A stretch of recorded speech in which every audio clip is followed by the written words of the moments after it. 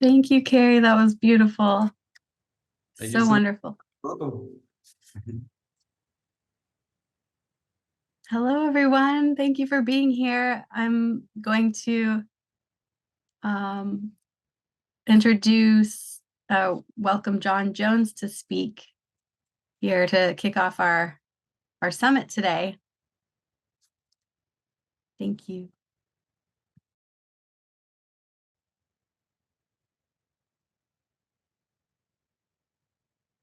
Hello, folks. Thank you for being here. I'm John Jones, CEO of World System Solutions. We truly appreciate you being here and attending this Empower Ed Forum. We want to thank all of our excellent speakers who've offered their skill and expertise to help bring about important changes in the world, educationally, in the midst of the climate crisis. As an organization, we're committed to doing all we can to help solve the climate crisis and the larger poly crises that are facing our world at this time. Whether economic or in terms of war or in terms of unequal resources of various kinds available to the people who are most need at this time around the world. Our approach is to develop a global online platform that will support key stakeholders and subject matter experts, governmental institutions, universities, for-profit and nonprofits, to work together to solve the climate crisis. One of our core offerings is this Empower Ed program for transformation of education, which you are all kindly participating in today. So thank you again. Some of our key goals for this program are to profoundly empower women, all young people, all diverse populations, equally across all nations, and to successfully work together and offer them whatever tools and resources are necessary to help them build a world in the future that works for everyone. This will require that humanity collectively transform the way we live life on this planet, the way we produce goods and services, the way we solve problems, the way we generate technology. And that will mean prioritization of sustainability, renewal, and reharmonization of the ecosystem above profit, competition, nationalism, and other goals and intentions that we often tend to operate as a collective global community. We hope that this educational offering will benefit everyone online. And again, we want to thank all the presenters. They're all brilliant. Please do enjoy.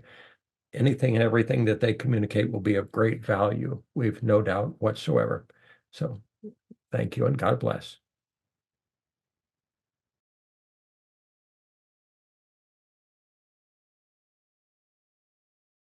Thank you, John. Going to welcome Sadie Adams to help us with further introduction of the program.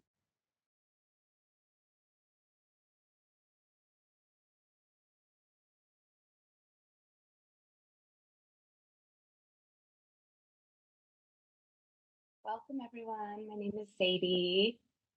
Happy to have you, returning collaborators and all the new faces. This is part 2 in our rolling workshop series, Empowered Ed, hosted by World Systems Solutions for a 501c3 nonprofit corporation developing systems and tools that unite the global community and synchronize efforts to solve the climate crisis. We're working together for the common good. It's important we're all here together, collaborating. And this program is brought to you by the generous contributions of our donors, and just want to thank all of our collaborators that put this program on and the generous donations that have come through. You're also welcome to join in donating, supporting, and collaborating for Empowered Ed. So thanks for being here. We're facing a triple crisis in education. So education confronts a dynamic crisis, one of equity and inclusion. Millions of people are out of school. It's a crisis of quality. Many people are not even able to learn the basics that are in school, especially with this changing landscape of our world and culture. And we are looking at education systems that are not equipped with the values, knowledge, and skills that we need to thrive today. So the time has come for us to reflect on how we can understand what we want to expect and create out of our education system. Education must be understood as a holistic learning process, a process through which we learn how to learn differently, learn throughout our lives. So it's not just in our youth that we're learning, that we're continuing to learn with and for each other.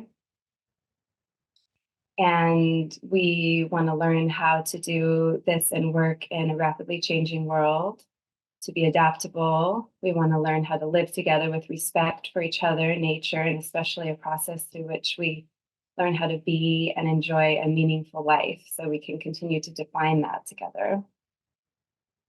Learn how to listen to each other, to communicate, with the whole world, with all of the people, their whole human family. And this implies both rethinking the entire content of education, the methods of education. And we're exploring today that schools can be transformed, and how can they include everyone regardless of circumstance, regardless of the context or the background or location. We want to collaborate together to understand how we can support teachers and value them as agents of change. This is a digital revolution that can be harnessed and expanded and accessed to ensure more creative ways of teaching and learning, to educate every person. So essentially, we need a bold and urgent transformative action, and this event marks that, marks the process of change. So here we are. So many of us from around the world, so many people welcome from all around the world. We have, all of this millions of people are lacking literacy, and 2/3 of those people are women. So this is why the Empowered Ed has been put on by our Unity and Diversity team, looking to support women and underrepresented groups. We want to map the education system to the climate crisis. This is happening now. We don't have time to wait in creating educational documents that mention or not mention climate change. So it's a big project.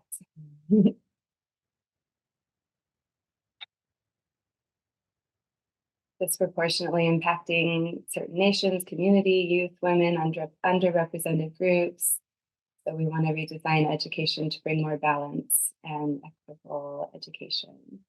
We're developing hundreds of free and ongoing educational workshops, providing a space where those across the globe, especially youth, women, unrepresented groups, can collaborate and learn how to participate in the resolution.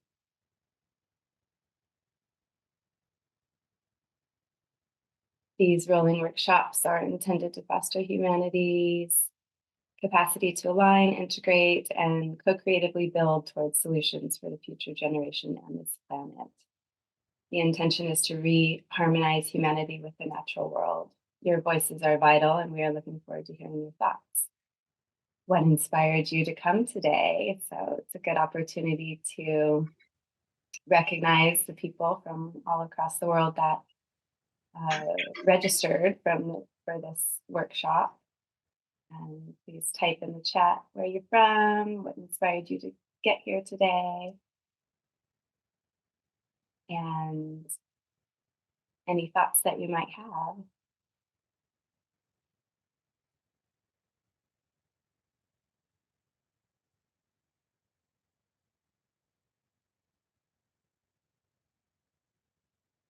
You can go to the next slide, I think.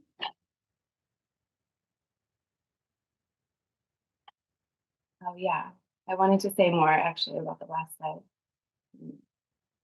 Welcome people from, the chat's going to be monitored, so you can go ahead and continue to communicate in the chat.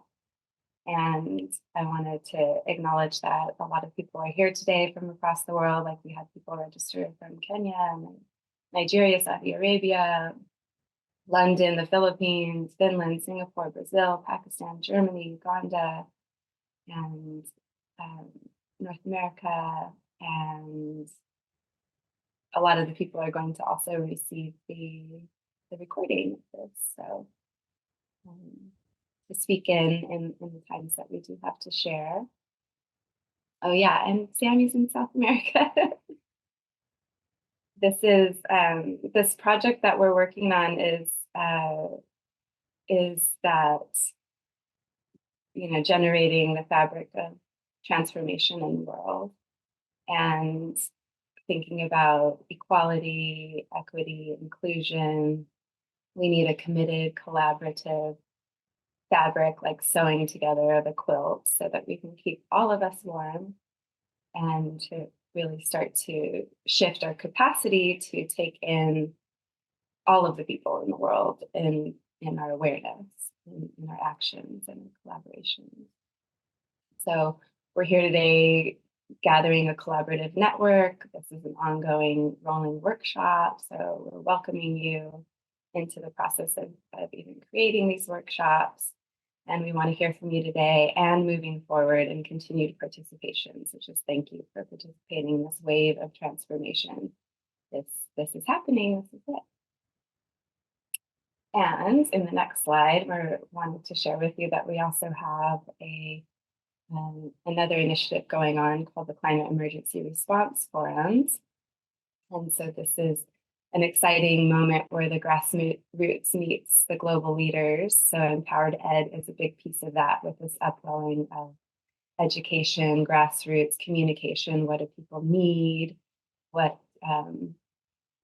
unfolding in education, allowing education to inform allowing the people to inform the education system, and the education system to inform the leaders.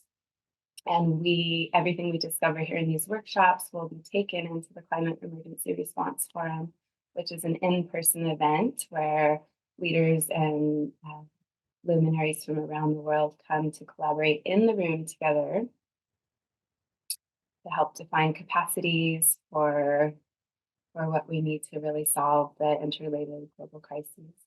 And there is a platform, the Phoenix platform, that is helping to support that and integrate these two processes together. So very exciting. And there's more information about CERF. If you're interested, we can also reach out to you to share more about our experiences there.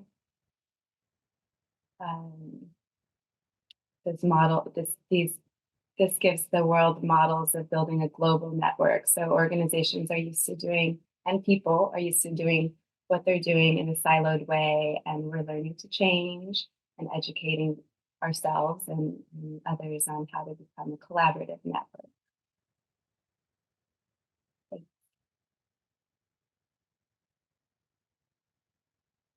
This slide is pretty cool. So this is our template for what education can look like from grade school to informed, effective global citizen if we map global sustainability and in a green, positive future. So as we gather today, we are all giving our input to formulate this new model, a model where we can grow from caterpillars to butterflies in synchronization, all the while affecting comprehensive transformation of humanity. So we're looking at this as a support. It's like, how can we support ourselves as we change in a fundamental and thorough way? Beautiful slide.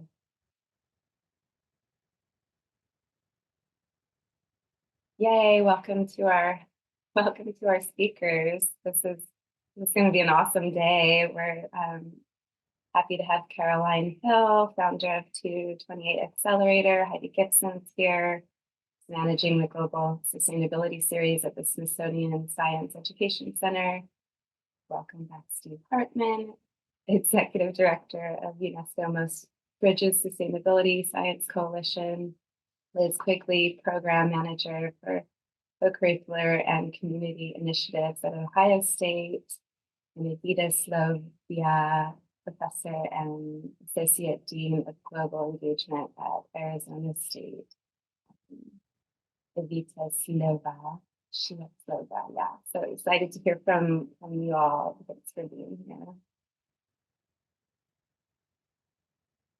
Today we have met John Jones. I'm doing an overview, and we're going to rock into collaborative AI synthesis with Sammy in just a few. And then Caroline's coming to speak, and we'll have an opportunity to have Q&A with her. And then after which we'll have an open discussion that can be in relationship to what Caroline presents or anything that comes into your hearts and minds. And it can be totally separate from her presentation. We do want to hear from you. And we'll have multiple opportunities, as you see, for open discussion. So again, after Heidi Gibson speaks, we'll have an opportunity to connect with her with Q&A and have another open discussion and collaboration. Dr. Stephen Hartman will present around 2:15, and we'll have Q&A with him and another open discussion as we're bringing all of this together. And then we have a couple of speakers together, Evita and Elizabeth. So Dr. Evita is from the Arizona State University, and I'm loving that we're having the universities here speaking, and Elizabeth Quigley from Ohio State. And Q&A and this open discussion, we do have the time for that open discussion and a final collaborative discussion. So please take notes, and we'll see how we can together tie all of this in and see what unfolds and emerges from our presentations and collaborations today. And then we'll have the closing.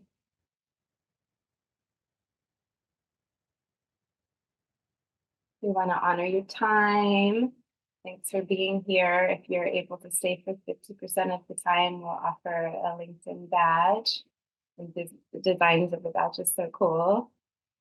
And if you're able to stay the whole time, we'll offer a professional certificate of completion. So we'll be sending these out to participants that registered. If you didn't register, you can private message Megan, and we'll make sure that you get these badges and certificates if it'll help you on your resume for completing the school program. And with that, I want to welcome Sammy Berwick, dear friend of mine and collaborator. She's a member of the Strategic Partnerships team and the Unity Diversity Women's Empowerment. A light onto this world. Thanks, Sammy, for being here and helping us navigate all of this. Thank you so much, Sadie, and thank you everyone for being here. It's so wonderful to share space and get to serve together in this way. So we're going to begin by moving into our first collaborative exercise for today. And we're looking forward to hearing everybody's voices throughout the Q&A and the open discussions. So we recently emailed you all a questionnaire seeking your insights regarding the topic for today, which is redesigning education to map to global sustainability. That said, if you did not get a chance to fill out the questionnaire over email, that's absolutely okay. We're going to be bringing in those questions from the questionnaire into the open discussion time to ensure that everyone's insights are heard in the process.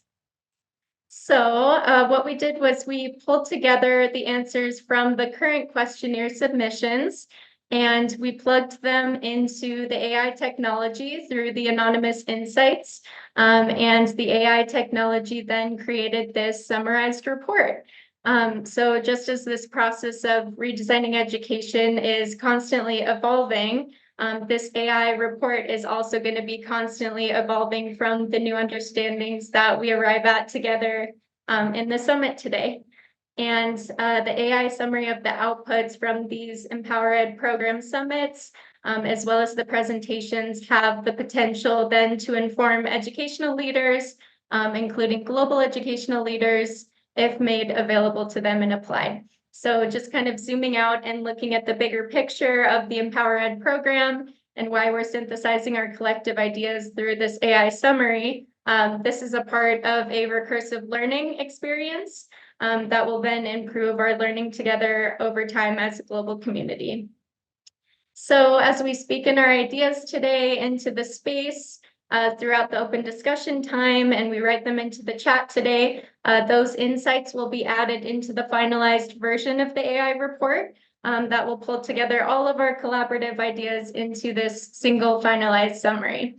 And again, all of the answers will appear anonymously in the report. However, if you prefer not to have your ideas included in the synthesis, please feel free to privately message Cheryl, and we will make sure to accommodate that. And additionally, the final report will be made available to all participants after the summit in an email. So we're going to go ahead and begin our open discussion question today. And again, this question is here to kind of guide this open discussion time. That said, if there's anything else you would like to bring into the summit today, please feel free to voice it in here.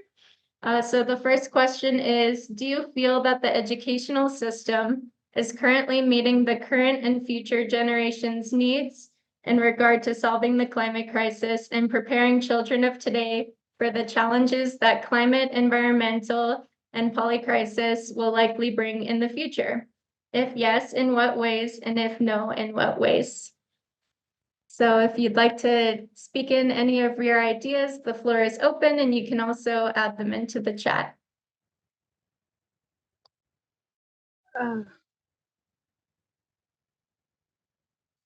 So is it okay if I answer here, or should I go to the chat instead to write my answer? Please go ahead and speak in. Yeah. Thank you very much. So I'm going to be speaking not from a global perspective, but I'm going to be speaking from a national perspective, from what I've observed, from the data I've seen, from what I've heard a lot of people say concerning this very important question. Now, the thing is that the climate crisis is very, very important, but in my country, which is Nigeria, let me just specify that in my country, I'm living in Nigeria, the only people that I see bringing awareness about such an important topic are people who went to study environmental studies and went to study things related to science and got deep into climate change. But I feel like it's limiting our capacity to contribute to the climate crisis because I think everybody contributes to this whole thing. So everybody should contribute to solve this problem. And if only a few people are being taught about the current crisis and how to solve it, then we don't have enough people who are educated about this crisis. And we need everybody on hands right now. So I really think that more education, more tools, more access should be given to most secondary schools, because if I say all, then I might be going too far. But so that everybody should have a basic understanding about what's happening in the world and how they can solve it. That's my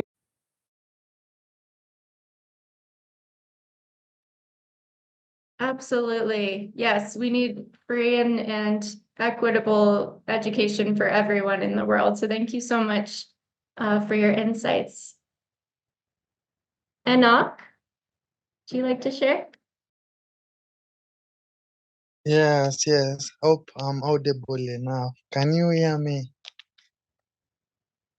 Hello. Yes, we can hear you. Yes. So green greetings. My name is Enoch Iveka. Yeah, I'm from Kenya. So about my take in the educational system, back in my country, there is a big disparity, especially in disseminating the information. There is a large gap. The information for the climate crisis and what is happening currently, it has not yet been updated, and they are like kind of bringing in the new education system, but the competence-based curriculum, but still matters that revolve in the environmental challenges, climate change, we are still lagging behind. And also, we are losing at an alarming rate the indigenous knowledge which could be used to approach the nature-based solutions and eco-based adaptation systems. So, for my take in here is that still there is much to be pumped in, especially in addressing many things in line to bring in many people into the limelight, because this topic has been left for the people who are like conservationists and they want to keep on talking in regards to we need to take action, like it's not taken into serious. Like everyone requires the vital elements for growth, which is a sustainable environment and a peaceful ecosystem where everyone thrives, from the other kind to us humans. Yeah, thank you. Thank you so much. Sophia? Hi, I'm Sophia Arnau, and I would just like to say, like, from a student's perspective, and like especially one like based in Miami, where we're like at one of the forefronts for climate change, we know like our teachers like talk a lot about like, oh, climate change, carbon is bad, but like it's kind of just like very like basic and elementary. And to actually like get in-depth knowledge, you have to take like an AP environmental science course where it's like intensive. And even then, it's not like a practical like information that you can apply. And as someone who's been involved in many organizations and I've like just accumulated all this knowledge, I feel like it's important to reach out to people who are passionate about this, like everyone here, and like be able to talk to your community of just like about specifically about like your local climate, because that's really what matters to people. Because if you just tell people about like this global crisis, they're going to feel a little overwhelmed and it's going to produce a little bit of climate anxiety. But if you specifically teach about like more local, or I'm Miami based, so I would teach about like Miami, like our coral reefs are dying, or in like there are local projects that are like trying to cut down our mangroves. So you have to like teach more about the local, because when you put it in like a smaller scale, it seems much more viable for like people who don't really know a lot about it to like get more involved or talk about like local cleanups or anything like that, just to get people like headed like one step in the right direction. And then once they get into those like local events, they'll see like, wow, there's so much more I could be doing. And then they like kind of get more involved, more and more involved. And then they get into this global scale where they feel they're more prepared to actually participate and make notable change. Incredibly important. Thank you so much for sharing that. Dacia?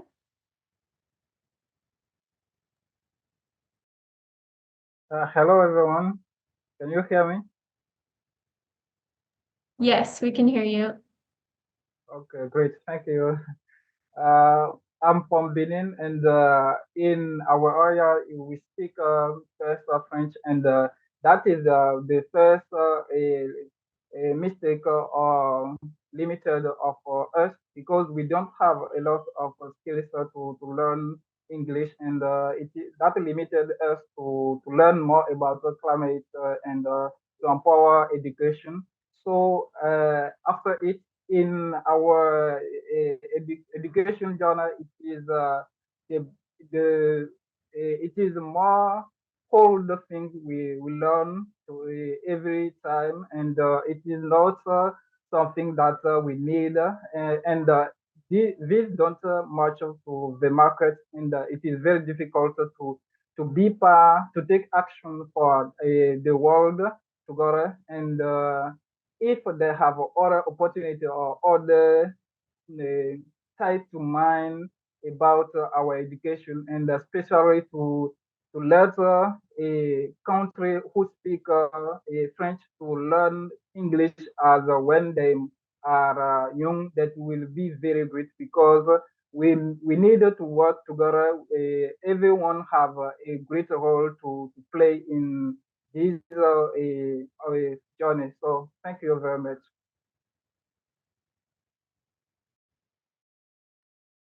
Thank you so much. Thank you. Harith? Hello everyone. I hope I'm heard right. Hello. Yes, we can hear Okay. you all right. Yes. So to answer the question, I would say no. I'm from Tanzania, so I will speak basing on the perspective of here. People, we are trying to change the curriculum that we have right now, but it's still a challenge since not most of us as a university student, I'm taking economics, but we are not directly linked on how climate change tends to affect us, and we're also part of it. And not only us, climate change is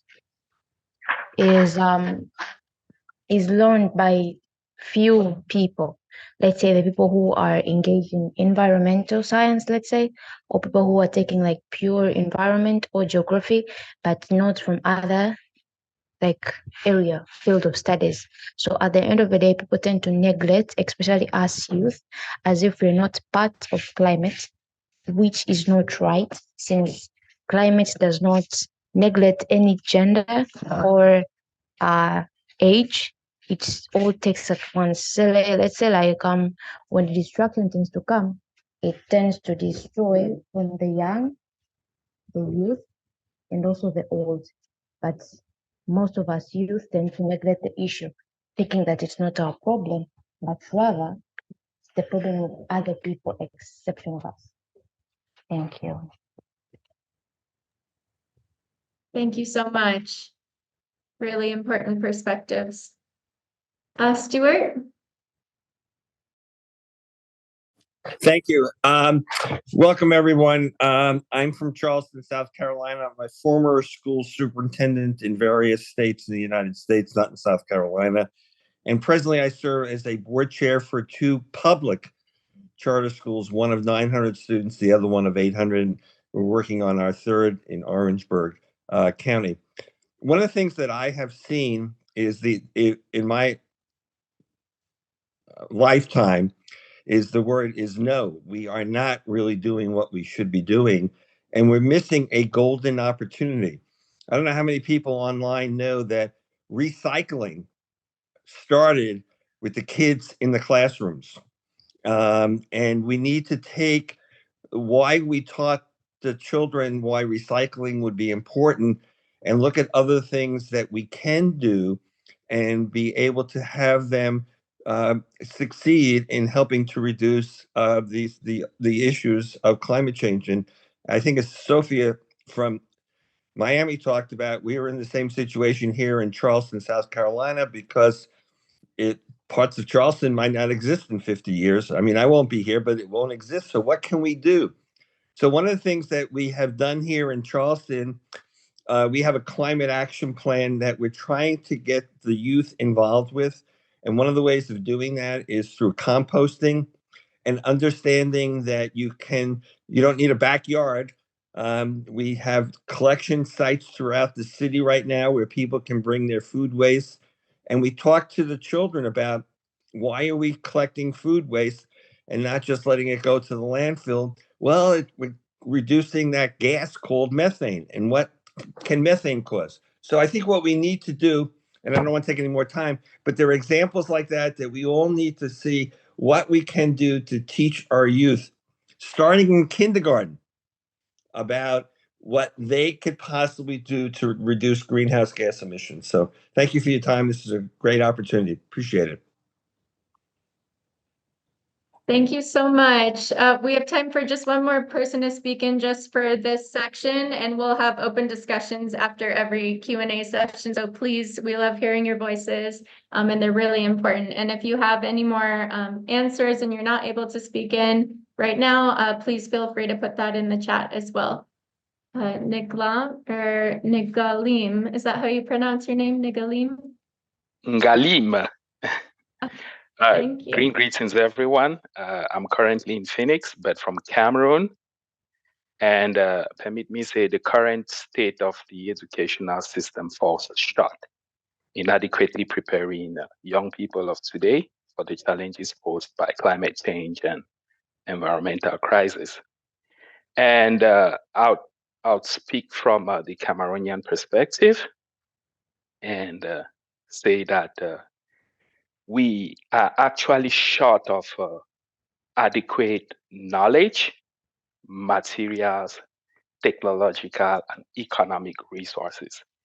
And the way this affects different countries, it's different. The way different countries fall short of addressing these environmental needs, it appears differently in different countries.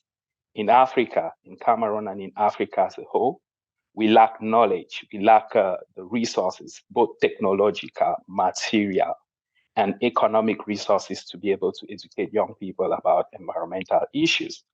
And I'd use myself as an example. I only knew about climate change when I was 20.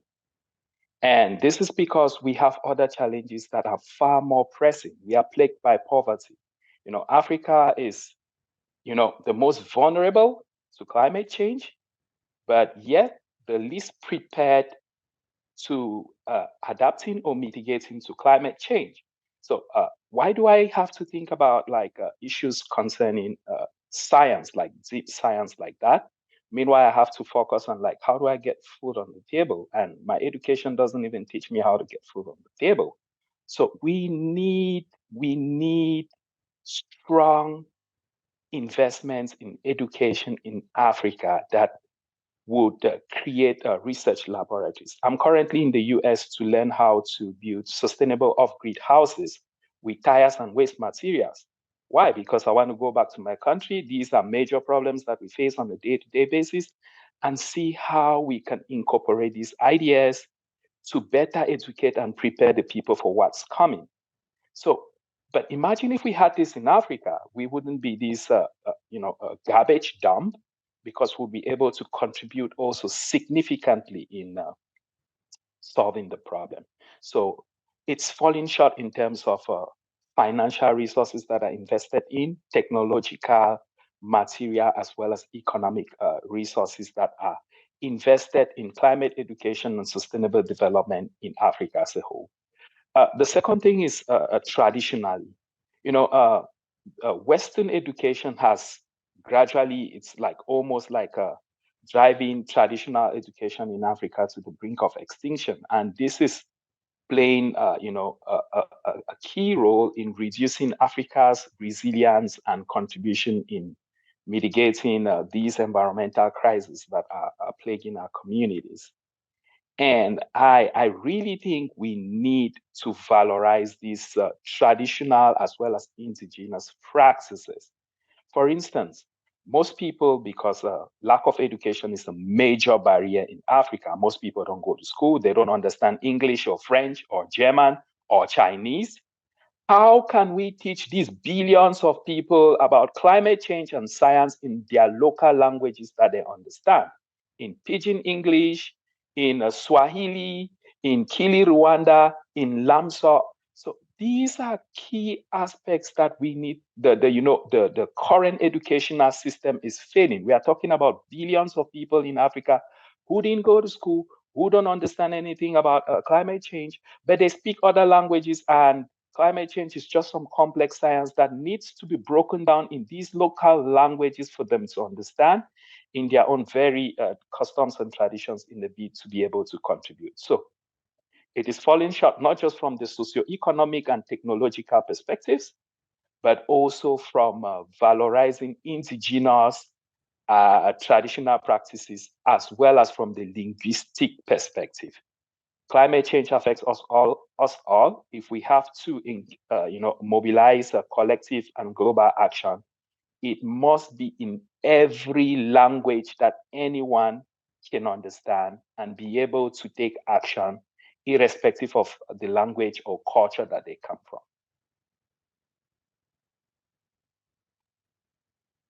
Thank you so much. That was incredible and so insightful. Thank you for such a thorough answer.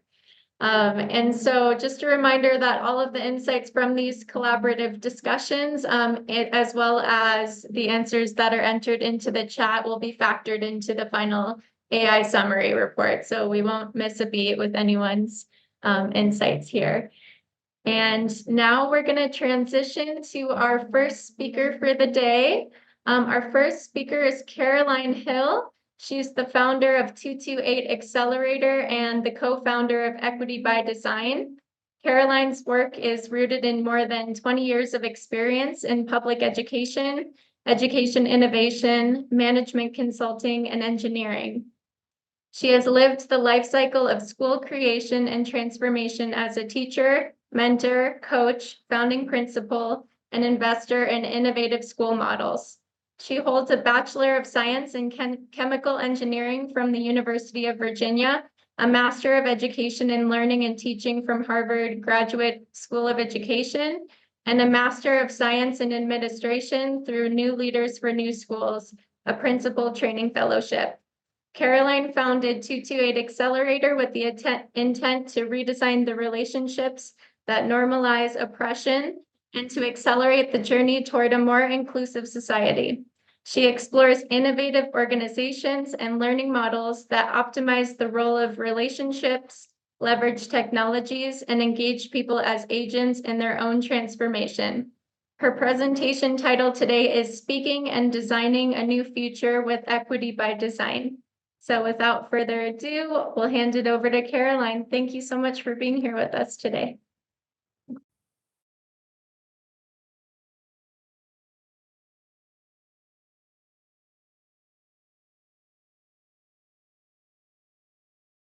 Well, you know what? You couldn't hear me because my mute was on. So I said, give me a thumbs up if you can hear me okay, and I didn't hear anything. So I guess that explains why you can't hear me. I would like to go ahead and get started by first saying at the 228 Accelerator, we stand in solidarity with all oppressed people and freedom struggles around the world. And I think it's so important that we say that, especially at this time. And I also want to get started with a collective global breath. So sit as you're able with your feet firmly planted on the ground. Imagine that the balls of your feet are extending from your body, deeply rooted in the earth, connected to the other people on this Zoom call and the communities in which you serve.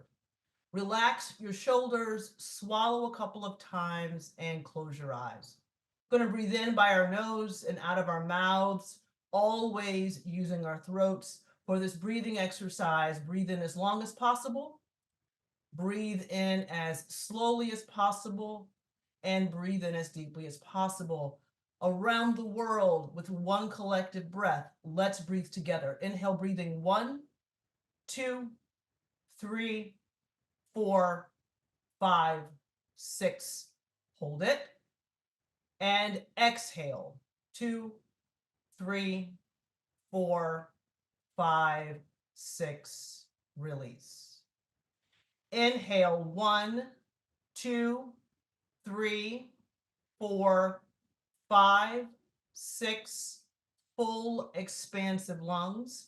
And exhale, 2, 3, 4, 5, 6, release. The deepest breath of the day, we're taking it together. Inhale, 1, 2, 3, 4, 5, 6. Hold it. And exhale, 2, 3, 4, 5, 6. Release. Open up your eyes, come back to center. I'll tell you a little bit about why we do that. I always like to open up any of my conversations and talks with a collective breath, because sometimes we need to be reminded that the first change that must happen is the change with the self. And when our bodies inhale and exhale, we are reminded that our actual chest cavities expand and contract, reminding us that we're dynamic beings and can change. Also, the human body rarely comes up with great ideas when it's under stress. So we always have our breath to go to remind us, to bring us back to homeostasis, calm our bodies down so we are recentered for creative thought. And our world needs not just loving thought right now, our world needs dynamic creative thought. Before we get started, I just want to direct your attention to the bottom of your toolbar. If you do need closed captioning, go ahead and turn it on. It should be at the bottom with the little C. Just want to make sure that this talk is accessible to any and everyone on the call. I'm a storyteller. I've decided to take on that identity. As people say, I often tell stories. I'm going to tell you a story about my own tradition, and hopefully something in that story resonates with you. So in my tradition, the holiday season pours lush, fecund evergreen poinsettias and holly red into the room. Often sprinkled with winks and blinks, or often submerged into the abyss of green, the white lights peek and glance between the green needles. The chorus of purple wrapped tinsel railings muted brown wooden banisters as they were faded by off-white decor. The permanence of the blue sky was challenged only by the black of night, whose presence set the stage for illumination. But this season was special in the way it painted and poured different colors into the polychromatic canvas. The colors were there, but not in the order of tradition. Splashed, splattered, dripped between November and December, they were in different places, occupying nooks and cracks where color took no form that I could easily recognize. And to be honest, it was unsettling. The unexpected homegoing of an elder this November brought me back home for a weekend. In the past, these homegoing ceremonies were experienced from the wooden pew. My sisters and I were asked this time to serve as the flower bearers. In romanticized white, we carried the sprays of flower to the body and then out of the sanctuary to join our other family members at rest. In December, with white in the background, another shade of purple was added to my cinematic palette. The latest version of the color purple had summoned the blood memories of my father and my mother's people to the fore. Panels of their silhouetted recollections, both known and unknown, were now embraced in the timbre of my father's voice. In the blood of memory is the embodiment of what it feels like to be disrespected, humiliated, and shamed. In the blood of memory are the triumphs and the traumas, the poverty and abundance, the solitude and community. In the bodies of those who were pulled from lunch counters, accused of fraud, plagiarism, or theft, held at gunpoint by vigilantes, victims of moving borders, displaced migrants, those humiliated in classrooms or condemned to ugly with deeply brown skin. These memories maroon the life force, arresting the breath and darkening and deepening it from holly red to carmine burgundy. Over the holiday season, I read The Bluest Eye by Toni Morrison as an adult during the last week in December. In America, it's a banned book, sentenced to being too close by the women elders in my family. It's the story of race and identity, whiteness, anti-Blackness, and beauty. The main character, Picola's overwhelming need to be seen, heard, and loved by society drove her to a panic and frantic psychosis because of self-hatred because she was not white. I've been on this earth long enough to know that white supremacy has its haunts. It also has its haints. That's the way my grandfather would name an unwelcomed, restless spirit. The too closeness of this haint kept the spine of this book in my own house unbroken, without crooks and creases. And while the grip of this haint is loosening a bit, was still strong enough to control the constricted flow, creating dark patches of purple on my mother's skin. This too is my blood memory. Blood memory, I'll say that again. Blood memory is the sound that choreographer Alvin Ailey uttered to describe the creative force of his work. With the stage as his canvas, the divination of Black bodies fan and stretch and bow and lunge and leap, conjuring the spirits of ancestors through their actual bodies. As mediums, they held a portal between the past and the present, connecting us through and to a time beyond the present moment. We all have blood memories. They source our creativity and intelligence when we learn to read them. They anchor our identity and create our lens for seeing and understanding the world. And culturally, we create traditions to hold on to our memories and connect our people and our past. You know, this is core to what it means to be human. It's also core to the human experience. But our tradition and our allegiance to the past must not be the only practice of cultural preservation. Social and technological progress should create more and more space to, as my ancestors would say, being buked and scorned, should create more and more space between us and the trouble all over this world.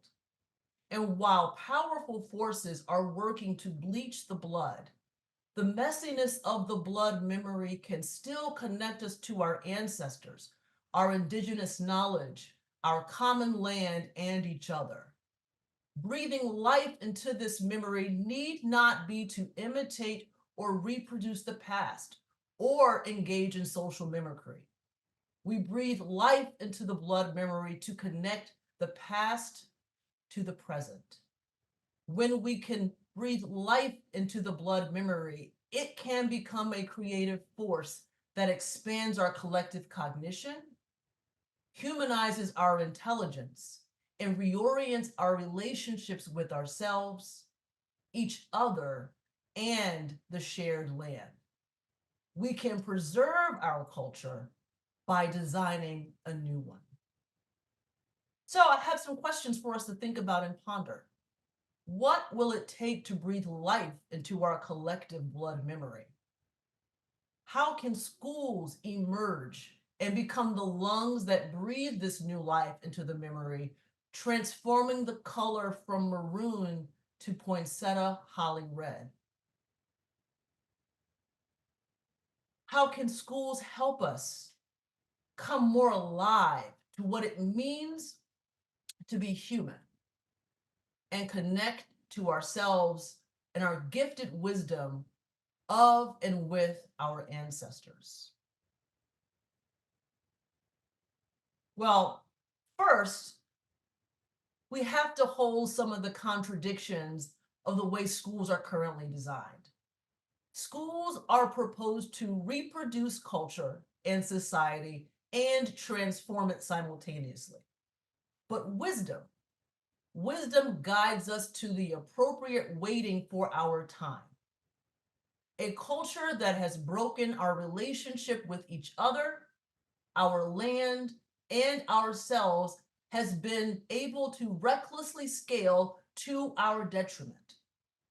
Our economic systems discourage cross-racial solidarity in the name of tradition and nationalism. They encourage exploitation of the earth, animals, and resources for personal comfort, further disconnecting ourselves from each other and our own blood memories.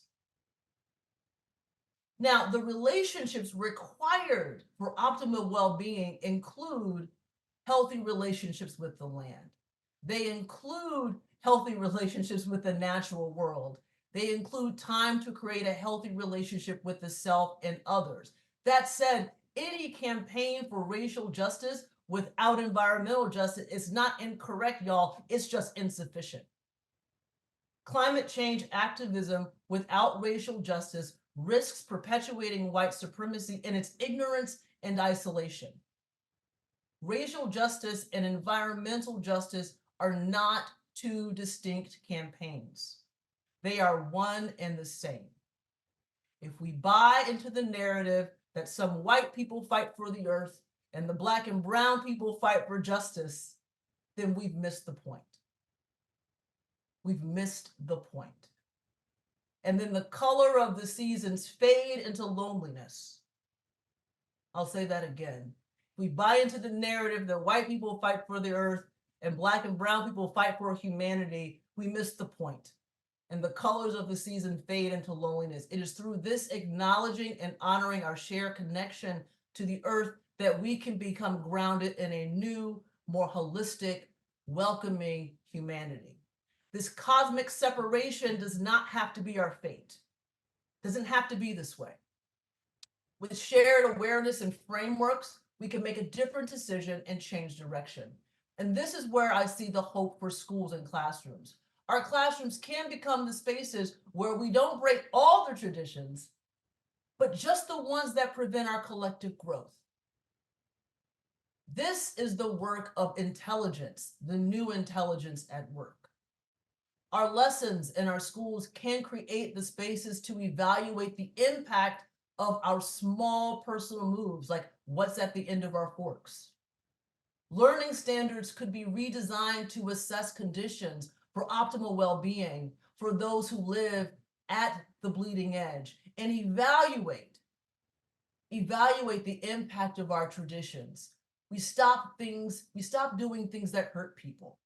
Assessment of skill and technique could be integrated and would be integrated into individual gifts and passions and directed to relevant curricular challenges of the moment. Bodies in the building would learn the necessary skills to connect their ancestral and indigenous blood memory and transform the trauma and triumph into right on time intelligence, the humanized cognition needed to rise gracefully and radically to the challenges of our time.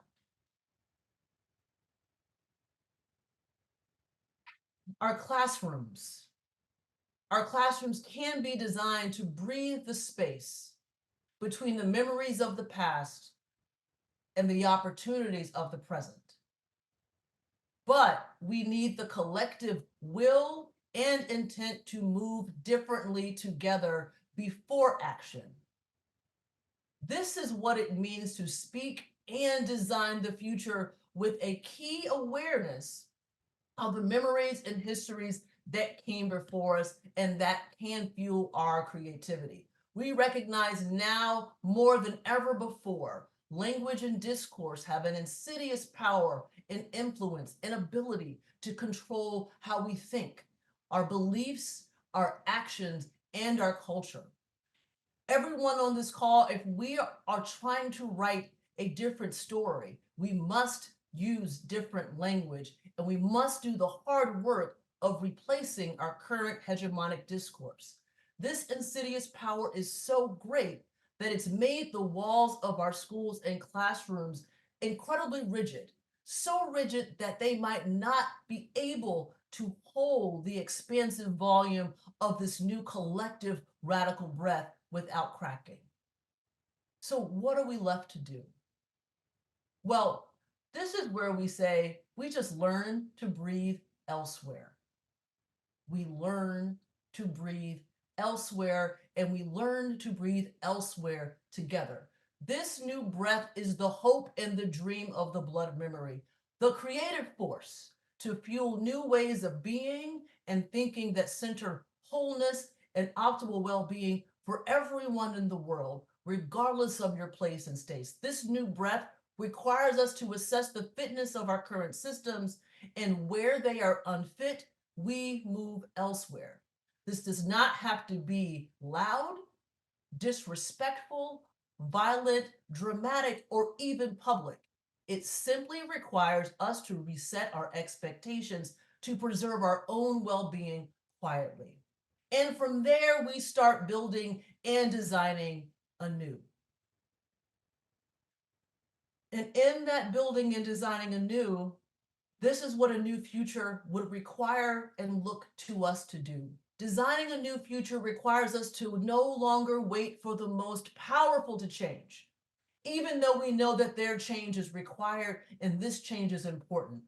But the moment we start to design a new future, it means that we are the ones that show them the way to change. But to do this, we must first change ourselves. With this in mind, we start to study different things with a different purpose. We study nutrition and science not just to get a good job, but to learn how to nourish ourselves and loved ones without hurting others. In turn, our proficiency in math and science is not just to secure a firm place in the professional class, but to design new ways of living sustainably and sufficiently without wasting natural resources, transforming our relationships with ourselves and with the land. We must learn the meditative arts as a way to remind ourselves that there are more than 5 senses, y'all. And there are other ways of knowing in the body that can help us experience and take in the new knowledge that can help us design new solutions and give us new ways of perceiving the beauty and the wisdom that already exists in the natural environment that can enhance our collective literacy, sense making, and relationships. We'll learn multiple languages to share our knowledge and invite others to be a part of the conversation, speaking words of inspiration that encourage others to design with us, to design this future with us. And in this way, the new learning spaces we design, we do it together.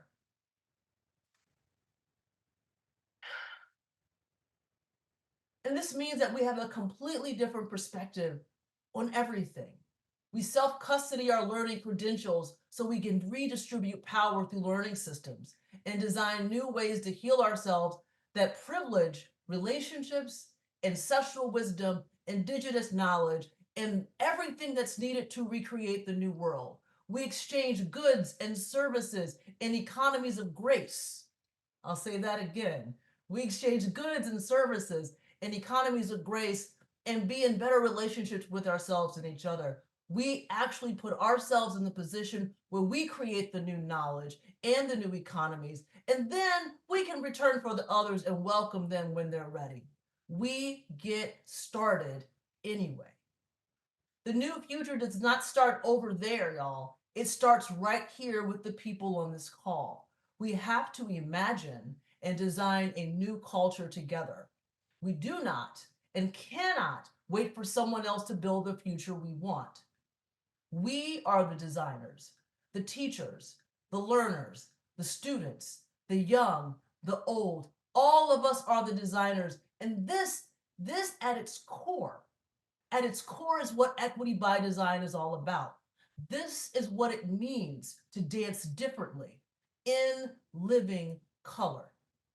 Now, my grandmother, it's already passed on. She's already an ancestor. My grandmother was famous when I was growing up, had a saying, and she would say, "Time and tide waits for no man."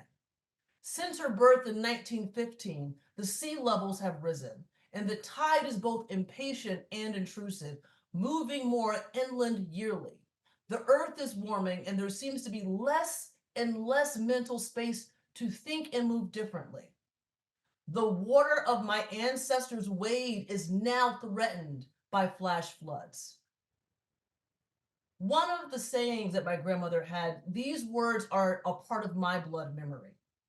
And each day reveals a new dimension, a new level of meaning. And as time passes, and as we get more meaning, the colors of the season should change. Not so much that we no longer recognize them, or they become disconnected from our memory, or so unfamiliar that they become obscure, but just enough for us to collectively recognize that change is not only coming, but change has already arrived. Perhaps the colors are not required to stay within the lines of the past, but are unleashed and able to assume the form needed for the present moment.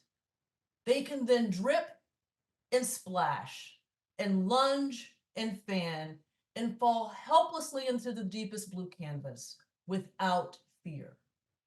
Then the colors and the hues of the new democracy will emerge.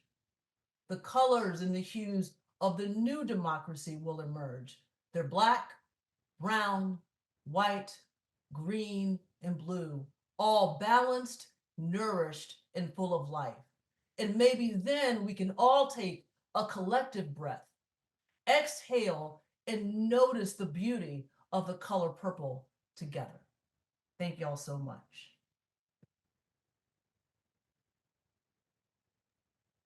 Caroline, thank you so much. That was incredibly moving. I have chills all over my body. Thank you, thank you. So we're going to open up the floor for any questions and do a little Q&A session if anyone has questions for Caroline at this time.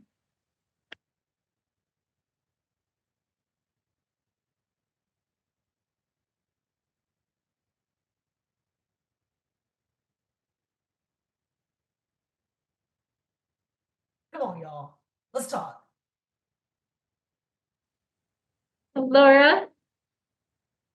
Hi, thank you for sharing. And I agree, I had chills all over the whole story you shared. And I was just curious how you moved from, or how you got into engineering in your undergrad and then moved into the space that you're currently in and kind of your journey there. That's such a great story. So I guess I'll start way back. Right? I was born in 1977, y'all. That's a long time ago.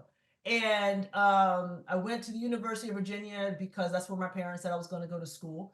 And I studied engineering because that's what they told me to study. So in a lot of ways, I didn't have very much choice about that. But I got into education when I actually saw the disparities, right?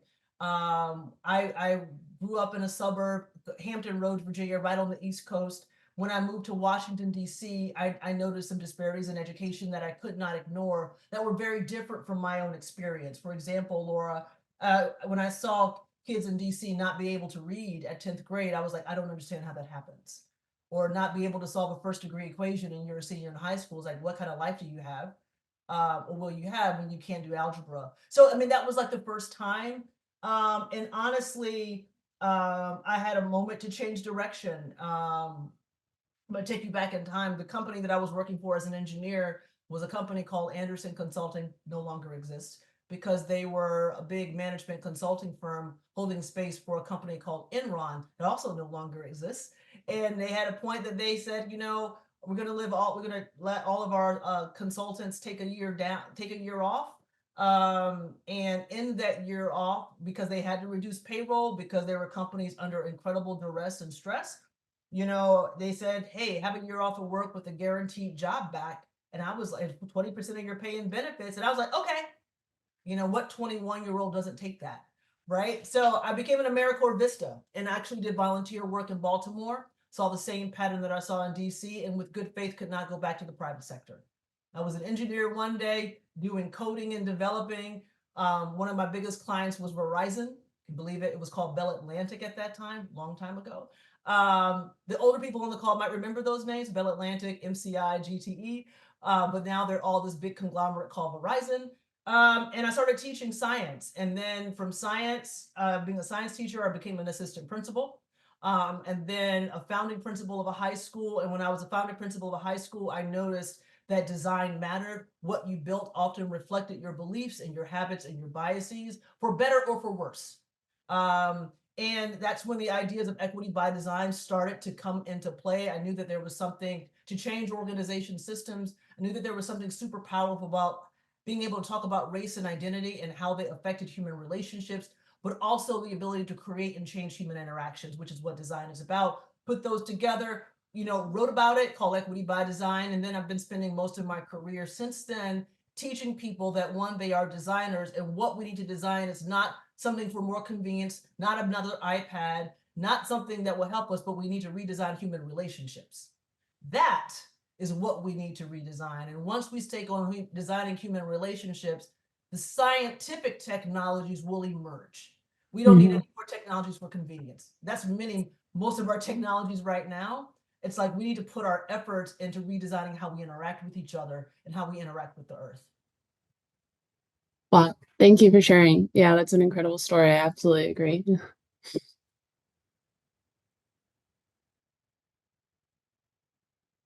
I saw another hand.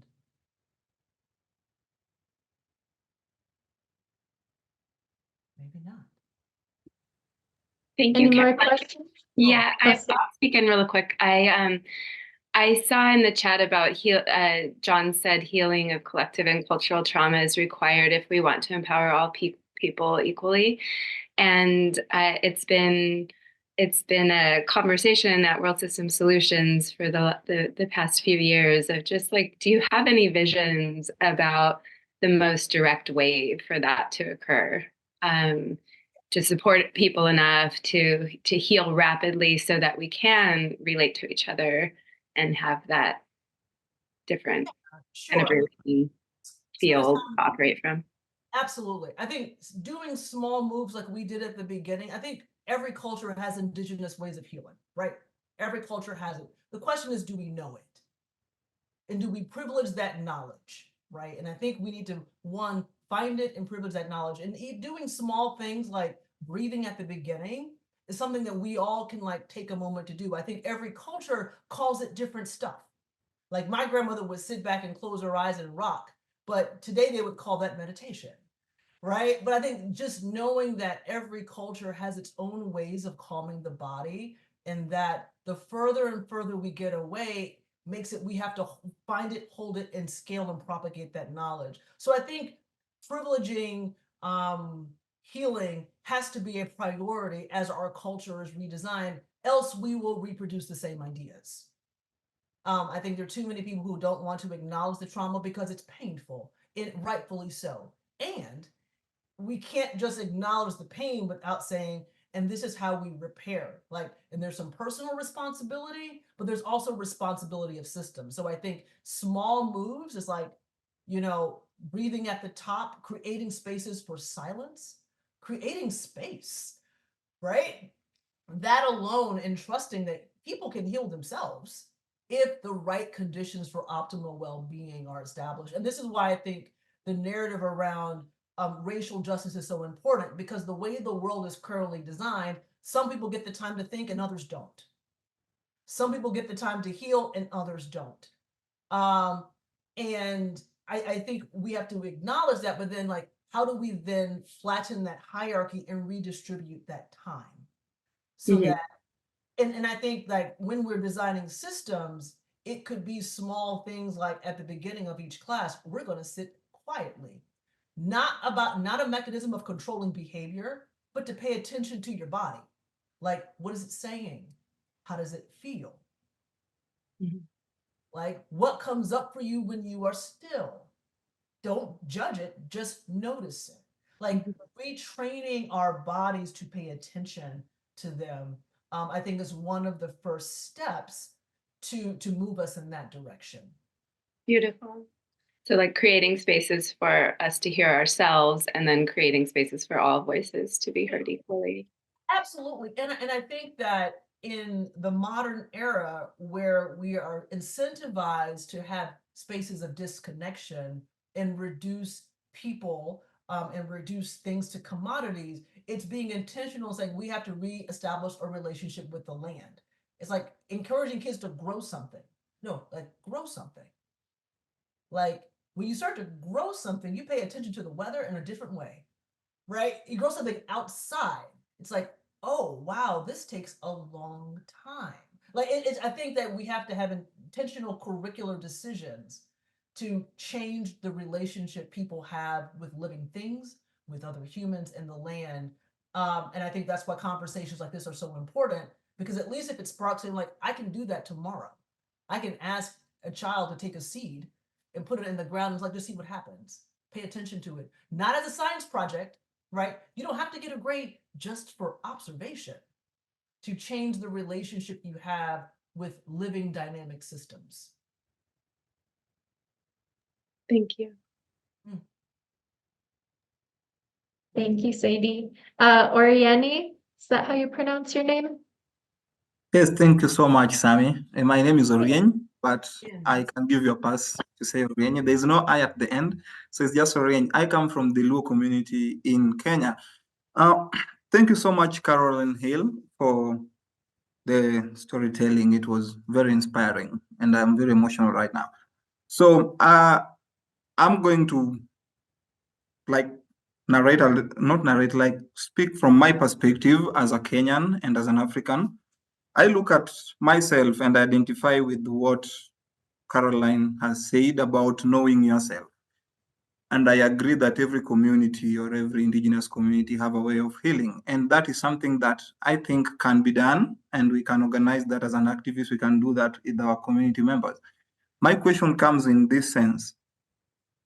We can do this at an individual level, but now we are looking at climate action and taking a progressive and sustainable action by reconnecting with nature and our traditional ways as Africans. But that history is not there. That the people who are supposed to tell us these histories, most of them are dead, and the elders who are there are either too old or they also don't know these issues or who we are as a people. All the solutions, a majority of the solutions here in Africa that are being pushed are not Afrocentric. They don't put our well-being and our growth and our, how do I put this in a better way? Our collective well-being as African continent of the African people at the forefront. Everything is about what elite people need, like right now I can consider myself an elite here in Kenya because I have went to the university, I have that education, and I can understand this concept better. How do I help my community members, or how do I enable them, capacity build them to help themselves so that we can help each other to understand who we are, where we come from, and how to utilize that knowledge and that self-awareness and community. I don't know if I'm making sense. We understand ourselves, we know who we are, not we are being told we were or we are, because even as a Kenyan, I cannot trace my history past 1880. Everything, I don't know anything about even my own genealogy, I cannot trace it back. So how do I get to know myself to that level, to understand myself, to those uncomfortable parts of myself or that of my community, to know how I can bring that knowledge, that experience of my ancestors, of our past generation into climate action, so that we are not just doing something because it worked in Australia or in Europe, but it has worked in Africa, and we can use the available technology or the technology that we are developing or is being developed out there to complement that. How do we get that? Or how do we get there? That is the question I have. So I'll do my best to respond. I don't know if I will answer your question, but I will share what comes up to me. There are a couple of words that came up to me when you were talking, Orion. It's one, balance, right? And two, this idea of like right time intelligence. I think we have a lot of technology and a lot of intelligence. It's distorted and not contextualized, right? And I think every single community has to figure out, how does this particular technology work in my setting? No one can tell you that. If something was created in Australia and you're trying to implement it in Kenya, you still got to figure out, like, what does this mean for the people here in this land and the stories of this land? So I think, one, knowing that that's a part of the work is important, to be able to balance technology with what we know in the context. I also think that the first principle of the design framework is design at the margins. And design at the margins design principle says, we design at the bleeding edge. Solutions based in equity diffuse inward, not outward. So I think we have to, one, recognize our privilege and power. Like if we're on this call, we have it, whether our credentials bestowed upon it, or maybe our racial bodies or identities gave us the time to be here. We might not be on the bleeding edge. We might not be the most oppressed. The question is, how do we get closer to those at the edge? And those are the ones that we work with. When it's uncomfortable, when it's unknowing, it's like we go there first to, one, establish a humanizing relationship, and then that's where our design starts. After that, Orion, I'll say it's a faith walk, and we have to trust that the ancestors are walking with us. The mystery is still there, even though we can't see it, and we will be guided in the right direction with our intent. And I think also understanding that a lot of this will not happen in our lifetime, as it was not created in our lifetime. Our jobs right now is to continue to push in the right direction. So I know I didn't give a lot of answer and a lot of definitive answer, but I definitely think that being in right relationship with other people can create the context and the experience for the right wisdom and knowledge to emerge, to balance the other technologies that we have at our disposal. Thank you so much. I appreciate, especially when you said continue pushing in the right direction. That gives me a lot of inspiration, because even in activism, sometimes we do a lot of work and people ask us, why are you doing this? We are not seeing any action or world leaders wanting to take action, but we tell them we do it to remind us that we are human, so that we don't lose that part of ourselves, but also to remind the world leaders that we are here, we are seeing what they're doing, and we will keep fighting and pushing in the right direction. Thank you so much. Just to throw a little more light to what Caroline has mentioned. I know I'm just stealing this opportunity. I think it's very important for us as Africans to start to develop our own curriculum that is aimed at meeting up or addressing the challenges we face that are unique to our communities. And this curriculum doesn't need to align with the global curriculum. Like, what are those problems in your community? Like you made mention, Orion, that you classify yourself as an elite. As an elite, what are those problems that you identify that together with the young people in your community identify as the pressing issues of your community, and documenting those ideas that you all think would work best in addressing those challenges within your community. And then putting these ideas down together as a working document that finally becomes what I would call your sustainable development toolkit that is applicable for your community. So that is one key role that we, whom we think are elites in our communities, can play. We can facilitate that meaningful dialogue and then create a toolkit for others in our community to be able to learn and use it to create meaningful action. I am currently working on one for my community, because some of the biggest sustainable development challenges in my community is waste management. It's huge. And what's applicable in Europe and America isn't applicable in Cameroon. So what can I do in Cameroon that would suit or motivate or incentivize the young people in Cameroon to actively get involved and get engaged in addressing this issue that is a major problem in my community? So we can start to develop these toolkits. We can start to develop these working documents, these standard operational procedures. These are all tools that we can start to put together so that not just our generation can benefit from it, but future generations wouldn't be lost, because we documented all of these processes to guide them to be able to learn and make meaningful, take meaningful actions towards promoting sustainable development. Thank you so much for sharing. We did have a question in the chat that I didn't want to let it go by. Hadiza asked, my question here is that how can I build resilience against climate change? Yeah, I saw that question in the chat, and Hadiza, thank you for asking. When I saw it, I said, I want to think about it. So I'm glad it was put in the chat so I can get some little think time. So I think I'm going to answer this question through a lens of power, right? Because I think it's like, what can we do? What does resistance look like? And oftentimes, if we're not at the bleeding edge, we don't know what to do. And I'm just going to offer something to just reflect on and think about, like, how we can use the power that we have.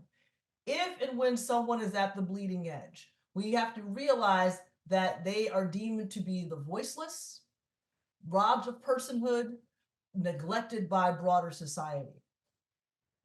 With our power, though, we can help them tell their stories. Because if you go to the bleeding edge and you are there and it doesn't change you, then I have a question about your own health, right? Most of the time, it changes you. You can't see someone get hurt without it changing you. So I think that's why being close to the bleeding edge is so very important, because the first person to change is me.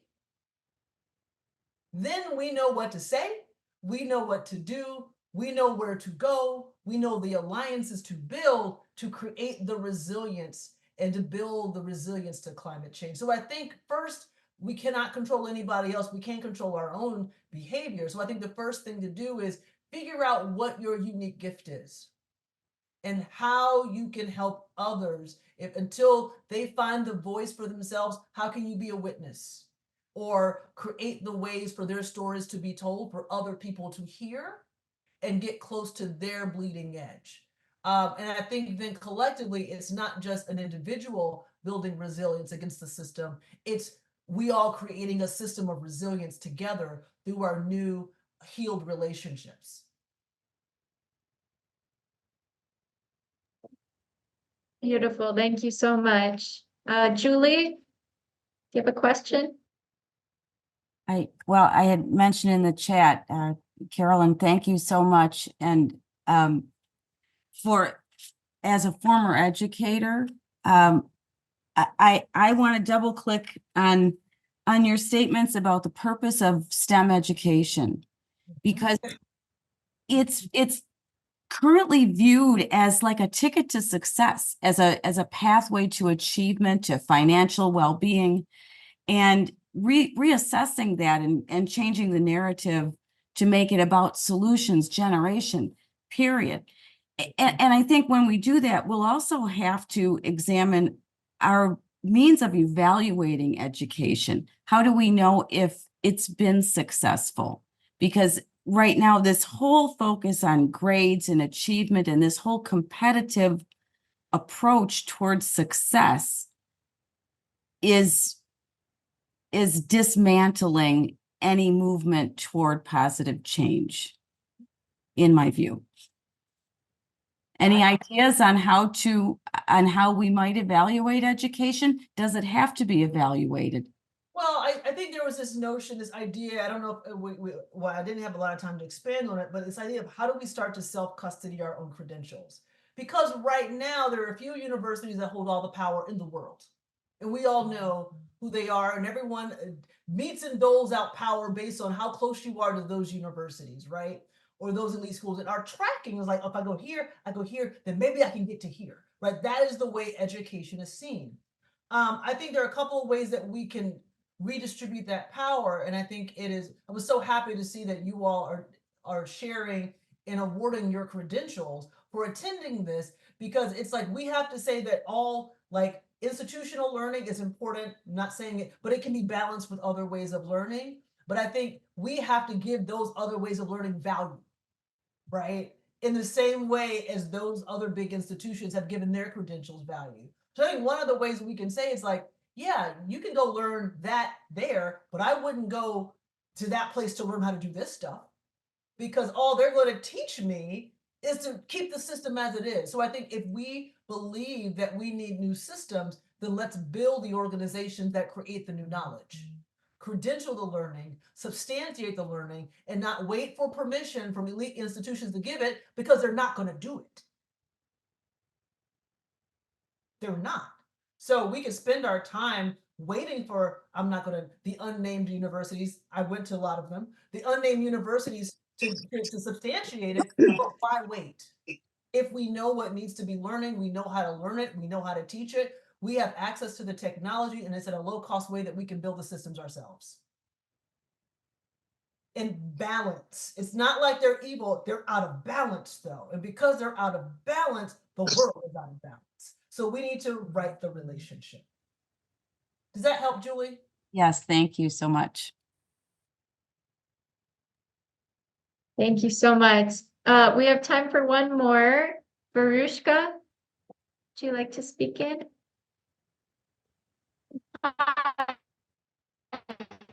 Yes, thank you very much. I thank you all for your insights of this question goes to, of course, Dr. to Caroline and also to Galim's perspective before the previous speaker. And it's curriculum redesign, right? One thing that as a principal is that redesigning is sometimes based off your own expert. I've designed a 4-unit curriculum for my project for small kids, and I could see that there was a lot of my own biases within that curriculum. For instance, I emphasized highly on nature-based solutions because it's what I know. I didn't know much about technology and all the other facets of like environmental solutions.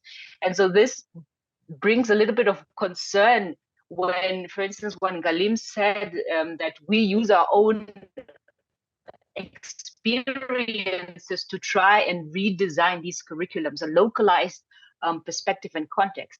But I do wonder if that then leads to the curriculum being a victim of personal biases. And one way in which we could try and counter that is by having, I don't want to say a globalized template, but just having a template that is concise enough, that is grounded in science enough. And then it leaves room for us to insert and input our own local context and ideas of, yes, we want to teach agriculture, but how do we do it in a way that makes sense for my community instead of just, using a greenhouse, for instance. So I wanted to know, do you perhaps know of this, templates that exist? Do you have templates in your own 228 redesign organization? And is it possible to share these templates so that people have a starting point, Yeah. Yeah, so I love that question, because what I would say is like, no, but you know what? We can design it together. And that's where I think the opportunity is. It's like, no, but we can figure it out. And I think that you bring up a really, really good point. And I think curriculum becomes ossified when it doesn't change. It becomes static when it doesn't change. But when we think about like, how do we start to design like the conditions for optimal well-being, not for us, but those who suffer the most, those who live sicker and die younger. How do we design for optimal well-being for them? What are the conditions? What are the conditions? That's the curriculum. Now, it changes by geography, but if we just sat down and thought about the most marginalized person in our community, what are the conditions and what has to be in place for them to emerge in the conditions of optimal well-being? I won't even say the president of the country, because I don't know if that's good. I don't know if that is conditioned for optimal well-being, but I would say like to be able to live, thrive, like what are those conditions? That is the baseline of the curricular template. What do they have to know? What do they have to be able to do? What are the relationships that are required? How do the powerful around them need to change to enable this? And this is something that's bigger than just one person. There's a lot of sessions in a lot of community centers, whatever form they take place in your community, but to actually think about those that have been most condemned and forgotten. What are the conditions for optimal well-being? And we only know that when we go to them and listen and use our power to create a different lived experience. So let's design it together. Yes, I agree. Yeah, totally. I agree 100%. Thank you.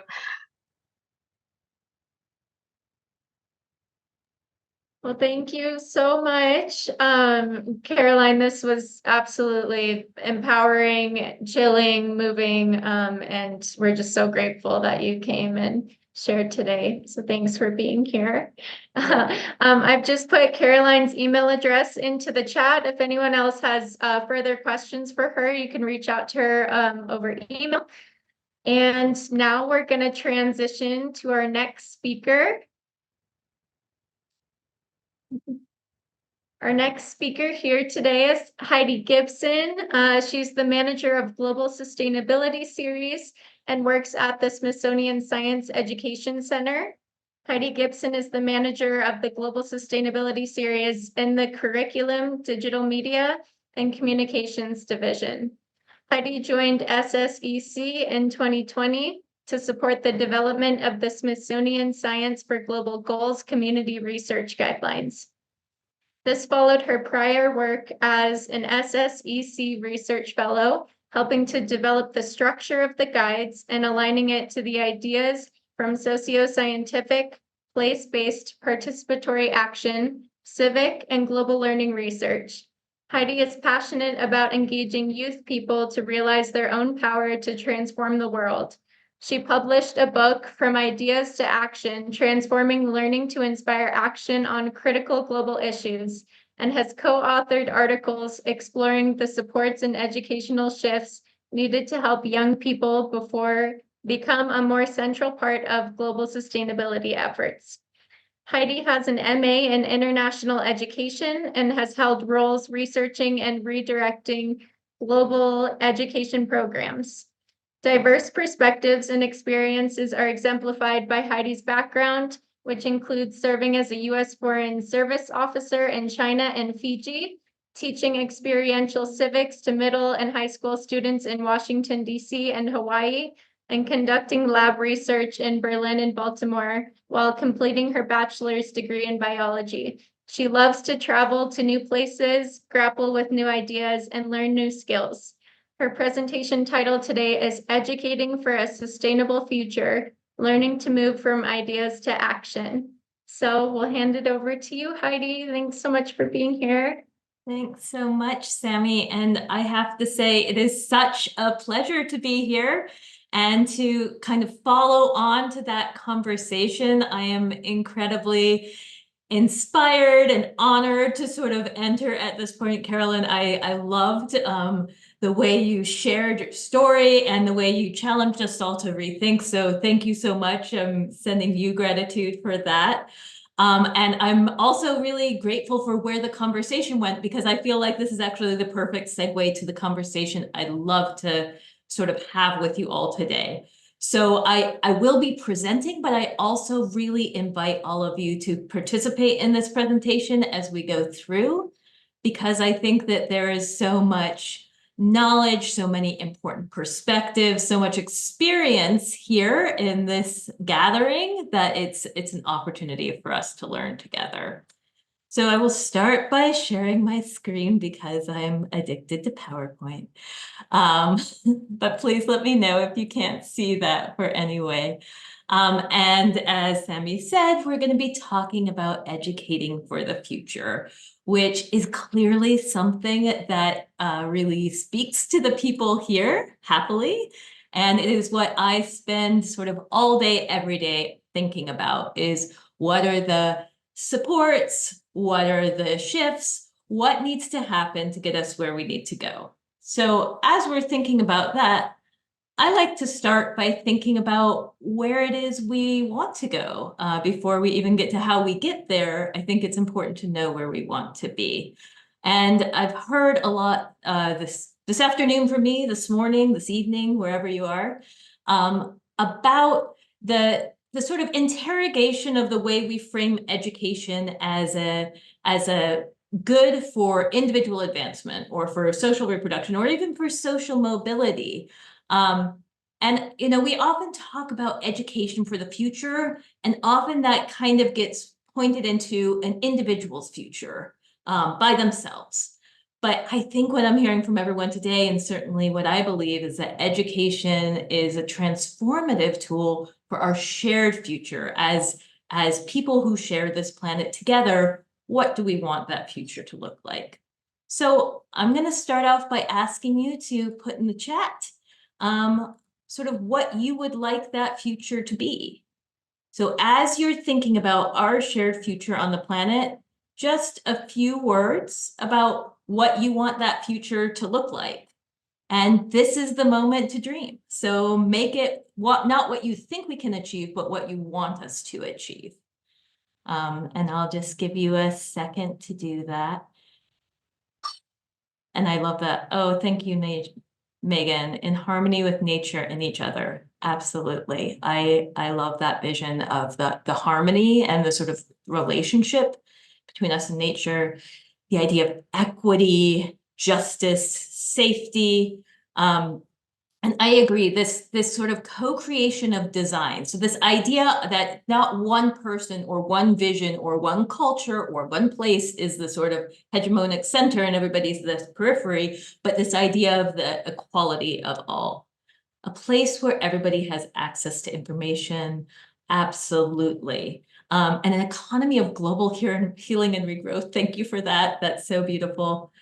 raising environmentally cautious kids. That is a really interesting idea. The idea of being environmentally cautious. So like maybe pulling back and thinking a little bit more about what our actions will do. A green place, a peaceful, equitable planet, preservation of the natural world, a system where everyone can thrive, care, compassion, the ability to live one life to the fullest. That's such a big one, isn't it? And a future where living sustainably and working together is the norm. Absolutely. I would love to have that be the norm, to have that be our sort of basis. I see greenness, I see health and well-being, I see peaceful.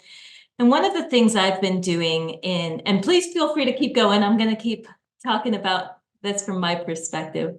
One of the things we've been doing at the Smithsonian Science Education Center since 2016 is asking young people, sort of ages 11 to 18, how they answer this question.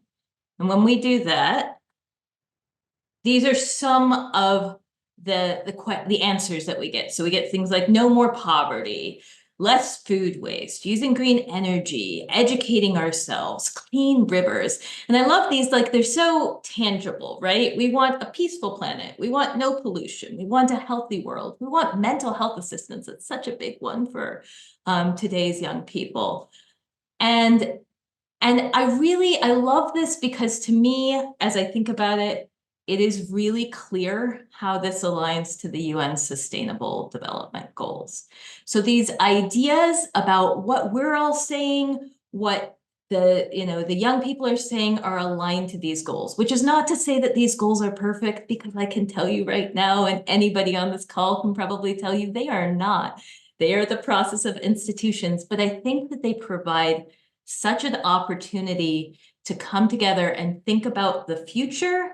And not like the future for one person or one place. Some of you might be familiar with, previously we had the Millennium Development Goals, and those were really focused on what we called at the time developing countries. And I would interrogate that question. Global South has its other sets of problems. But what I really love about the Sustainable Development Goals is that they are really for everyone. They recognize that there is not a country or a people on this planet that doesn't, need to grow in some way. And when I say grow, I don't mean economic growth, I mean change. And find a better way of creating balance and creating a future that, we want to work together as a planet. So this kind of work, how do we use these goals? How do we work towards this future is what inspires me and my work. So I then say, okay, this is the future we want. What are the roles that we can take to be part of that future? One of the first things I think about is young people. And I think that's one of the reasons we're all here today. So you guys might be very well aware that young people are 1/3 of the global population. But I think even more important than their percentage of the population is recognizing that today's young people have the most to lose or gain from the choices made today about the future. And that is just a fact. And it is a fact that it's not taken into account nearly enough when we're making decisions about the future, when we're assigning power to who makes those decisions. And so I think that trying to help sort of support the role of young people in this decision making is really, really critical. So I want to stop and think with you all. And I love that you keep putting things in the chat. Thank you all for participating. But so when we just talk about this shared future, what's the role of education in creating that shared future? Because I know you're here thinking about education, and there's one thing to say, here's where we want to go, but how is education part of the process of getting there? And I'd love you to put anything you want in the chat.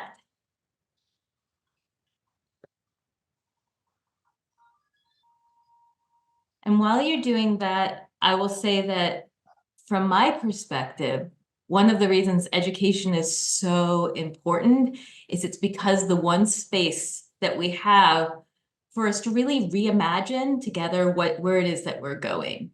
And I love this idea of we need to know what we're capable of. Thank you so much for that, Carrie. I agree. And I think that we're capable of so much more than we give our young people credit for often in a lot of educational spaces.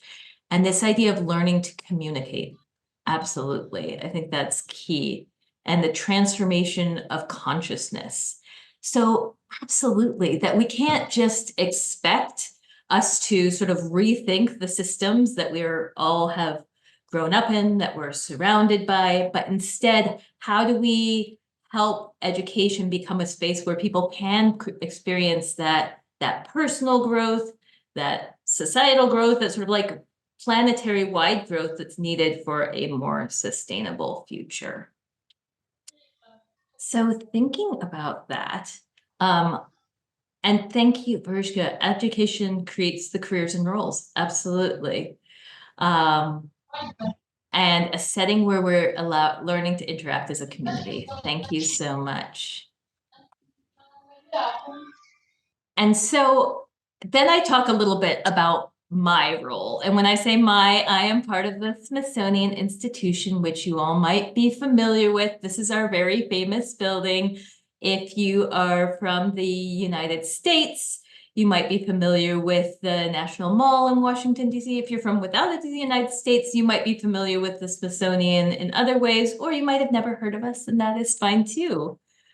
We are the world's largest museum, education, and research complex, which is kind of this massive institution. We have 21 museums and education centers and research centers and zoos and millions of objects, some of which we probably should not have.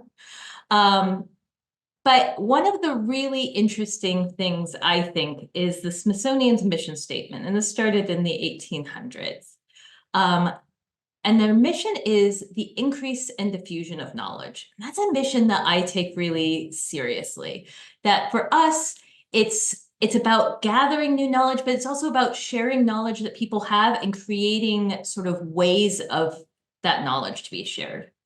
So we have an initiative currently called Our Shared Future at the Smithsonian. And when we think about our shared future, it has a number of different goals, but the most important one is how do we have these kinds of conversations like we're having today to think about our shared future together. And the Smithsonian has amazing scientists and researchers. So some of that is about collecting data and coming up with new approaches to environmental conservation.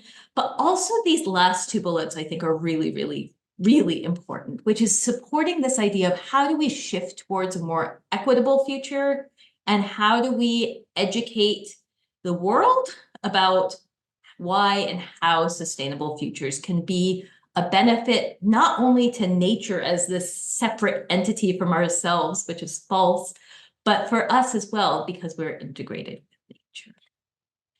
So I work for the Smithsonian Science Education Center, and I was so pleased to start hearing about STEM futures and what we do with that and climate resilience. And I could talk about that all day. So I will talk about it a little bit, and we can also talk about it later if we need to. But at the Smithsonian Science Education Center, our mission is to transform K-12 education through science in collaboration with communities around the globe. And so I come to you today as someone who's interested in transforming education in collaboration with you, a community from around the globe. So as we think about collaborating to transform learning, I would then come back to you and say, collaboratively, thinking back about what we just said a few minutes ago about our shared future, what do you think that people either need to know or understand or be able to do so that they can become part of the collaboration for that future?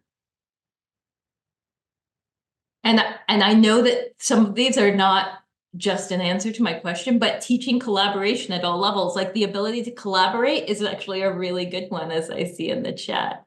Accessibility, absolutely. This idea of equity, of access, how do we, and even seeing that, understanding inclusion, I think is a really key part of the kind of the skills people need, the understandings people need.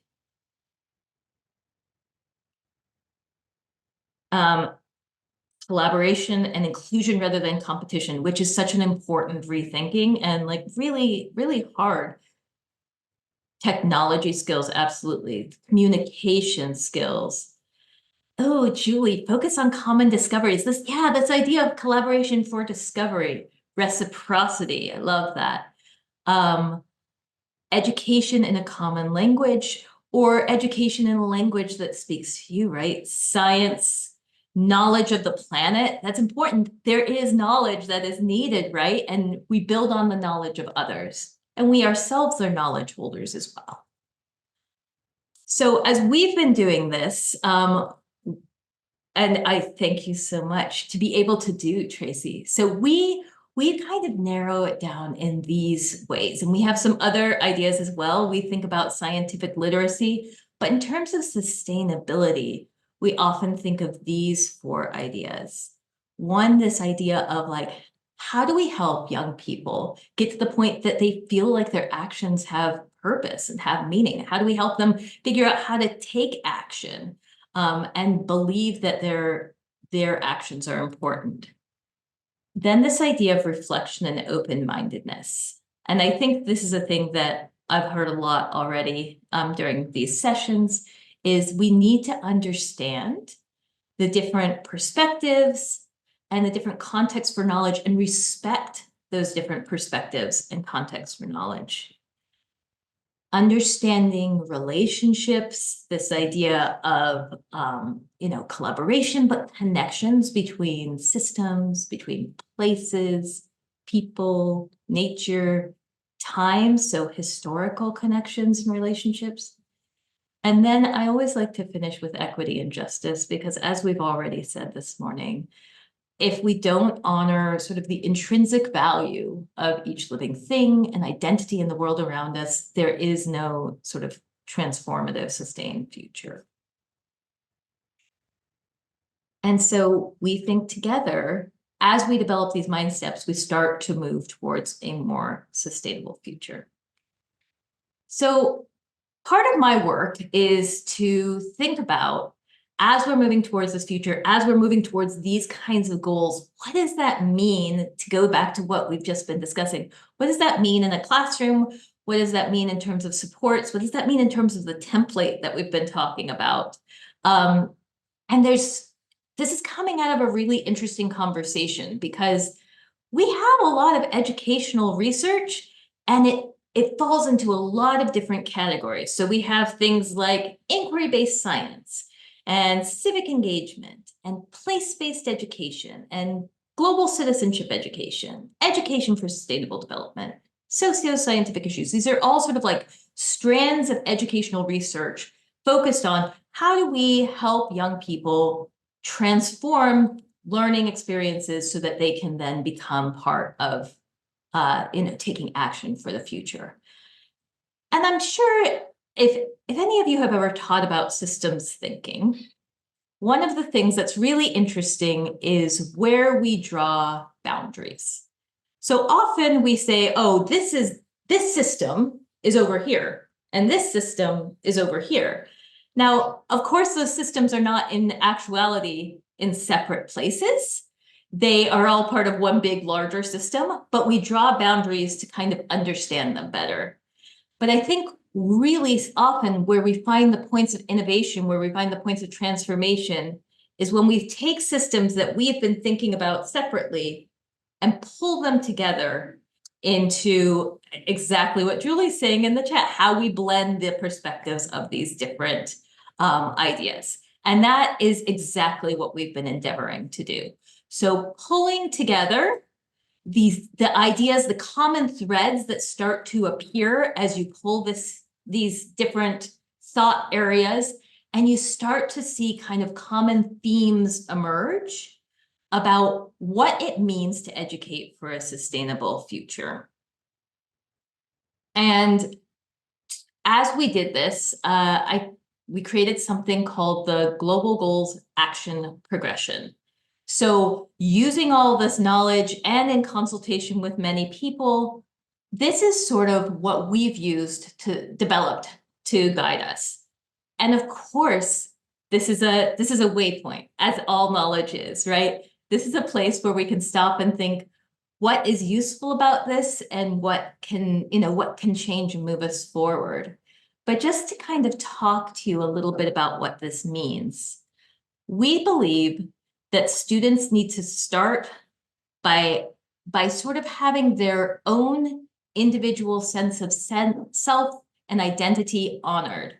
So rather than starting by saying, go learn this thing, I think we need to begin by saying, who are you?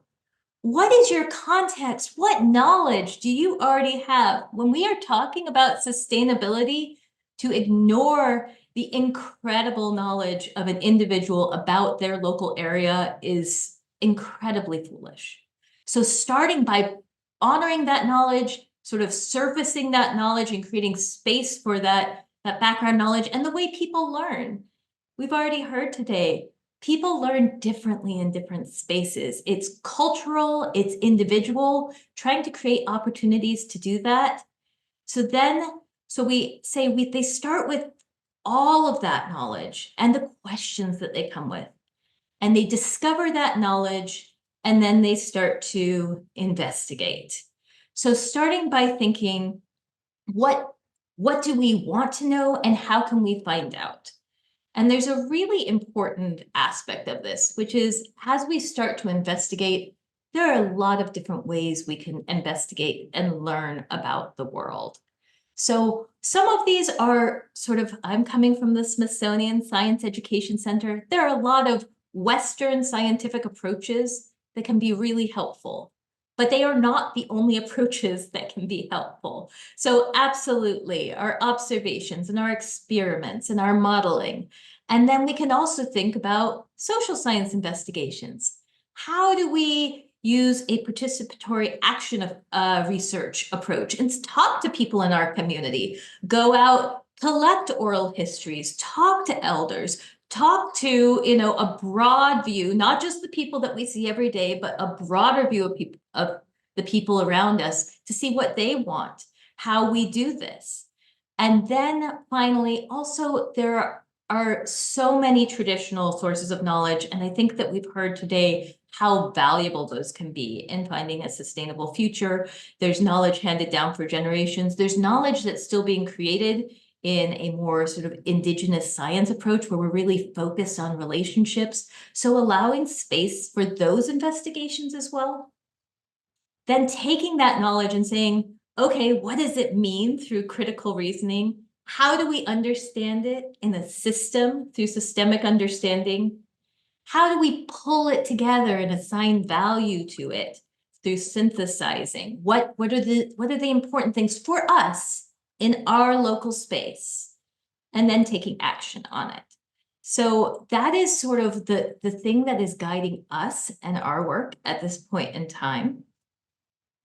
And so this is sort of another way of thinking about this work, because we've been talking today a little bit about the need for this localization and also the need for like resources that we can all draw on. And that is what I'm endeavoring to do anyway, which is to provide something that kind of grounds itself in these big global issues, but then allows each individual teacher, each individual student to think about it within their own local context. Because even across one country or even across one, city, local context is different. Your problems are not exactly the same as my problems, and the solutions that will work for you are not exactly the same as the solutions that will work in my context.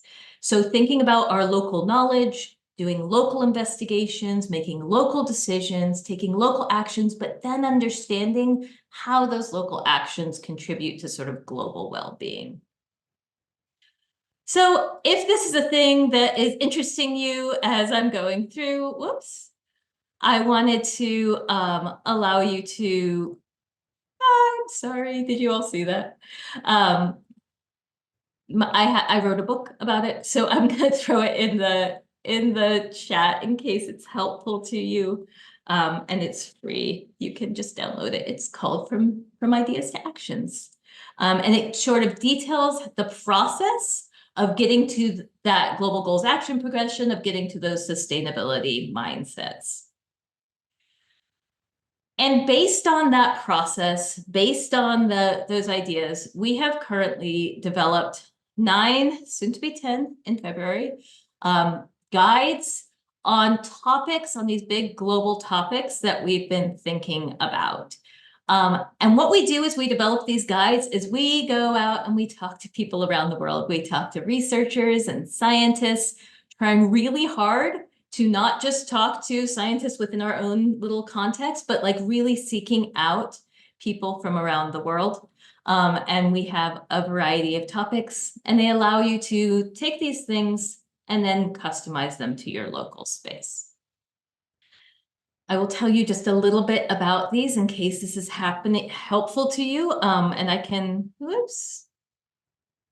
can throw the link to these guides in the chat.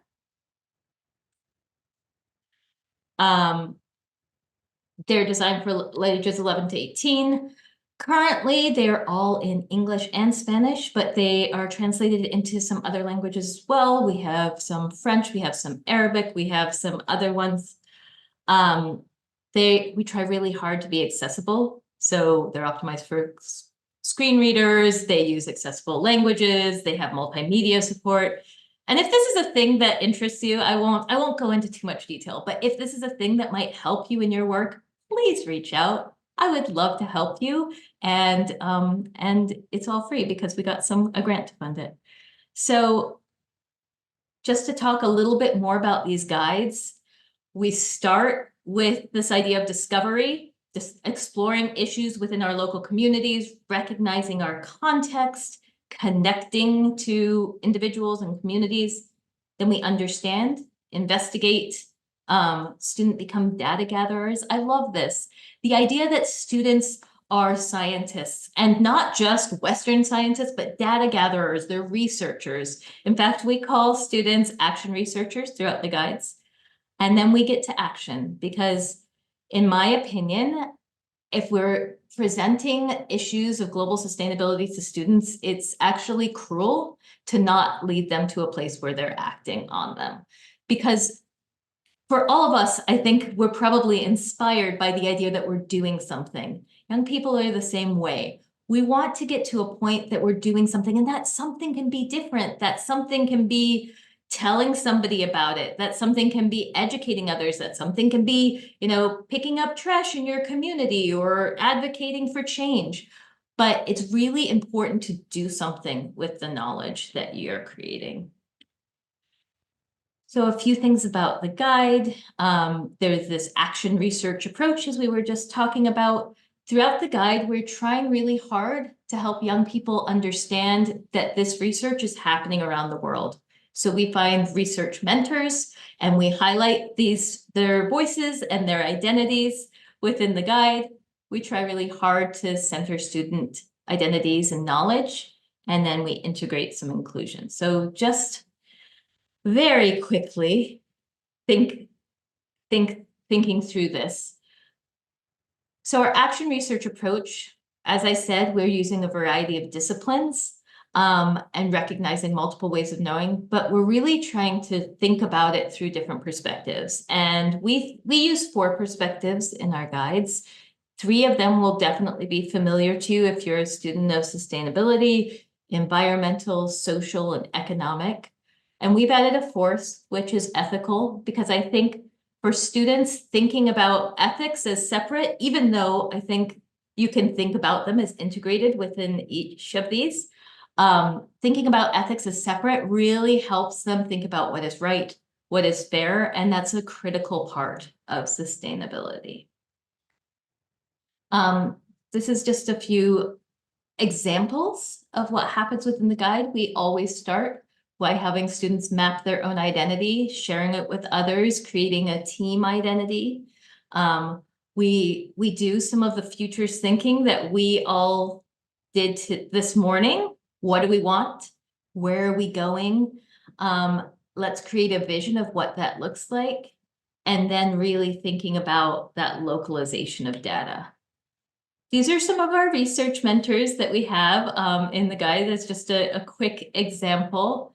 We try really hard to make sure that students can see something that they identify with in the guide. So each of the research mentors, for instance, also shares an identity map so that a student can look at it and say, you know, even if this person isn't from my country or my gender or my race, they love biking and I love biking. They like cooking and I like cooking. They're a sister and I'm a sister. So starting to see people as more than just their jobs, but as whole individuals, and that researchers can be anyone. We try really hard to use inclusive languages and have taken a great deal of time to create investigations that do not involve go buy this, you know, hundreds of dollars worth of materials, but materials that you can find in almost every space. And then we really think about how do we make actions inclusive for everyone on the team. So really thinking through what does it mean to be inclusive? Can everybody move? Can everybody access the action you've thought about taking? Can everybody, you know, does everybody have the time? Are we doing this after school? Are we doing this, you know, in spaces that some people don't feel comfortable in? So really trying to, you know, come up with a plan and then iterate on that plan so it can be more inclusive. And those actions that we take are not, I think it's really important to understand that students should not, in my opinion, be given actions that they are supposed to do. They should be led to determine their own actions. That actions for sustainability are not a thing that anybody can determine other than the person who is taking the action. Okay, so that was a lot of me talking to you, and I apologize for that. So, but as I've been talking, is there anything, any ideas that I just talked about, anything that you would be excited about, anything that you would want to, you know, integrate into your own work? Yeah, and I'm starting to see some of this in the chat. Tracy, did you raise your hand? I did. Yeah. When you say students, I'm thinking like, how do these students participate in this awesome work that you're doing? What's the, if I were to, you know, if I were to connect with a young person, how would I say, here's how you can learn with the Smithsonian? That's a great question, Tracy. So there's several different ways. The guides are all downloadable online and are designed to be student facing. So if a student, you know, was motivated to do this themselves, if they were part of a club, something else, they could just download the guide and use it. They also could take it to an educator they work with, and do it as a classroom. So we do a lot of professional development for educators.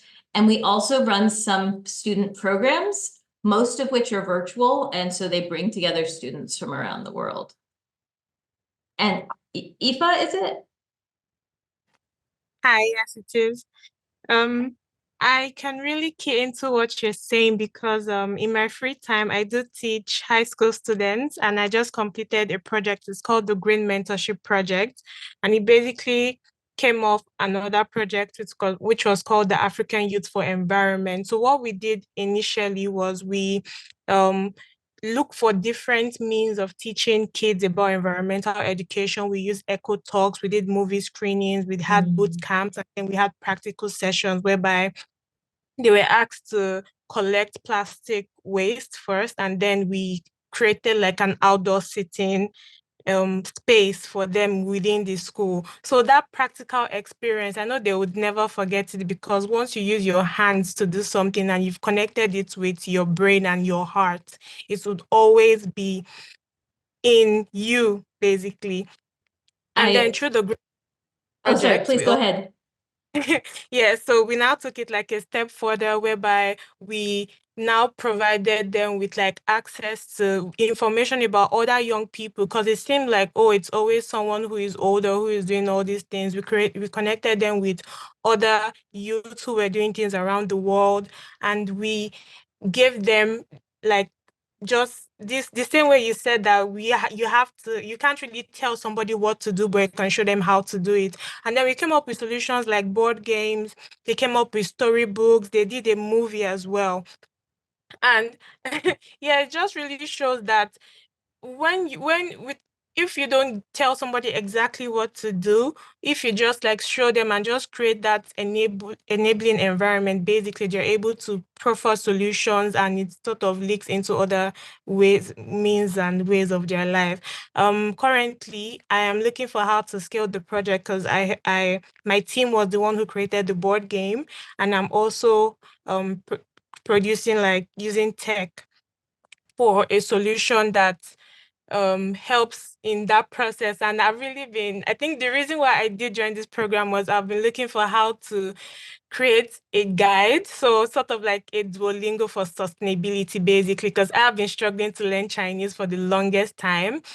I had to abandon Chinese eventually because I watched a Chinese movie and I felt like this wasn't going to work for me. But I have been using Duolingo for Korean, and I have been on it for over 460 days now.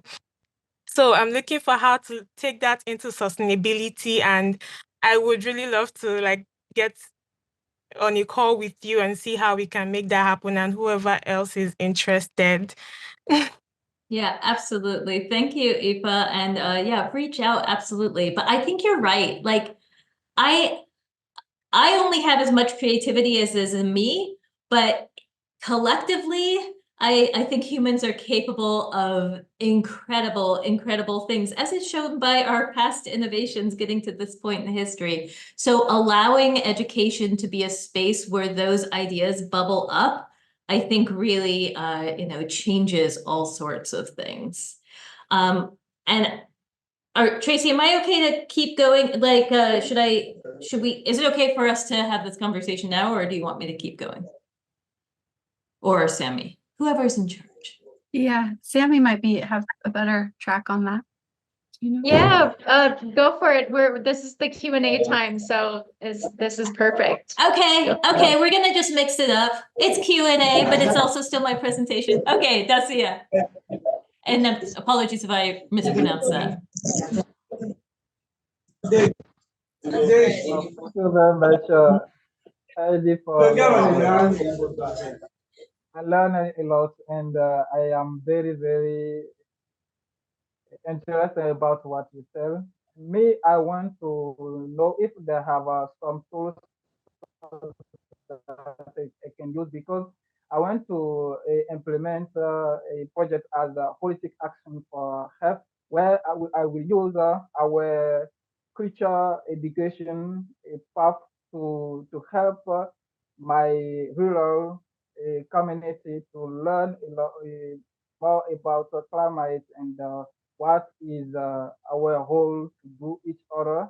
And I want to know if they have the tools and program that can help me to build the DG project, because in my community, they don't know what is the climate, they don't know where the world is, and they are in the area where they haven't internet and other kind of communication. So they needed to take to learn something. They need to learn what about it to be a output of all information about the world. And it is very difficult because there is in an area where more than where they haven't more people who go there to teach them the great thing. And after it,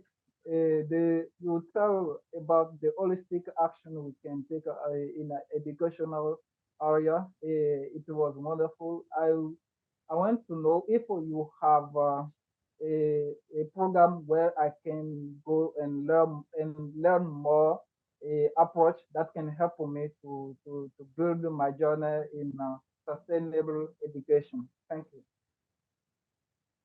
Thank you. I think I might have, if anybody else could hear that a little bit better, I think I missed a little bit about what particularly you're looking for. So maybe if somebody who, I think maybe I'm not hearing as well. Sammy, did you hear what, or Tracy?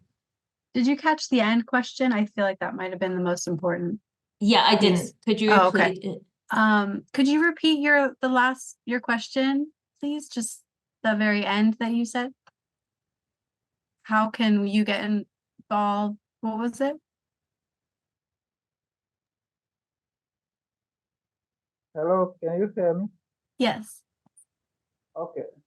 I asked about if they have a program where I can smart and learn about the best approach for education in a rural community, the local approach that I can use in my rural community to train more about sustainability and climate change. What is our role to play for a green planet?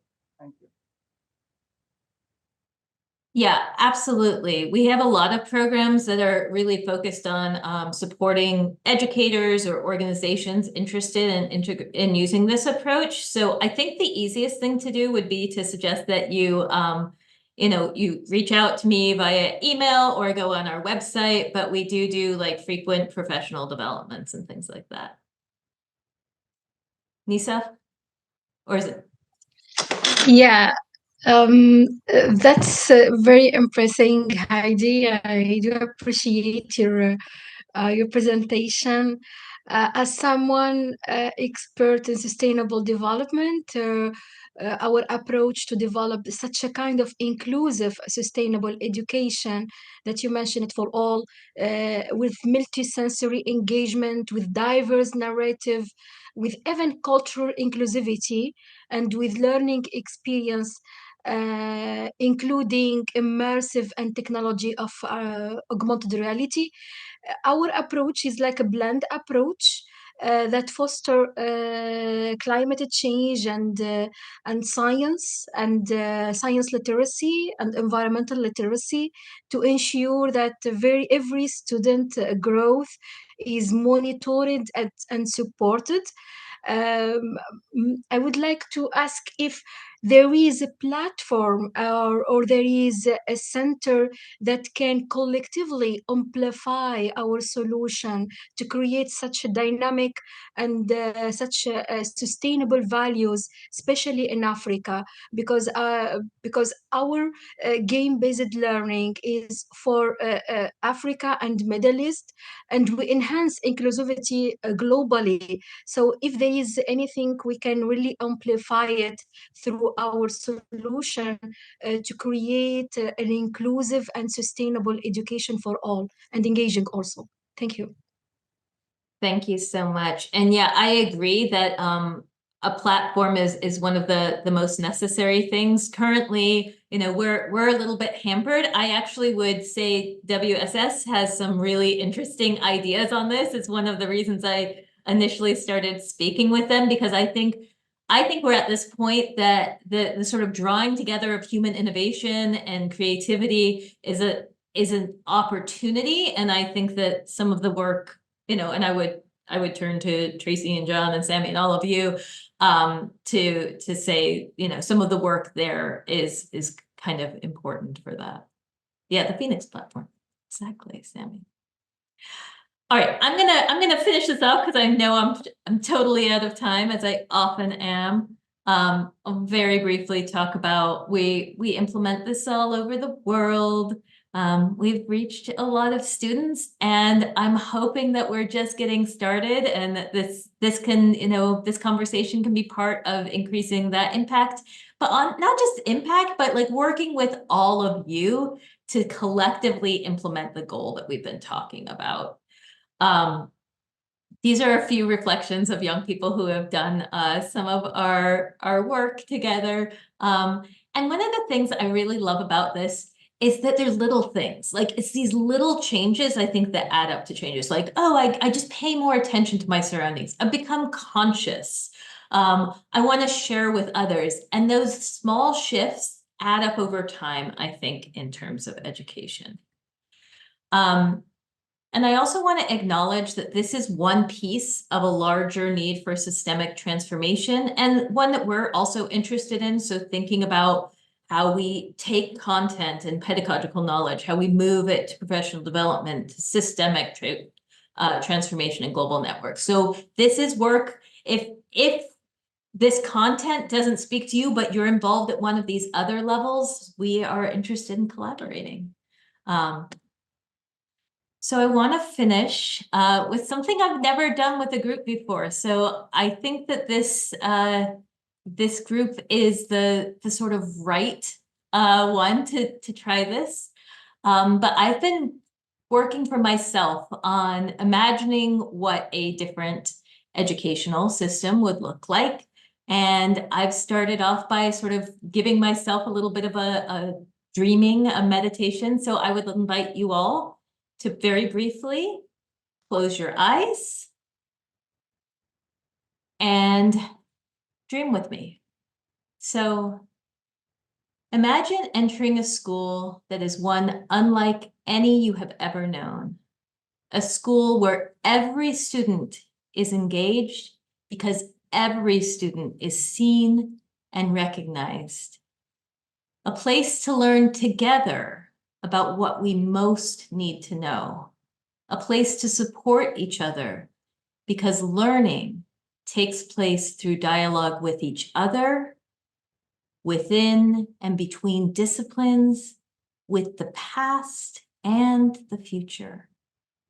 Imagine you enter a class, but maybe it isn't a classroom at all. Maybe it's outdoors or in a community space. Maybe it includes the same people always, or maybe those people shift. Maybe there are people who know more who can guide you. Maybe everyone is a novice learning together. A few things are for sure. Everyone is valuable. No one holds all knowledge, but each individual, each culture, each context holds some, and that knowledge together is critical for us all. Learning requires vulnerability and making mistakes, and there's no shame in this. It is how we learn. The human systems we exist within are choices. We could make different choices and create different systems. Injustice is not sustainable. We live not outside nature, but integrated within and through it. We all connect, and in the end, we succeed or fail together. We can learn. We can build knowledge and understanding. We can determine a different future. And I would like you to think, how would a learning experience that really incorporated all of that feel? And I'd invite you to put one word in the chat or a phrase in the chat that would tell you how that felt.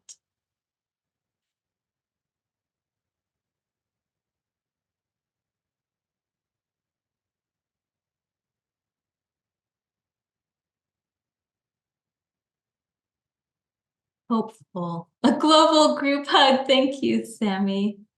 Whole, joyful, connected, healthy. Yeah. Yeah.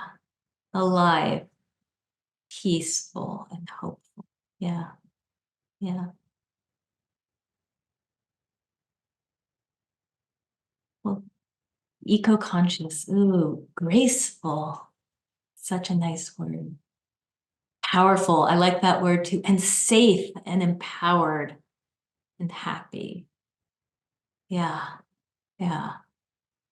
Well, uniting, sustainable, welcoming.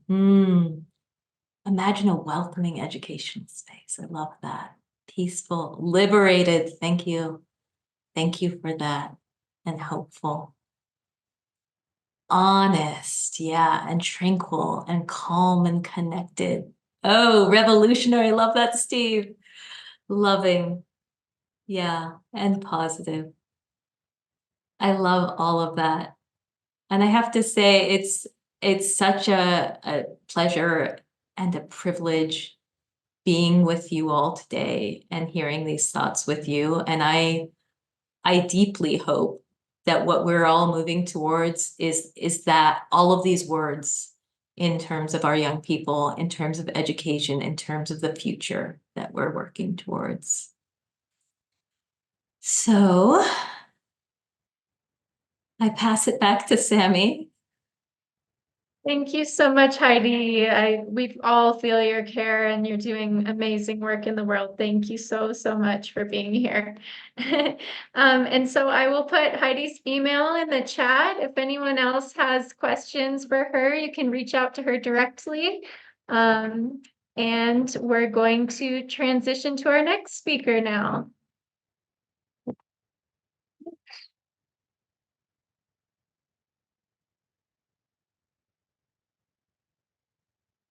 Our next speaker is Dr. Stephen Hartman. Dr. Hartman is the founding executive director of the Bridges Sustainability Science Coalition and UNESCO's Management of Social Transformations Program, a role based at Arizona State University's Julia and Wrigley Global Futures Laboratory. Dr. Hartman is a visiting professor in the Faculty of History and Philosophy at the University of Iceland. He has held senior faculty positions at several universities in Sweden, including Uppsala University, Stockholm University, and KTH Royal Institute of Technology. His work addresses integration of the humanities in global change research and promotes collaboration among social and human scientists, artists, education specialists, and civil society in efforts to meet sustainability challenges of the present and foreseeable future. Transdisciplinary approaches to convergent knowledge production unify many of his scientific, educational, and collaborative projects with societal partners. In 2023, Dr. Stephen Hartman was elected as a Fellow of the World Academy of Art and Science. His presentation title today is Bridging Knowledge and Action for Transformative Change, the UNESCO Most Bridges Coalition. So with that, we'll hand it over to you, Stephen. Thanks for being here. Thank you so much, Sammy. And I really, want to thank World System Solutions and everybody who's come to this Youth Summit for inviting me and welcoming me to give this talk today. And I'm looking forward to having a great dialogue with everybody here. And I've really been enjoying the program so far. So thank you.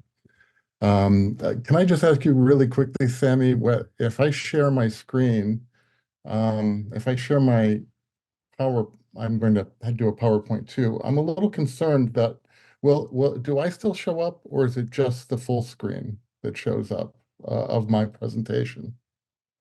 Right now, we don't see the presentation. Oh, really? Yeah, maybe that's it. let me try that again. All right. Great.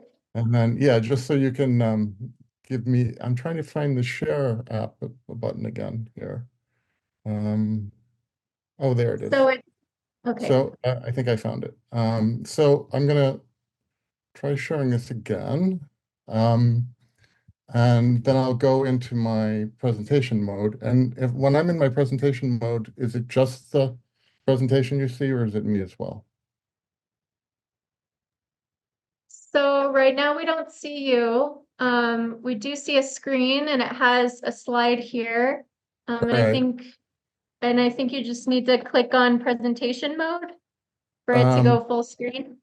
That's what I think what I'll do. I think it's, yeah, all right. I'm really sorry about this, that we didn't have a chance to run through this ahead of time, but it is full screen on my other monitor, but if I unplug that, maybe it will sort itself out. So let me just give this a try now.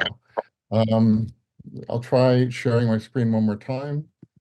Is it full screen now? There we go. That's perfect. But Yes. do you see me or only the slide? We see only the slide.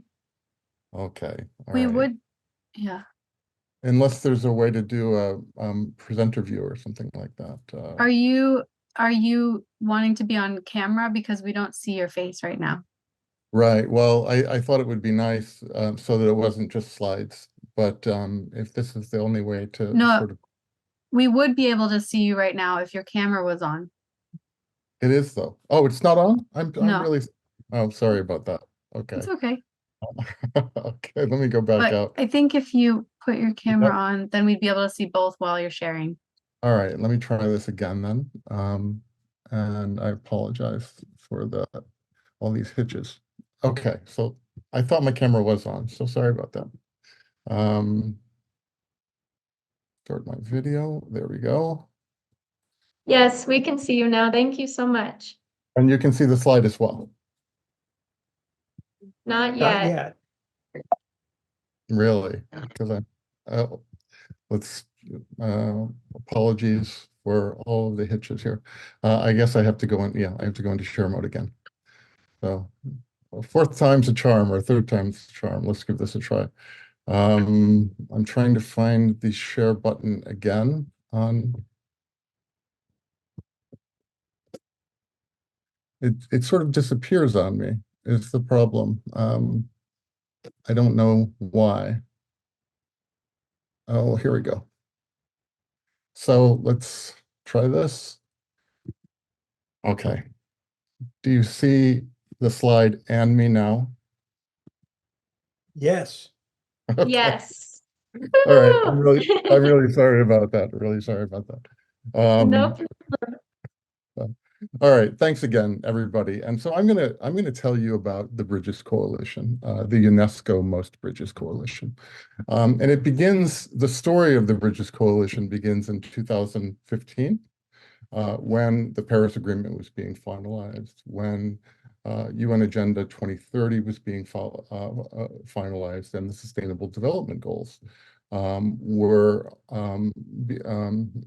being agreed to by all the member states.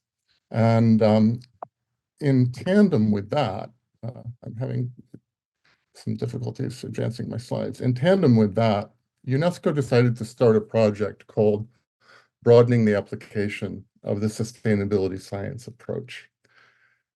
This was a 2-year project that was intended to look at the field of sustainability science as it had moved out of the Millennium Goals and the Millennium Project at the turn of the century. And it had been 15 years in order to make recommendations on how the field of sustainability science could be optimized to help member states that had agreed to the Paris, or were in the process of agreeing to the Paris Agreement and to the SDGs, how they could better meet their commitments. So they began this 2-year process with several workshops that were that moved around from Paris and UNESCO headquarters to Malaysia. And I had the opportunity to join into that project. It was funded by the government of Japan. And it produced a report or an outcome document called the Guidelines on Sustainability Science in Research and Education. And in that document, a number of recommendations were made about how the field of sustainability science could be better supported and how it could develop to meet the challenges that countries were facing now and would be facing in trying to live up to their obligations of the Paris Agreement and the SDGs. And we're halfway through that period now, the goal of 2030, and we're not doing a very good job at it, by the way. We're lagging very much behind. And so there's a deep sense that it's crucial to find new capacities, new capabilities and modalities that can help us to achieve these goals, because those goals are not arbitrary, they're not picked at random, they're informed by science. And we know that we're going to be passing certain crucial planetary boundaries if we're unable to meet these goals, and that it will be more and more difficult down the line for future generations, and even during the lifetimes of present generations, for people if they cannot actually get the climate crisis and the poly crisis under control, because we know it's linked to biodiversity and a number of other crises that actually are actually sort of central in our view right now. So coming out of that project, one of the things that those guidelines did was they recommended that the arts, the educational sciences, the qualitative social sciences, and importantly, the humanities as well, needed to be integrated more effectively into mainstream sustainability science. So they used this document that was produced to begin discussions with UNESCO member states through UNESCO commissions at national level to hopefully affect the conversation about how sustainability science could be better supported at national level. But it was still a very top-down, sort of policy-oriented and science policy-oriented conversation.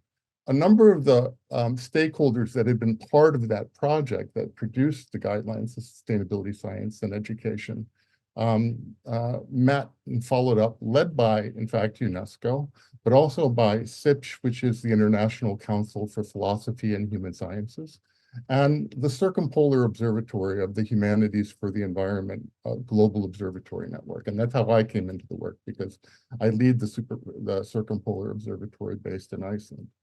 And Humanities for the Environment is a network of observatory groups around the world, with 8 observatories presently in most of the regions of the world, that bring together humanists, that bring together humanities scholars, and work to actually make the knowledge from this community more accessible and more actionable within sort of the sustainability sphere.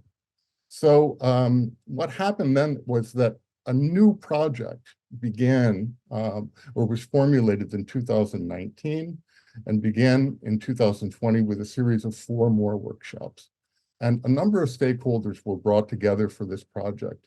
40 or so different member organizations, or they would become member organizations, met at UNESCO headquarters, met in Portugal at the Institute of the Polytechnic Institute of Tomar and the Research Center in Macau, Portugal, at the Sigtuna Foundation in Sweden, and finally at Cappadocia University, though they hosted the 4th workshop, but it was during the pandemic, so that was an online workshop.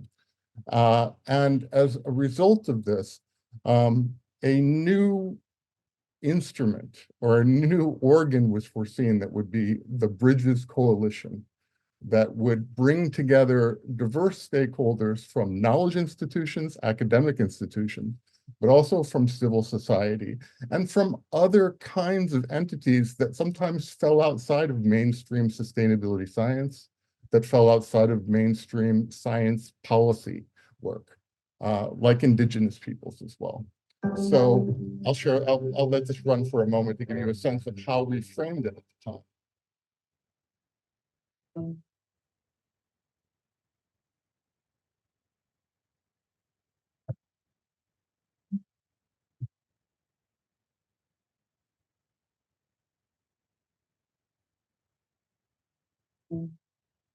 This little promotional video was put together for our 3rd workshop in that 2-year process that ran during 2020 and 2021 and culminated with a proposal to the Management of Social Transformations Program, which is an international science program led within UNESCO and the only one based wholly in the social and human sciences. And which is also, incidentally, an intergovernmental council made up of 35 member states. And as part of that proposal, we proposed that a new instrument a new coalition would be formed that would be programmatic in its nature, and that could draw together the diverse kind of stakeholders that had been part of the visioning process. And they're everything from large global organizations like ICOMOS, the International Council on Monuments and Sites, the International Science Council, the Club of Rome, Future Earth, the World Academy of Art and Science, to smaller organizations of more regional and local orientation, including indigenous communities.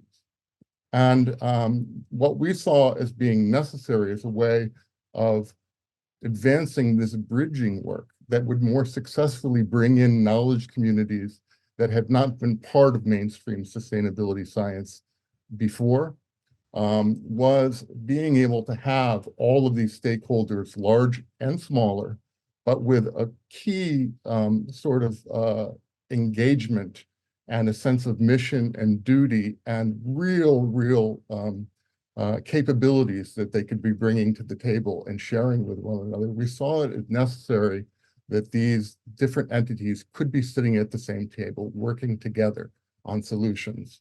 And so this is just a little bit of an overview. You can see that they're from countries from all over the world. These were the original 40 or so members that formed Bridges and that are now the charter members of the Bridges Coalition.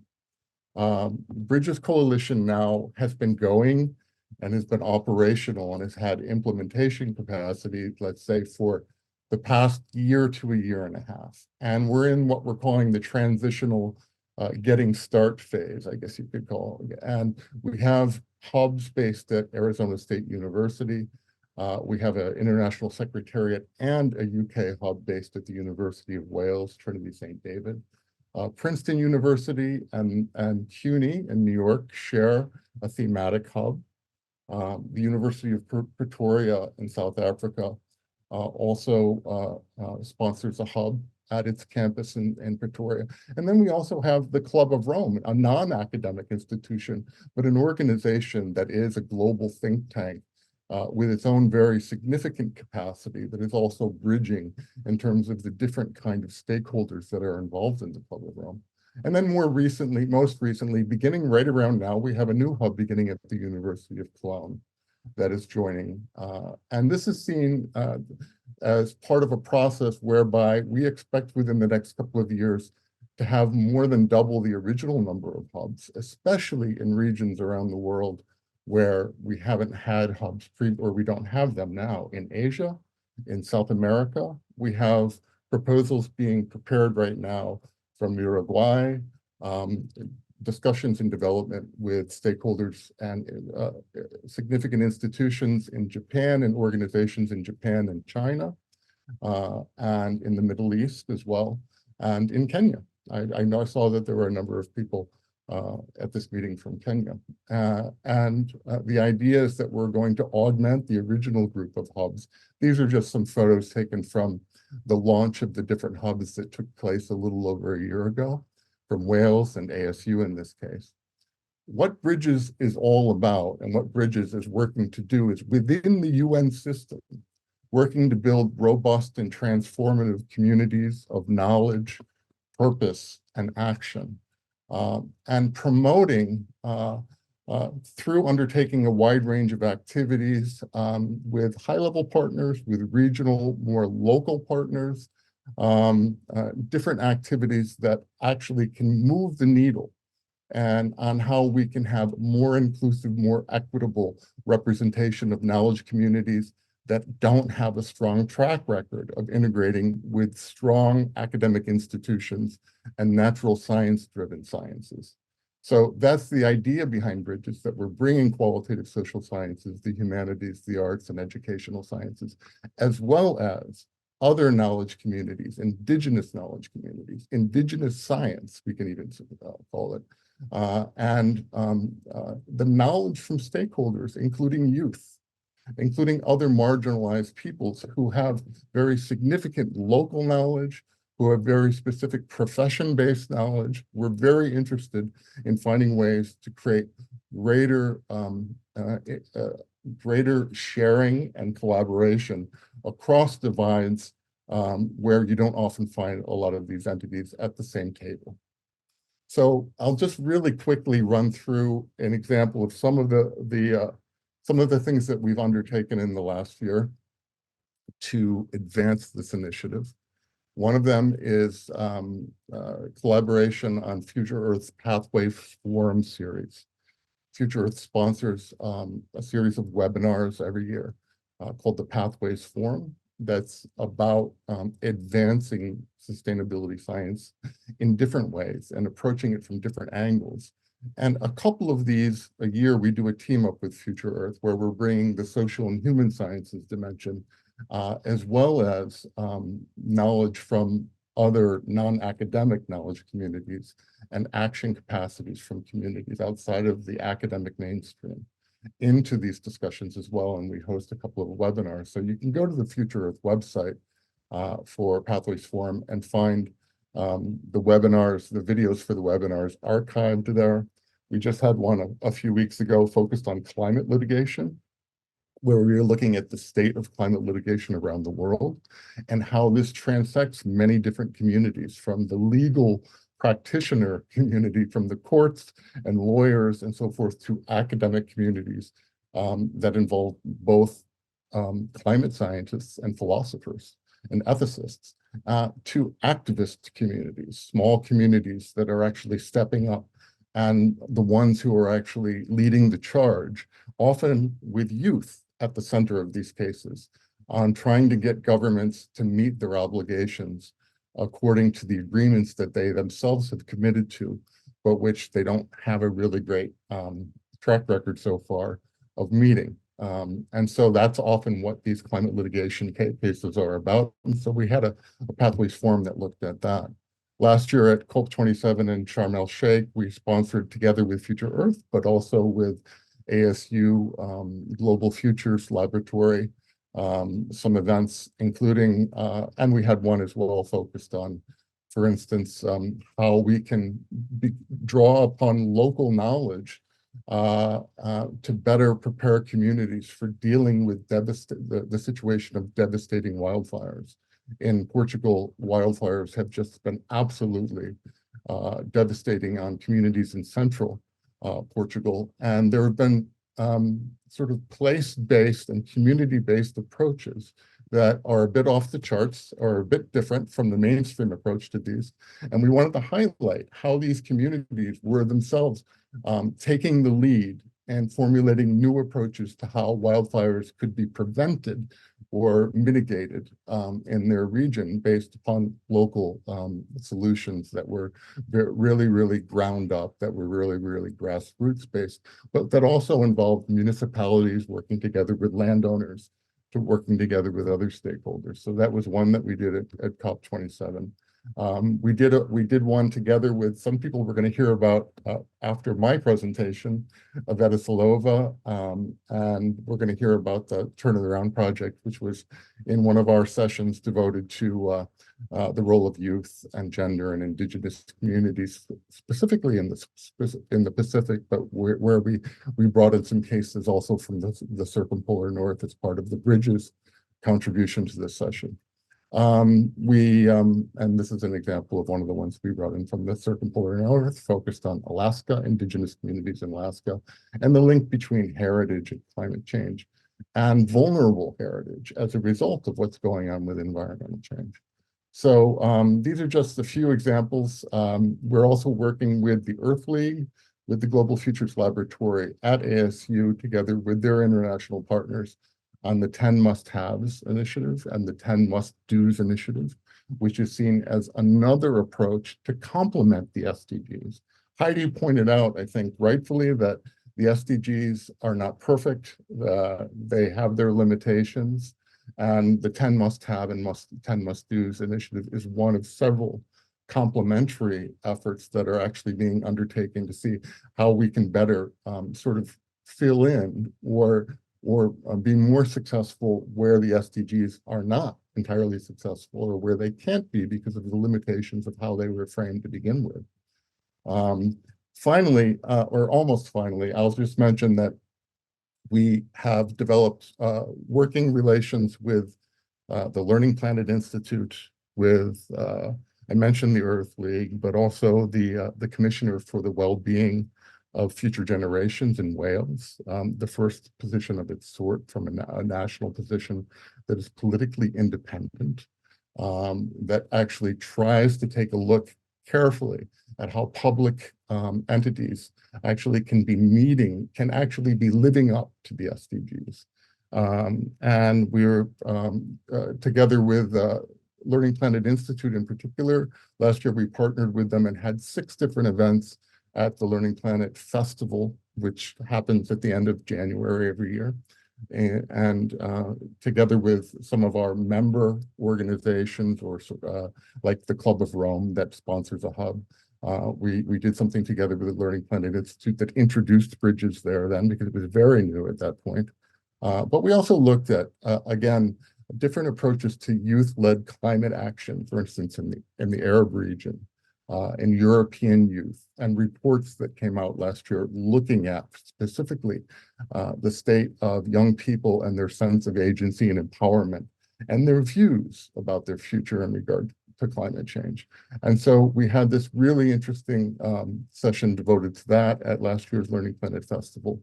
We worked with anthropologists who were taking a look at how we could actually think differently in terms of the language that nature speaks, and how we could actually draw on that in fashioning maybe more effective action capacities and political approaches to climate change and environmental change. We looked at the case of the Kogi people in Colombia, and how their approach to indigenous knowledge, indigenous science is being developed as an alternative to mainstream Western science, and where they're trying to renew the water systems in their own lands and repair the damages that are occurring in the world right now. We looked at future backcasting experience, and looking at examples based on, for instance, the idea of the Ministry of the Future. What would a successful future look like by placing ourselves through an imaginative act into the situation of being at 2050 already, and we've already been successful. Well, what do we do to get there? So we begin to do some imaginative experiments and thought experiments like that. That was one of the sessions. The Penn Program in Environmental Humanities, which is a member institution at University of Pennsylvania of the Bridges Coalition. They shared their My Climate Story project at Learning Planet Festival, which is a really powerful project among several that they're running there, that are looking at futures beyond refineries, for instance, and other approaches to what we need to do to actually be able to come to terms with the climate crisis and leave a habitable planet for the future. Beyond these, what I would say is that we've done other things focused with WASC, the World Academy of Art and Science, on youth-led knowledge and education for climate change and human security. And you can see once again, Iveta Silova, who's coming on after me, was in that session as well. And we were taking a look based upon some of the work we had done with the UNESCO reports and the European reports on youth and climate action, and brought in the Turn It Around report. And I think Iveta will probably say something about Turn It Around, so I won't step on her toes here. Finally, I want to flag up the fact that with Iveta, again, she's not listed here. You don't see her among those speakers, but she is one of them. So I have to bug Iveta to get her bio up in the Learning Planet Institute website. On the 26th of January, we're going to have an event where we're actually looking at poetry and how poetry can be mobilized both for learning potentials and learning capacities, but also the instilling of agency through opening up new expressive possibilities towards that move beyond the technocratic language of policy, that move beyond scientific language, and open up new senses of agencies and new appreciations, not only for the environment, not only for nature, but how human beings and human communities can live more harmoniously with nature, this is going to be part of this. So we're going to have a big poetry-based event at the Learning Planet Institute. And that's the one thing that we're partnering with LPI on this year, and really looking forward to. That will be taking place at Learning Planet Institute in Paris on the 26th. But it will also be streamed live. So we hope people here will choose maybe to follow that and see what approaches that we're going to be trying to promote in that event. These are just some examples from the last year of different groups. This is the minister, or rather the commissioner for the well-being of future generations on the right, with me and with my acting deputy executive director from Bridges, Lucy Atala in Wales. We then had an opportunity to meet up again with the commissioner and his team in New York during the UN General Assembly in the fall, to follow through on how we could begin preparing and thinking about aiming towards certain landmark things that are going to be happening in 2024 with the Summit of the Future, with the 100-year anniversary of the rights of the child, with an updating of UNESCO's in tandem with outcome documents of the Pact of the Future for the UN Summit of the Future. We'll be producing a pact for the future, but also UNESCO is in the process of updating its own guidelines or its declaration on the obligations to future generations. And so we met with the Assistant Director General in UNESCO for that. And we have a meeting coming up this coming week, and we're following through with a number of activities to see how we can actually bring these to bear more effectively during this year, where there's going to be some really monumental things happening. And educational capacities are necessary for all of these. I can't emphasize enough how education is perhaps one of the areas in which the most can actually be realized at different levels. If we're thinking specifically as well beyond education, beyond just formal education, beyond higher education, education at all levels, education from primary education, preschool, to secondary education, through tertiary education, but also informal education. So I think it's worth thinking about and talking a little bit more about how can informal and formal education and other kinds of learning systems be more effectively deployed and integrated with one another to be helping us meet the obligations that we know we have to meet. There are methodological dimensions to this. There are content-related dimensions to this. So these are the things that we've been discussing with our colleagues at Learning Planet Institute, with the World Academy of Art and Science, with Globe Ethics, and we're having similar discussions in China and Japan, especially anticipating having stronger anchoring of bridges in Japan and China and in the Pacific Asia region in the future. That was the Research Institute for Humanity and Nature, with whom we've had some very productive conversations in the last few months. So I'm a little worried. I think I've gone over my time, especially since that 4-minute delay just trying to get my PowerPoint to work. So I'm going to stop there, but there's a few more things I'm in a position maybe to elaborate on. And what I want to really make clear is that the Bridges Coalition is interested in identifying partners who are as serious as we are about bridging different communities, different action and knowledge communities. This was at last year's MOST Forum and the Intergovernmental Council of the Management of Social Transformations program, where we had a Bridges event as well. And we're going to have one coming up this year as well in April this year.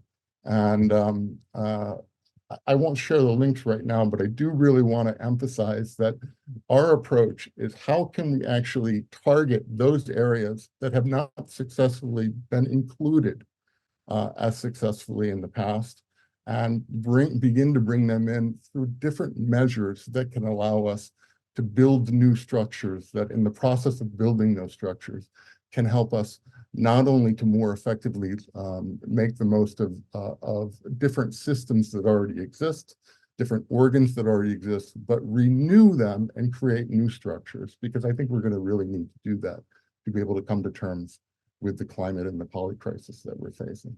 All right. that's enough for now. I'll pause and stop. Thank you. Well, thank you so much. That was fantastic. And it's wonderful to learn about your work and see all the transdisciplinary leadership coming together. Julie has a question, so we'll open up the floor for Q&A for anybody who would like to ask Stephen some questions after Julie goes. Thanks, Sammy. Thank you, Stephen. This is a really basic question. Just if you could please define humanities, what you mean by that in this context, and maybe explain a little bit what these observatories are. Right. So, for Bridges, we have hubs.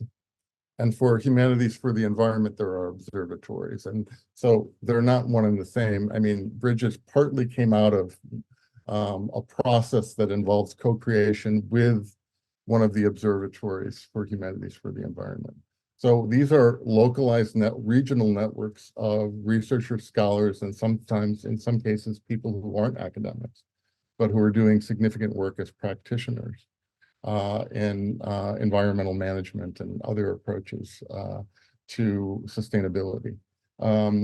The hubs are sort of centers that we've created at these different institutions, and where we're actually trying very much not to keep it strictly limited to academic institutions, because part of the bridging that we feel needs to take place has to be between sort of formal knowledge systems, academic institutions, and informal ones, and other really vital knowledge groups that have vital knowledge that we need to work together with equitably to be able to solve the climate crisis, to be able to deal with the repercussions of the poly crisis as we're facing it right now. So these hubs are based at different organizations and institutions. We're in dialogue all the time with potential organizations, some of them nonprofit organizations, some of them municipalities, some of them academic institutions who have expressed an interest in forming a center. And that center is what gives Bridges its implementation capacity. So we have a networked group of people in different parts around the world, and it's going to new parts of the world where it hasn't been established before now, who together in a networked way work to forward the Bridges mission and help us to actually meet the strategic objectives set by UNESCO for Bridges through our governing council. So that's what the hubs are. So the hubs that I mentioned with Princeton and ASU and the Club of Rome and Wales and so forth, they are small networked centers that are working together with one another to give us our implementation capacity.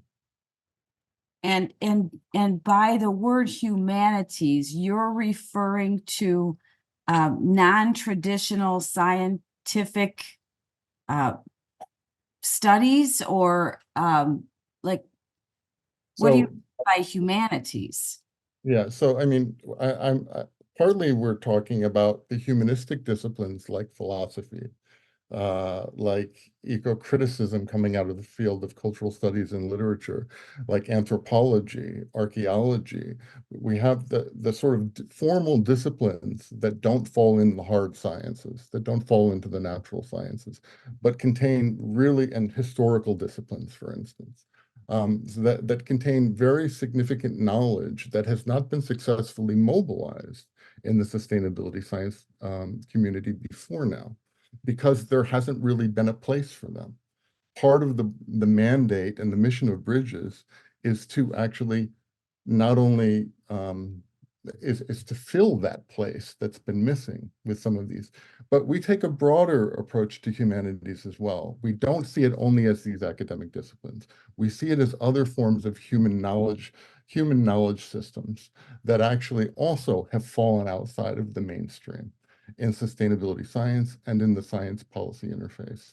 And we want to create structures and we want to renew present structures to make them more inclusive and work through the UN system, work through UNESCO, and the opportunities it affords us to meet up not only with other people from the scientific community, but also with member states, with the delegates to UNESCO and to UN bodies that actually participate in the high level policy work that's taking place and that is setting the tone for implementation on the sustainability challenges that we're meeting right now. So we see also other communities that need to be brought inclusively into this process. And so we're working to help create some of those structures that can enable that.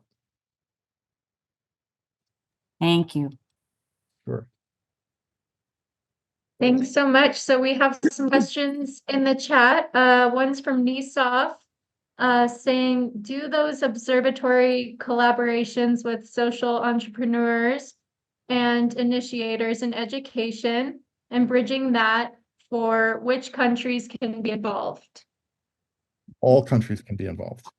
So, so one of the things that's happening right now is that it was a fairly lengthy process, but we formed 2 years ago. We were approved by the Management of Social Transformations program and UNESCO over 2 years ago.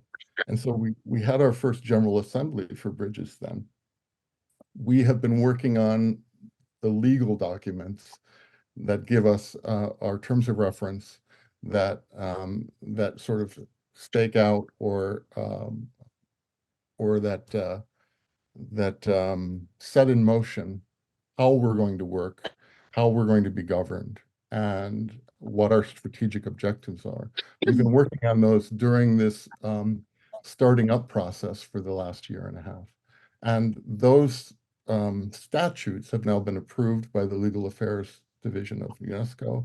In a week and a half, right after the Learning Planet Institute, there'll be a signing ceremony at UNESCO. And that is triggering a new phase of Bridges that is no longer what we're calling the startup phase or the interim phase, that will be moving forward and that will be opening up new modalities for bringing in new members to the Bridges community beyond the 40 original charter members or so. And those members themselves have their own capacities, and we're encouraging discussions and dialogue on how we might be able to create new hubs, especially in regions of the world where we don't have hubs presently, to allow us to be working on the reality of environmental change and sustainability in those regions. And so, yeah, I guess that's the case with that. We're going to be growing. We're going to be expecting to grow in the years ahead. And we're going to be very interested in identifying interested potential new member institutions and also interested potential sponsors of new hubs that we'll be very keen to dialogue with, and there will now be a process by which they can apply, both to become members of Bridges, but also to propose hubs. That's fantastic. Thank you so much. Let's see, we have Damata Tara, who would like to answer, or would you like to speak in your question, or did you want to? I would. For some reason, I can't find where the hand is to go up, and I actually have a broken hand, so it's just funny that I can't find a hand. Maybe one's broken. But anyway, thank you so much, all the speakers. It's been so impressive to work and listen to so many people who spent years and decades doing what you're doing. I'm impressed to the hilt. And yes, I'd like to be part of the Bridges Coalition. My name is Dharmata Tara. I co-founded a Global Alliance for a Peaceful Earth several years ago with several very large global beings with 150 other organizations for this specific reason. AGAPE stands for A Global Alliance for a Peaceful Earth. So we look at earth, human rights, water rights, all rights. How do we create peace? And but one of our initiatives is working with media. I lived in Malibu to the Malibu fires then I moved to Shasta and dealt with 2 more fires. So I understand fires and had friends in Maui, and, you know, I mean, there's just the planets. I call it going through a rebirthing or phoenix rising, but, you know, I think the birth has risen, but we'll see if our consciousness rises with it. But anyway, so when I did live in Malibu, I worked with Gary Miller, who was part of Live Aid, and he was doing Rock Against Trafficking, working with Sting's song Set Them Free, and people like Ringo Starr and Katy Perry, just on and on, all the names. Right. And to do a 3-stage concert, a 3-stage meaning Los Angeles, London, and Sydney. And because Gary had been part of Live Aid, and some of my friends have been part of Woodstock, you know, how to create through multimedia information to bring awareness around trafficking, climate, all the, I mean, you know, Agape looks at all the different issues on the planet, not just one. And so is there anything, because media is important and these talks are great, but if we had these talks on stages like Sting, who can, you know, sell it, some of the people I work with can sell out the Wimbledon within 12 seconds and have, how do we bring that kind of stardom, so to say? It's like what Jerry Lewis used to do for leukemia. Muscular dystrophy, Yeah, muscular dystrophy. And then, you know, and then on and on and on. And now people are using their fame to actually get, you know, as they have the microphone, to get status. So we have a group of movie stars, rock stars, and then people like Robert Kennedy and all kinds of speakers like yourself that could actually be doing this on a stage that's being televised worldwide. You know, if you have 3 stages, three Woodstocks going on, 3 Live Aids or concerts, whatever you want to call it, then to me, the information can go out virally. And sustainability, meaning it's not just, you know, the groups that Reagan and I used to do back in 2011 was Tag You're It, which is Transformational Awakening Group. How do we co-create other beings, get them in the most empowered place they can to make their biggest impact in whatever field that they were interested in? So this is the climate change. So, you know, having you be able to speak on a stage that's being seen by, I mean, I can't remember when Princess Diana died or King Charles was inaugurated, but there was like billions of people watching it. And that was a death of one person and a king of one person. But this is something that's worldwide.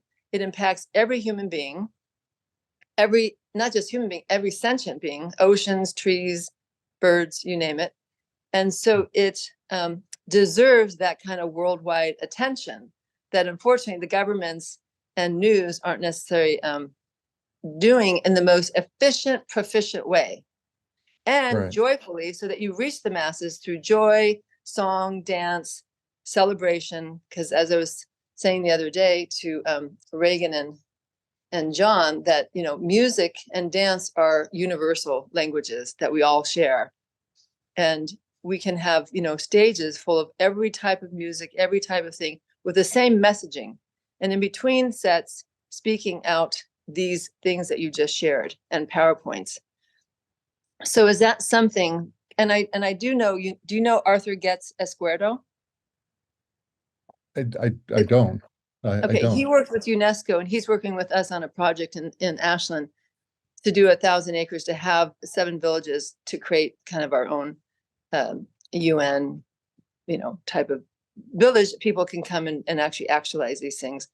But anyway, so do you have a focus in media and how to get this information out beyond the wonderful 70 people who are here online, and of course the people that they can impact, but do you have a global approach where it can actually go virally, that is inclusive of all beings who just have a TV or podcast, you know, or phone to watch? I mean, we have some capacities, and those capacities in some cases are just being sort of, I shared our new website, which will be launching at the end of this month.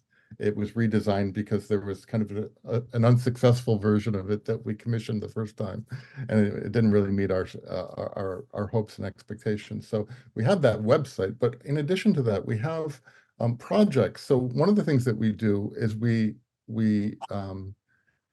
promote projects, and we, in some cases, lead projects. So we go after funding that can enable us to be identifying where it's worth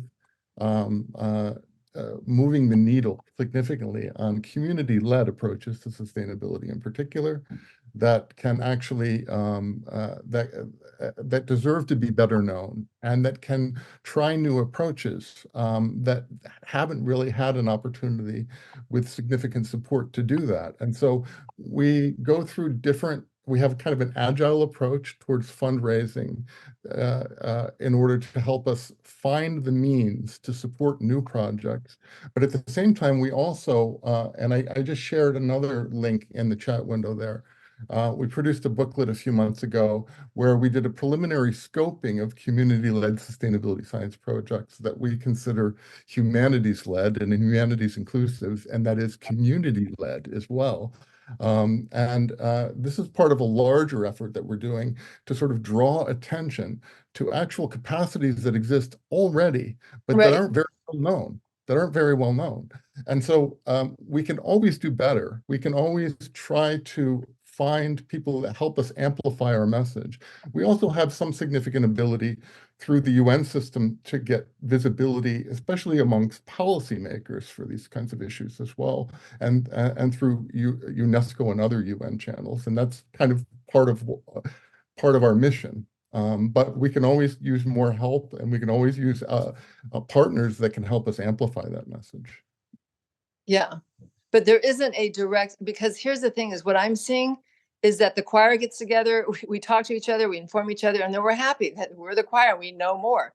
And yes, we in each of our organizations kind of have our own ripple effects of how many people we impact. But this is a global issue. And so, that's what I'm saying. If we can have billions of people watching the king get coronated and a wedding, in England, then this topic, which even supersedes, whether or not someone's getting married or not, seems like it will be most effective if you have it go viral through media and have such an event the way a Woodstock or Live Aid or Farm Aid or any of those aids went. Absolutely. I totally agree with you.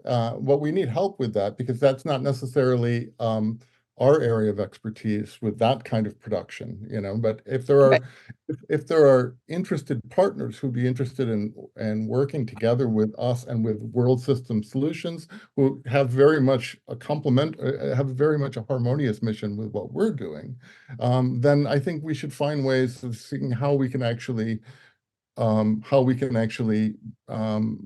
these people together on a unified effort. Okay. Well, it is something we've been working on for years, and we're getting ready to launch, but then Gary passed away a year and a half ago, and so the board members and everyone was kind of like, adjusting to that. But we're now back and ready to, rock and roll, so to say.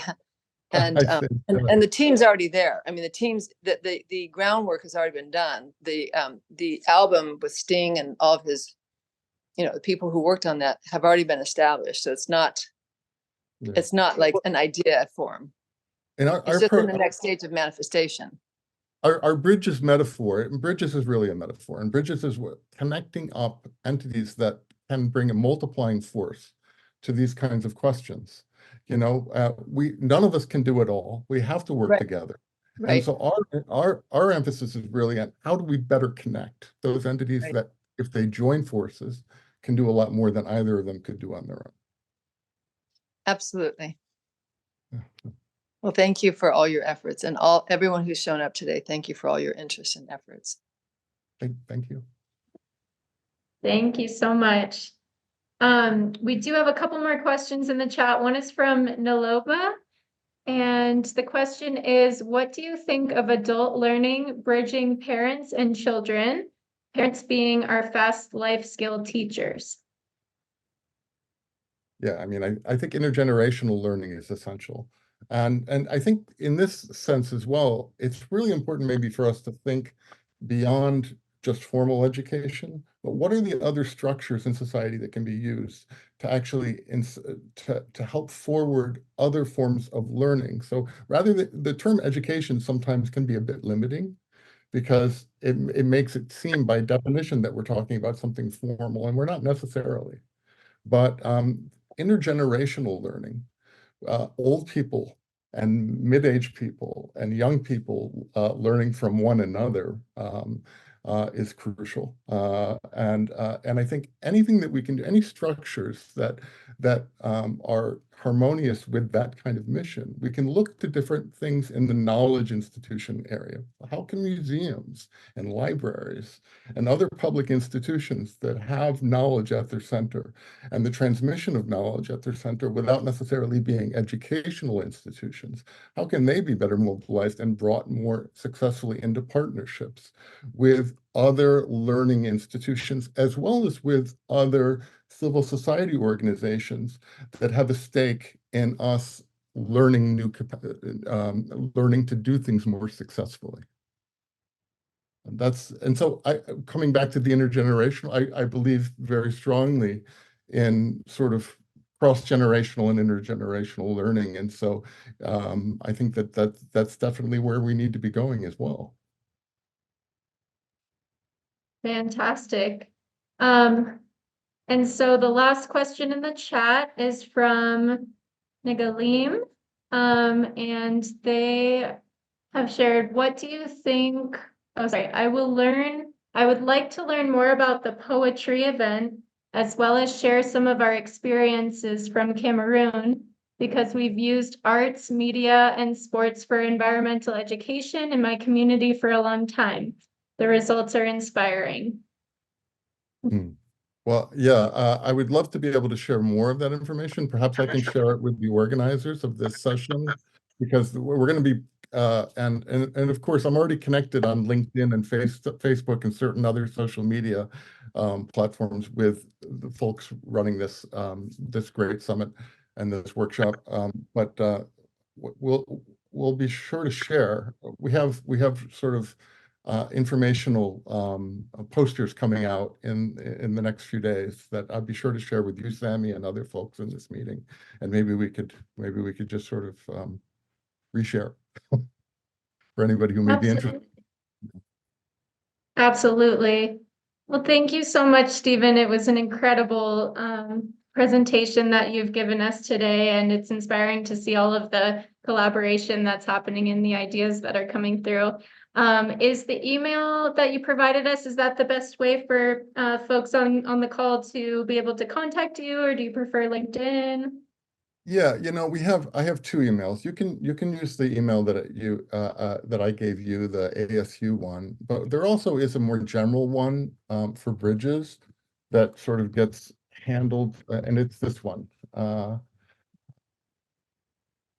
Give me a second. I'm sharing it right now in that, yeah. And this one then will go to our team, so that if I'm tied up, somebody else can still be getting the message, and we can be, not having it bottleneck. Fantastic. Well, thank you so much. We really appreciated it. And if you all have questions, please feel free to reach out to Stephen. And we will transition now to our next topic. Thank you so much. So before we introduce our next speaker, which was closely tied to Stephen's work, which is pretty amazing how it all kind of connected and flowed today, we would like to just offer, if anybody would like to reach out to collaborate with us, you can visit this link at our website and fill out a collaboration form. And we will have our orientation team reach out to you and schedule some time to talk. And we, as Sadie mentioned at the beginning of the summit, we want to honor your time. So for those who are able to stay with us half of the time, we'll be providing LinkedIn badges. And for those who are able to stay the full duration of the summit, we will be providing professional certificates of completion. So thank you so much. And now we're going to introduce our final speakers. They're going to be presenting together today, which is pretty special. Our first speaker is Dr. Iveta Silova. Dr. Iveta Silova is the professor and associate dean of global engagement at Arizona State University's Mary Lou Fulton Teachers College. Dr. Salova's research focuses on building transcultural and transdisciplinary foundations for re-envisioning education futures toward planetary sustainability. She is especially interested in exploring childhood memories, ecofeminism, and environmental sustainability. Since 2020, Professor Salova has co-led a socially engaged art initiative called Turn It Around, which is mobilizing youth visions of climate futures for policy action. Professor Salova is a past president of the Comparative and International Education Society and an elected member of World Academy of Art and Science. And presenting with her today is Elizabeth Quigley. Elizabeth is the program manager for co-curricular and community initiatives at Ohio State University. She is the youth education and policy advisor with the Turn It Around project. She completed her undergraduate degree in sustainability, international development, and supply chain management at ASU, where she discovered her passion for creating sustainable impact and helping others to do the same. During her time at ASU, she worked with groups such as the Rob and Melanie Walton National Sustainability Teachers Academies, Fridays for Future Phoenix, the Regional Center for Expertise on Education for Sustainable Development in the Greater Phoenix area, Changemaker Central, and the Sustainability Alliance at ASU. Liz currently works with experiential learning and engagement efforts for sustainability as the program manager for co-curricular and community initiatives at the Sustainability Institute at Ohio State University. Elizabeth and Dr. Salova will be presenting on mobilizing youth visions for climate futures. So without further ado, we'll hand it over to our two amazing presenters. Thank you so much.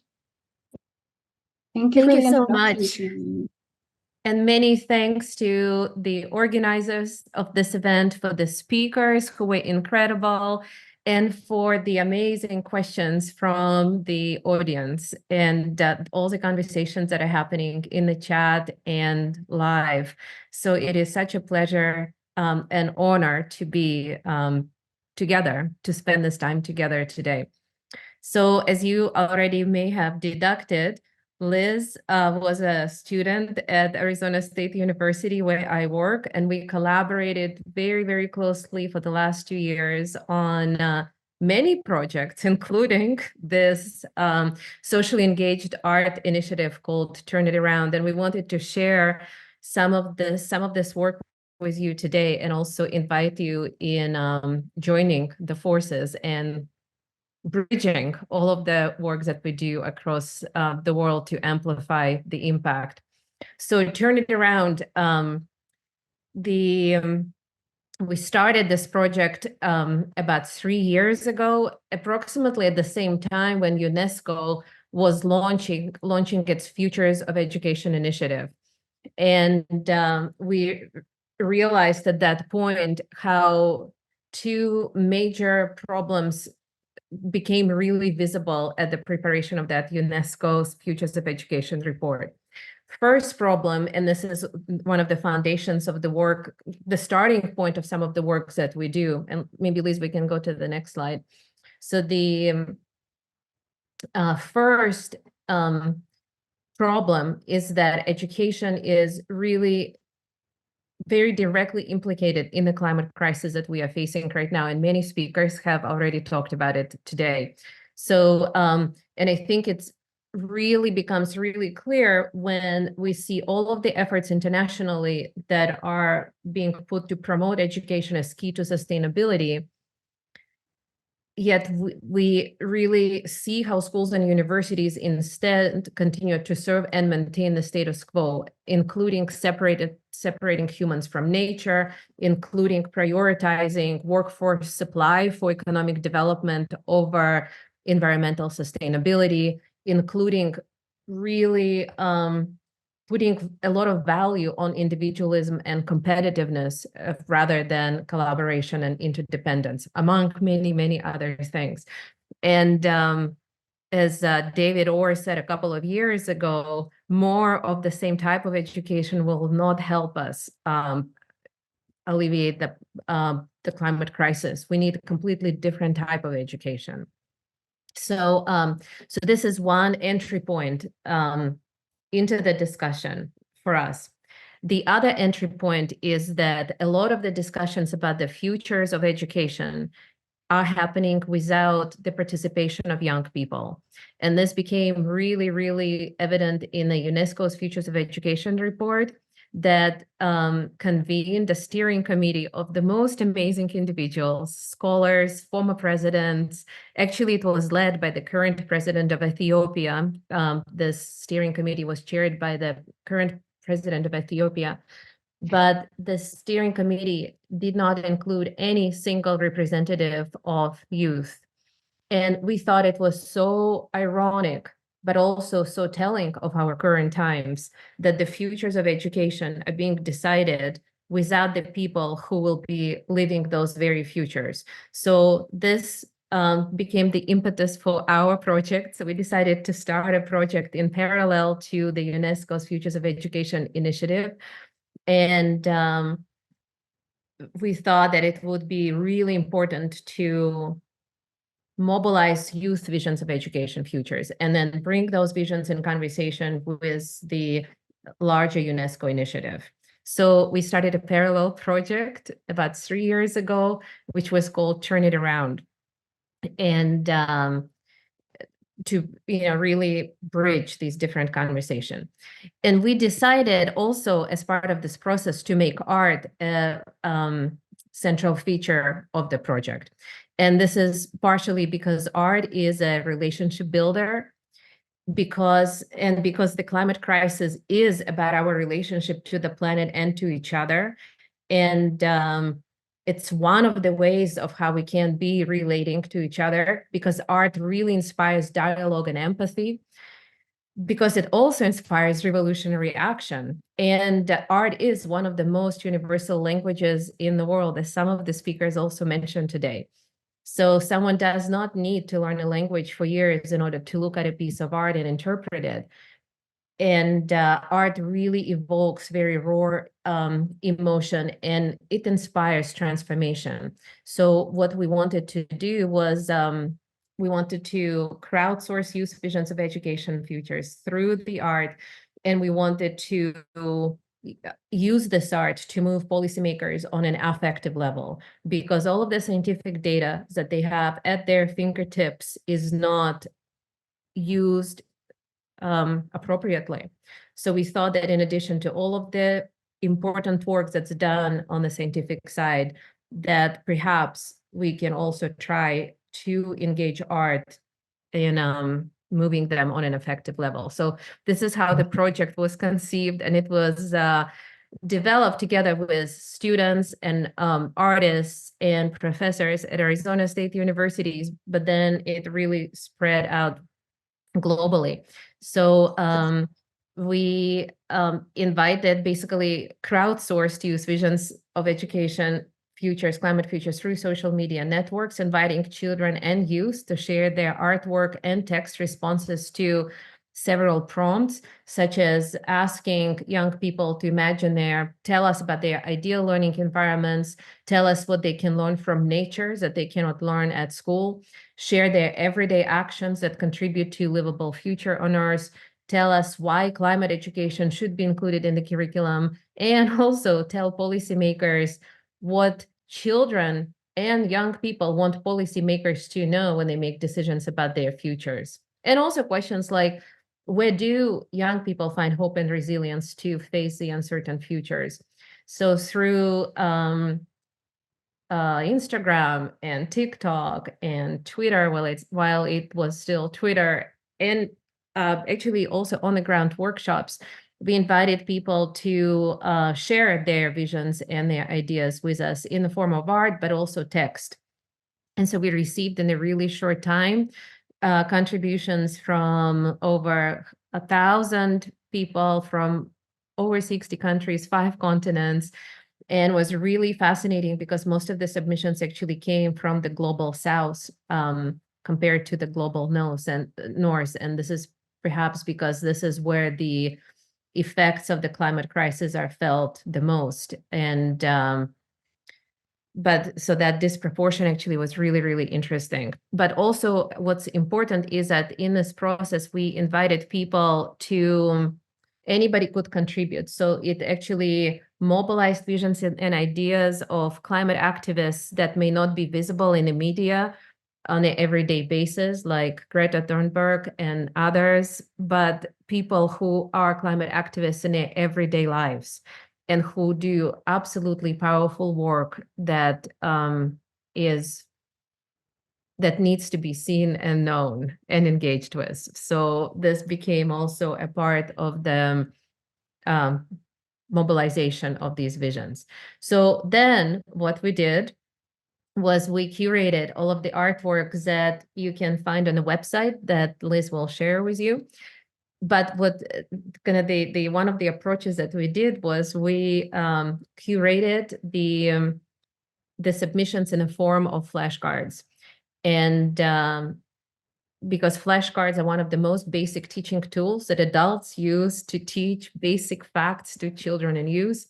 So we thought that we would turn it around and decided to basically ask children and youth what are some of the basic facts that adults in power, policymakers should know when they make decisions about the futures. So these flashcards then, actually Liz will talk about it a little bit more, but they became the teaching tool that connected the pedagogical tools that connected young people's visions of climate futures and education role in the climate futures to the policymakers and the conversations in the boardrooms. And we'll talk about it in a couple of minutes. And we also, in addition to these cards, the website and the physical cards that we produced, we actually also wrote a policy report where we analyzed all of the submissions and presented them in a language that perhaps is more familiar to policymakers. And we'll talk about that a little bit more in a few minutes. But Liz, over to you. Yeah, so from the amazing submissions we received from youth around the world, we were able to have the student researchers on this project identify the key turning points that we need to turn it around to support ecologically just and sustainable futures. These 4 turning points were a intergenerational turn, a decolonial turn, a methodological turn, and a pedagogical turn. So to go a little deeper into those, first off, an intergenerational turn. Youth are the future holders of the world. It is their futures, and they are not included in the conversations of what should be changing with their education and what should be changing to have them have strong ecological literacy. So to turn in this area, youth need to be included in the conversations of making decisions and making decisions around power and policy, because it is their futures that are being impacted. Next, our deck activates a decolonial turn that, by cutting across the established hierarchies of Western knowledge and opening up for policy space from multiple perspectives, from indigenous and land-based knowledges to non-Western philosophies and eco-activist movements, this recognizes that the interdependence of all beings, and that includes non-humans and humans as well.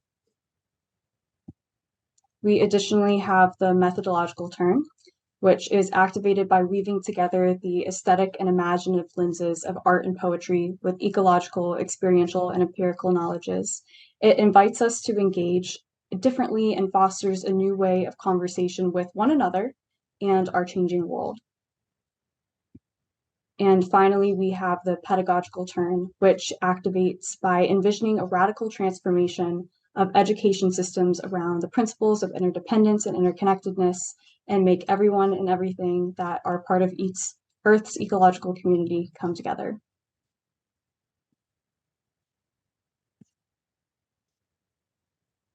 Liz, I think that the slides aren't turning anymore. Nope, I just realized that. So apologies, please enjoy the quick slideshow. As I realized my computer was glitching.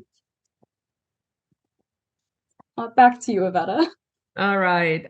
So in this project, the the youth artwork and written responses send this really strong signal for urgency to dismantle the unjust systems, to reconfigure our relationships with each other and the planet, and to make education paradigm will turn. So we're kind of playing with this idea of turns a lot in this particular initiative. And this requires unlearning the deep-seated assumptions about the dominant models of education, which became really visible in the artworks that was submitted and shared with us.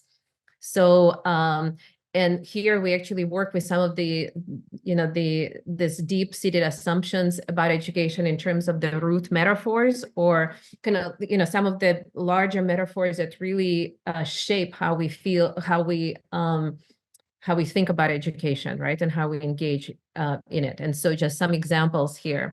So progress is one of those metaphors that is used really widely in education. And so it assumes that social change is linear, that it's always associated with improvement and enrichment for everyone. And you can see how in the youth artwork, and this particular is by Ishita Maurya from India, where she portrays progress as a meat grinder, which is operated by a few white men who are putting nature, plants, animals, water bodies through the meat grinder to make profit and build the Western world. Antonia Herrera from Lampa in Chile sends another chilling reminder. So she says, no matter how much money polluting industries have made, when wildfires consume the last forest, when the last city is flooded, when we are unable to produce any food and are severely dehydrated because of the extremely high heat and no water to drink, money won't save us. So this idea is really well portrayed also by this 15-year-old artist from New York, where she puts the world in a sand clock, right? And basically also showing how we are running out of time.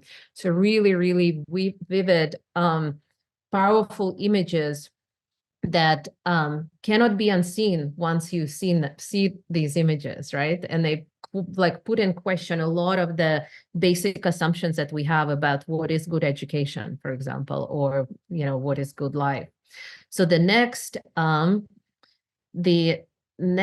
example is the arrow of time, which is also really strongly critiqued by the artists in this project. So it's a metaphor that's used to describe a unidirectional movement of time from past to future, which is highlights constant progression of events unfolding in abstracted, infinite time-space continuum. It ignores other temporalities, always propelling us towards a single vision of the future. And some of the artists who shared the ideas in this report basically really challenged again this one vision of the temporarily, saying that humans are the only beings on planet who wear watch. There is no one who can rush flowers nor the rain, right? Or the other one you can see here, nature does not hurry but gets everything accomplished. So it kind of reframes the thinking about time in different ways as well. Then another root metaphor that very often is used in education is that of a machine, and basically viewing nature, but also schooling as a machine, right? Based on the Industrial Revolution models. And so here we see this metaphor of machine extended to its logical dead end, portraying the human as a machine too, with the smoke stacks coming out of the person's head while they suffocate in gray smoke. So this nature as a machine worldview focuses on reducing nature to its exploitable value to benefit humans in the name of progress and development. And the young people who shared their artwork show how ridiculous this approach is, right? And how harmful it is to both people and nature. Then just that we'll share a couple more examples with you. One is the idea of universalities that is also critiqued quite a lot too. And here the universality assumes that the Western modernist knowledge and ways of knowing, such as human exceptionalism or liberal individualism, that these should not be looked as universal truths that are applicable to all humans across all spaces, right? So again, applying this idea of universality to its own dead end, some of the young artists to talk about how we too disappear as we engage in this universal pursuit of progress and development.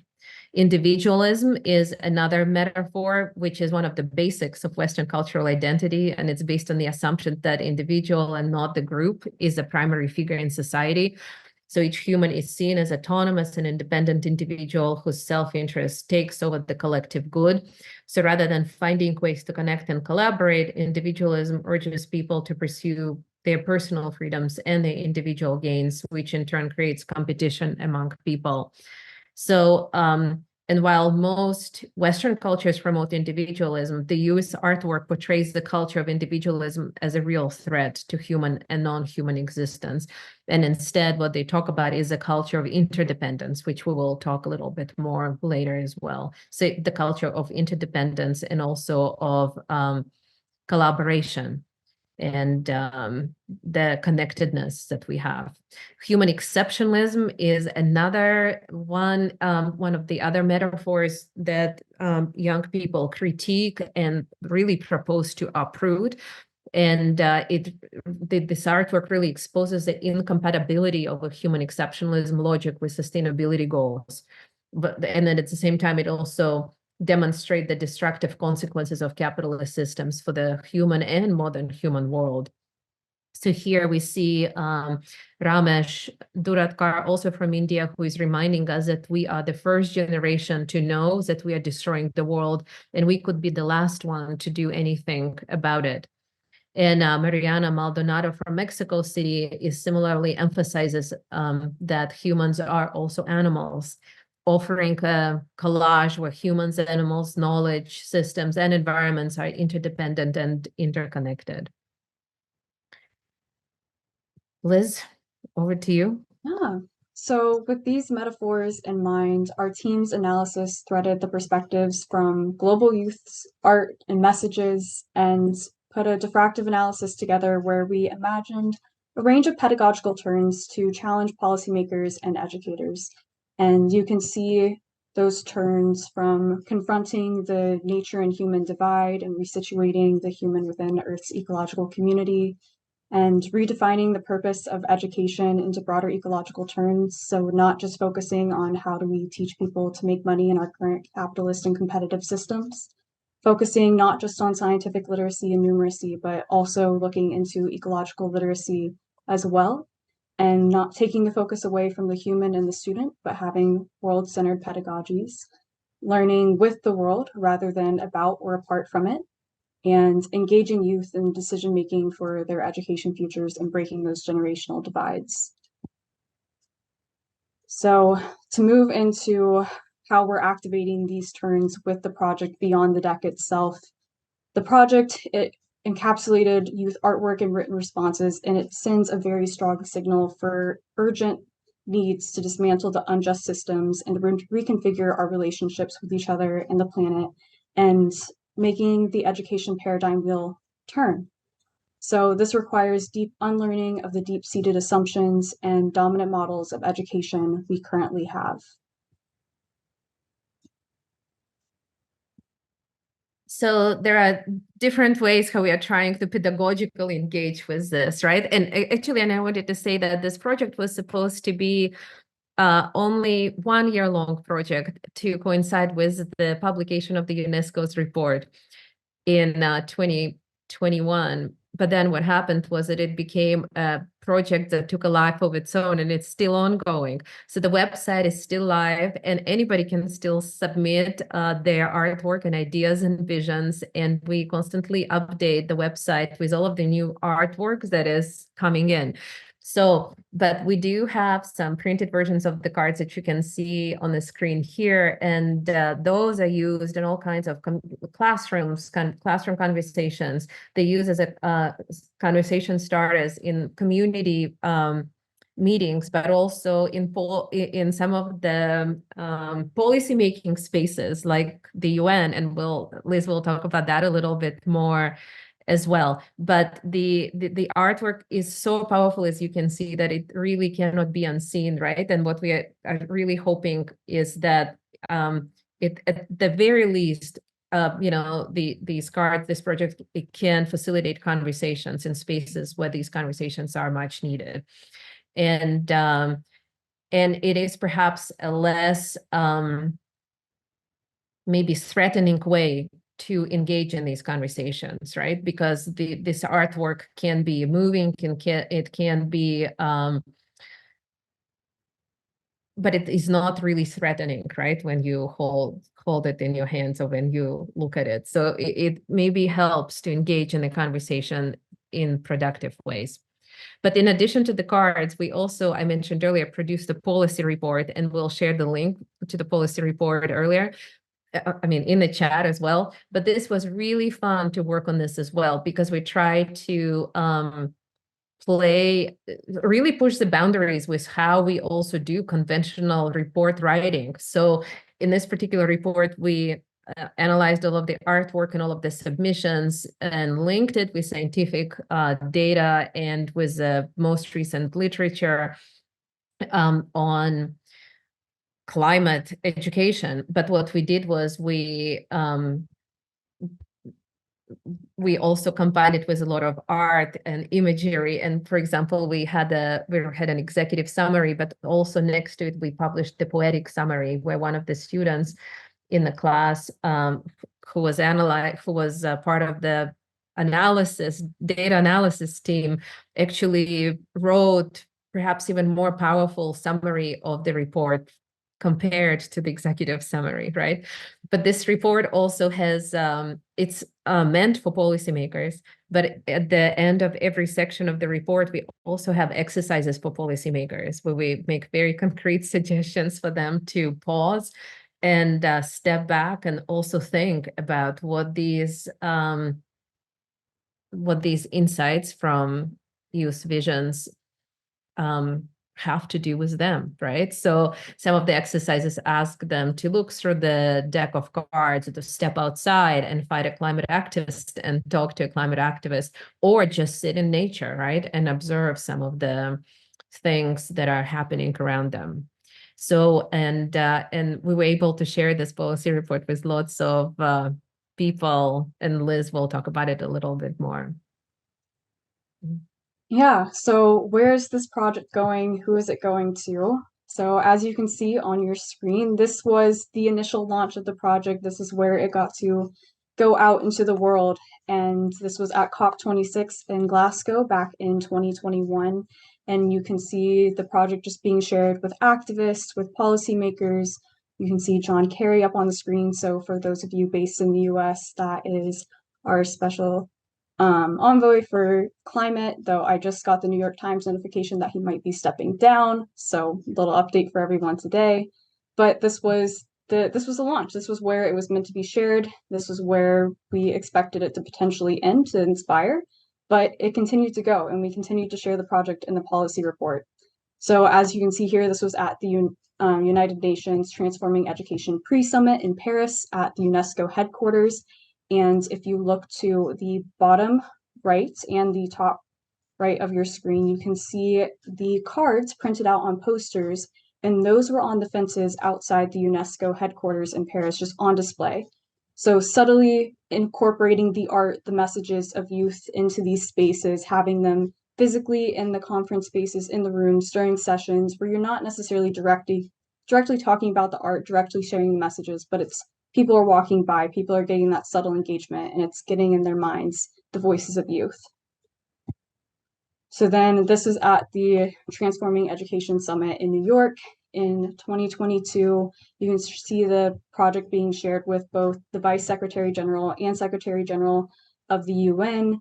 and see it being shared with different ministers of education from around the world. And I think the key photo in this was in the bottom right, there is a panel of ministers of education at Columbia University and the artwork of the youth and their messages on these enlarged cards is there. And what's interesting about that to me, and I think to you all as well, is this is a conversation of adults about education. Who is the primary stakeholder of education? Youth. So youth were not in that room, but the people making decisions were. And the best way that we from our ends could incorporate the visions of youth into this space was bringing their art and the messages they've shared to us into it to be incorporated into that panel. And finally, most recently, back to COP at COP28, John Kerry got another deck. I hope he's making a collection at this point, but we were able to share it with the Secretary of the UNFCCC, the President of COP, and just have the cards on display, engage with activists, engage with policymakers, and continue to inspire people with the artwork and messages from youth around the world using this deck of cards and policy report. And we've also brought the project to a local level. So this has global implications as well as right at home in your own community. So in 2022, we organized a march at Arizona State University where students across the university marched to the president's office to demand for sustainability education across the university for all students. And we were able to meet with the president, and ASU's sustainability education program has expanded to the entirety of the university. Everyone has to learn at least a little bit of sustainability while they're there. So these efforts can be brought and applied and contextualized to your own local community as well. And you can see this in classrooms. So this was in partnership with Rob and Melanie Walton Sustainability Teachers Academies, as well as Stitch for Science, where a classroom inspired by the Turned Around project had their students create artwork about what they want to see for their climate futures, and that artwork was turned into a quilt for their classroom. So there's multiple creative projects and ways that the project can be interpreted to inspire people to think about what they want for the future, inspire youth to share their voices, but in a creative way. So let me pull the link for you all very quickly. But if you are an educator or you work with educators, we do have resources for educators to use to incorporate the project into their classroom, as well as to share the ways that they've used the project and created curriculum, created activities so that other educators can use it as well. So the link I just dropped has all of those different projects, curriculum, activities, and we invite you to create your own and submit them. But to finish us off, I would like to run a quick little activity.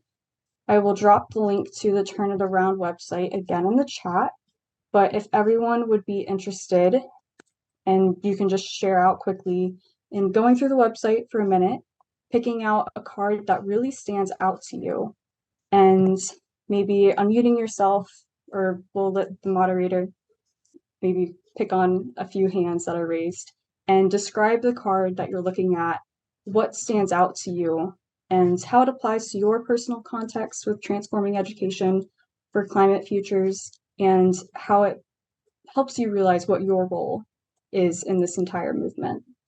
So I'll pass to any hands are raised.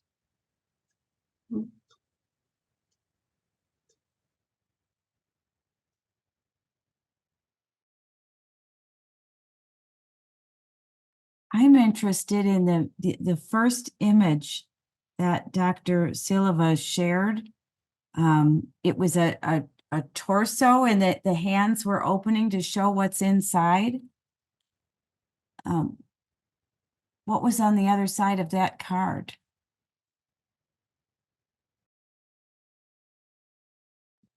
Good question. We will try to find it really quick. I think it was maybe something about humans and nature being interconnected, but I'm going to look it up right now quickly. It is. I can quickly.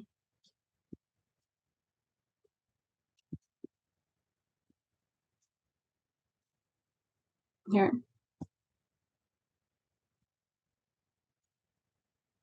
Yeah, it's about the pulse of life in your body.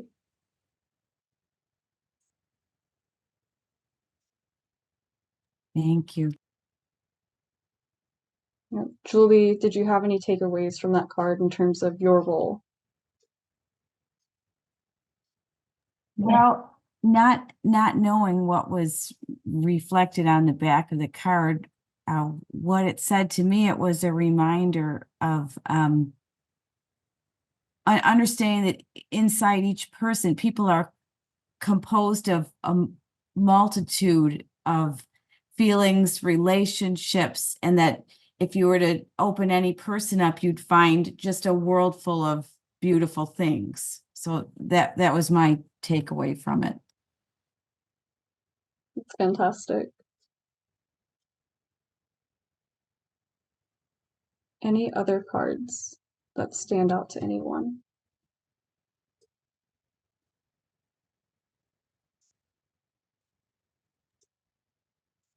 It looks like Stephen put one in the chat.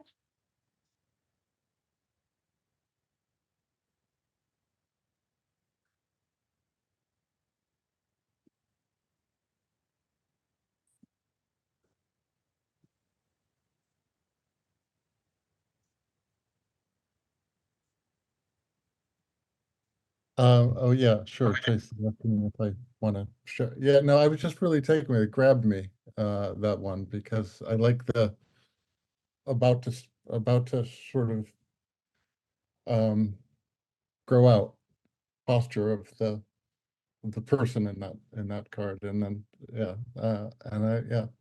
so that one jumped at me.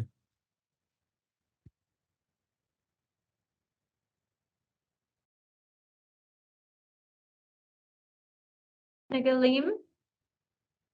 Yeah, I just dropped one in the chat, and it brings to mind the interconnectedness of nature. We don't own it. We're just a part of it. And I saw this other interesting cat that said we are the first generation to understand that we are destroying nature. And this card just shows how we are connected to nature. It brings to mind the fact that if the bees were to go extinct, we too would become extinct. If the trees, no life, no water, no life. So it just like brings out all of that interconnectedness between the living and the non-living aspects of life as a whole, and places man where we truly belong. That is, we are a part of nature and not that we own. Very true. That's wonderful. And yeah, all of these responses. So as you can see, these cards are a great conversation starter, or as Iveta mentioned earlier, they're not threatening. It's a way to just help you start thinking and think creatively about what you can do and what others can do for solving the climate crisis. So to finish us off, we invite all of you to engage with our project, to use our resources, to create your own and share with us how you're using the Turn It Around project in your own climate efforts, as well as if you are under the age of 30 or work with anyone under the age of 30, encourage them to make their own submissions, whether it be artwork, poetry, a message. We're still accepting them. They'll go on the website. We'd love to share it on social media. So yeah, check us out online, follow us on social media, and just get involved with the movement and start thinking about the climate crisis and what you can do creatively. So I'll pass it back to Iveta. I just wanted to mention that the website is in 5 languages right now. So also our students translated everything into Spanish and French and Mandarin and Arabic and English. So, and also submissions could be in the multiple languages too.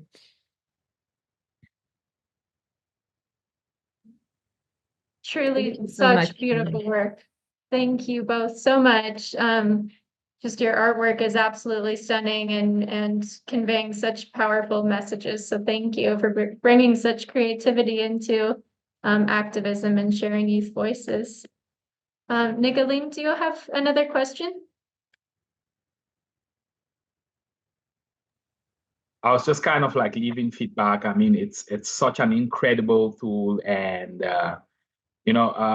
it brings like the positive and the negative scenarios. Like you could present these cards like with students. So, okay, what are the challenges? So can we put them in cards and engage in this meaningful dialogue? And so this is how bad it is. So now let's get into the positive future and look at it. And you come up with these other amazing cards. I mean, it's an incredible tool to begin dialogue with young people, getting them be creative and participating in that dialogue process from their perspectives. I mean, it's such a wonderful tool. I was just kind of like commending it. This is such a wonderful tool.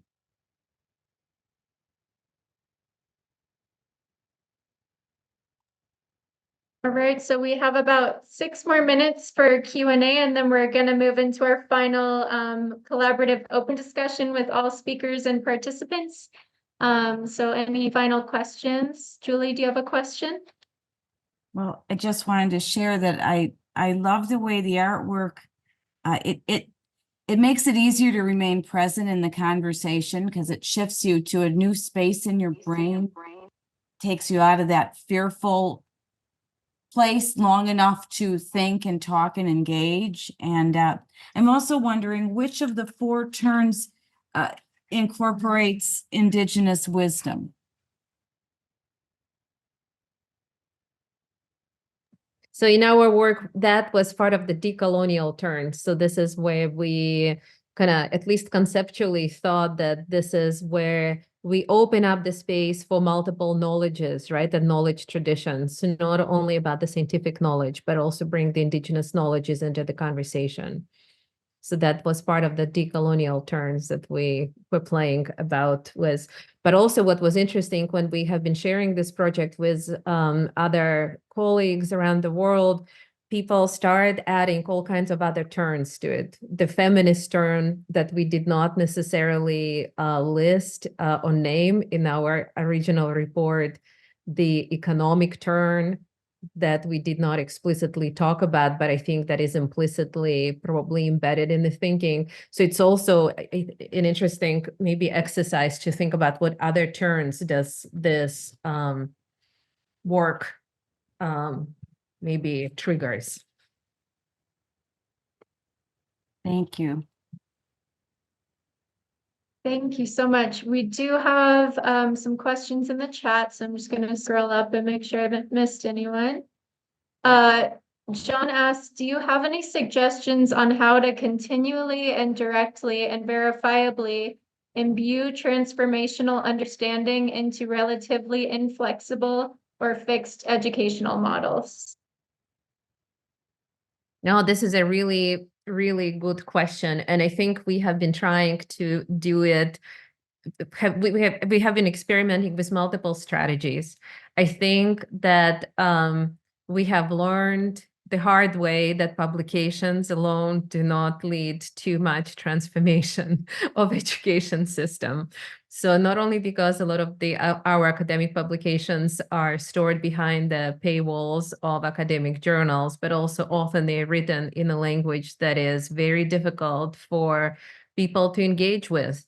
So I think this project also is an attempt to work with very similar motivations for transformational change, but maybe try different strategies, right? So we still work with very similar motivations, rationale, even knowledge sources, but we are maybe presenting and channeling and engaging with these knowledges in different ways, right? So like in this particular way, in artistic ways that move people also on an affective level, because we know that the scientific data does not necessarily push policymakers into action, or even, does not necessarily lead to individual behavior change, right?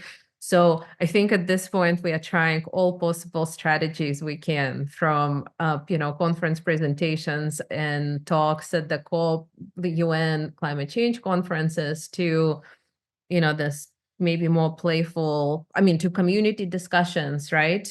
In our everyday lives, to these maybe more playful and disruptive, maybe tactics of engaging with policymakers and triggering maybe some other type of response.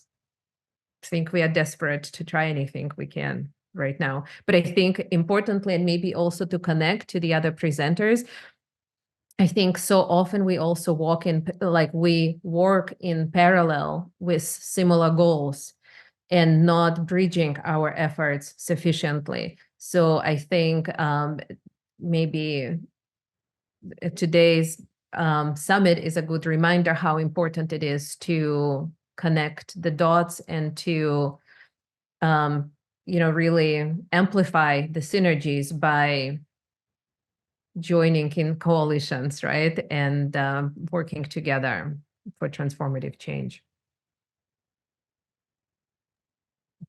Well, thank you so much, Dr. Silova and Liz. It was a fantastic presentation. We're so grateful for your time today with us. And if anyone else has additional questions, I'm gonna pop their emails into the chat. I believe Tracy did already, so we'll just have an extra reminder here for anyone who wants to reach out with direct questions. And thank you so much. We're going to transition now into our final collaboration session with all the speakers and all the participants to bring our voices together. And we have a couple of questions to guide the process before we do our final closing. Thank you again, Iveta and Liz. Thank you for the really important work that you're doing.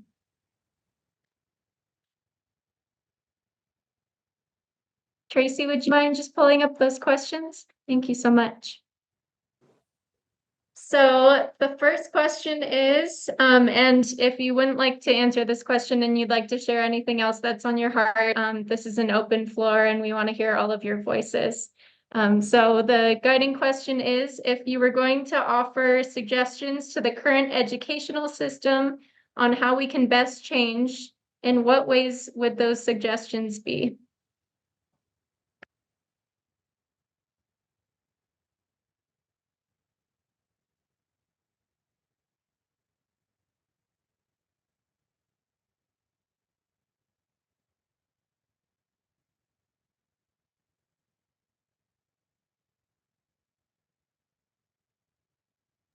Lisa?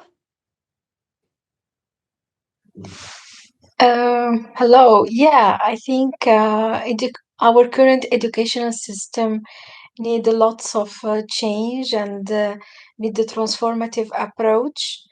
From my perspective as a social initiator in the realm of sustainable education, I think we hold a pivotal role in transforming the educational system.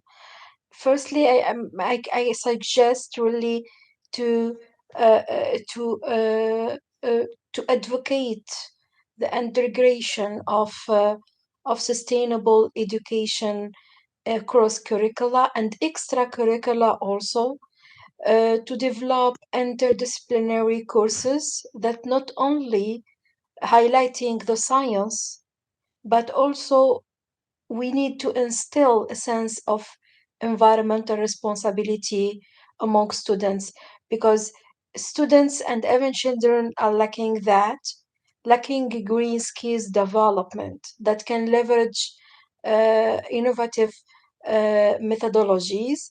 And maybe we can establish, we can change, we can't really change that without establishing partnership PPP. I do suggest that it can plays a crucial role to involve all the stakeholders in order to leverage that and to overcome challenges. I suggest also investing in teaching, training, and programs. Uh, in my countries, in my country, in North Africa, as Tunisia, we lack training and programs for teachers and educators to facilitate their experiential and disciplinary learning, especially in terms of science, technology, and methodologies, and digital continuous development. So yes, we need that, and we need to measure also and communicate the impact.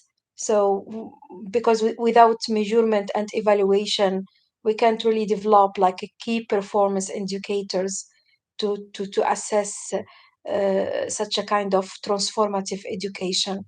Thank you. Thank you. Brilliant ideas and reflections. Thank you so much for sharing. Ife, do you have any thoughts on that or your own thoughts to bring in? I don't know, I was going to say something else. I think just as you asked that question, I just sort of had like a flash of all my teachers from school and even those who I engaged with during the programs I run. And I just realized that the age range of those teachers are the people who trying to talk to like adults about the environment, about climate change, about pollution. They are the ones who they don't take action. They don't understand the problems. You're thinking about other things. Climate change isn't even like anywhere. So I think maybe we first of all even need to look at who these students are spending most of their time with, because we need to find ways to incentivize youth into going into education. I don't know about like other countries. I see like videos of like young teachers in school, and it surprises me like, oh wow, somebody is willing to go into this space and just be a teacher. And that's something I feel like maybe definitely in Nigeria we are lacking. We don't know young person wants to be a teacher. It's almost like you're going into a life of nobody wants to go into it. So I think that's like just thinking of low-hanging fruits. Where do they spend most of their time? How are those people thinking? How do we get more people who are interested in this thing, not just taking them on as hobbies or projects, but like, okay, I'm thinking about it now. For example, at my office, I'm always looking for how to get people to start planting trees. I just go on randomly teach trainings on reducing your carbon footprint. I wonder, I just give everybody a challenge of, oh, let's all delete additional emails and things like that. I think, I hope I'm making sense, but yeah, that's what I was going to say. Well, that was brilliant. Thank you so much. Thank you for sharing. Dacia? Yeah, thank you for the floor. For me, it is important that to know what we must teach to someone and know what he need essentially to grow as in professional and relations way. So sourcing is the best way to approach for a best education, as when you know what someone went and where he went to go, or if you have a ability to help him to write the goals that about education and professionally, it can help. And it is in my country, education people don't have the possibility to have a good life, as the salary they get is very few, and it give the to young people that to educate or to train other people isn't the best way to get a decent job. So it will be good to do a global education where we know the place of a teacher or other people who educate, and if they have some program to help them, or to encourage them to what they're doing is the best thing that can help a lot of people to do more commitment and a aesthetic approach of education, because when you are in some way and you want to fix something to someone, but that is not what he needs, it is very difficult.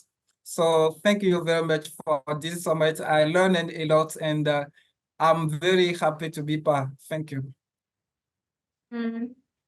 Well, thank you so much for being here and for all that you've contributed the entire summit. It's so valuable and helpful. Thank you. Nagalim? I just say I'm truly motivated and inspired, knowing that there are these different organizations out there that are incorporating creative tools to promote environmental education. I mean, it's very heartwarming. And as a way forward, I think it's very important for us to be able to create a platform of knowledge and resource opportunities. I mean, it's something that's pivotal, especially for the less developed countries. I realized one of the biggest challenges to catalyzing environmental education or change in my community was the fact that young people didn't know or have access to resource opportunities. I mean, I just keep getting from one network to another. That's how I get in touch with all of these amazing opportunities. And I started to share these opportunities on my social networking channels to expose more and more young people.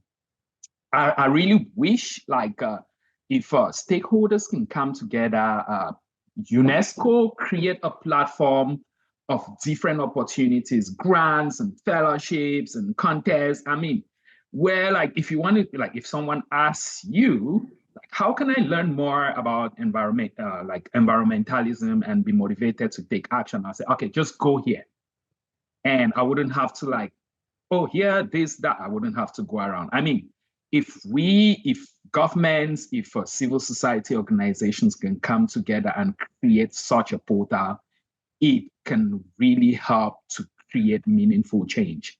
And I am really impressed by the participation of most people from the Global South in this initiative. If you listen to their stories, most of them didn't know about environmentalism before they became advocates or actors in environmental issues, because we weren't taught.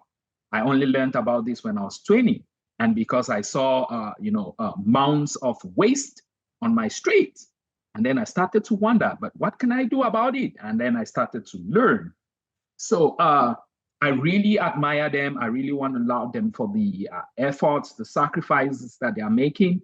I mean, to grapple with poverty, underdevelopment, and other challenges, and you're still willing to serve, oh my God, I salute you for that. It isn't easy, and sometimes you feel like giving up, but we have to keep going. So I think it's very important to valorize and recognize traditional education. That way, the billions that don't understand the complex science of climate change and environmental issues would be able to start to develop interest. I'd use a religious perspective to explain this. Like, more and more Africans are religious because the Bible was translated into their local languages. And now, like, they understand it. It's not in English. They understand it because it's in their local language, and can be able to participate in religious dialogue. And that's why Christianity has over 2 billion followers around the world. One book, 2 billion followers. And then we have one planet, and we can't galvanize 1 billion action. So we need to break down this complex science to the local, I mean, to the least, like the local, most local or basic level, in such a way everyone can be able to participate, irrespective of their language, irrespective of their culture, and say the same thing. Like, just like they would say, it's same Bible all over the world. Like, we will speak the same language, which is the language of environmental protection or sustainability as a whole. That way, we'll be able to achieve real, meaningful, and lasting impact. Once more, all those creative organizations, all those educational organizations. I mean, when I filled the form before I jumped into the summit, I wrote those things down, and I was amazed to meet all of these new organizations after doing like environmental work for 14 years.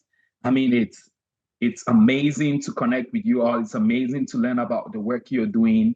Those are my key recommendations for inclusive development with respect to promoting global environmental sustainability.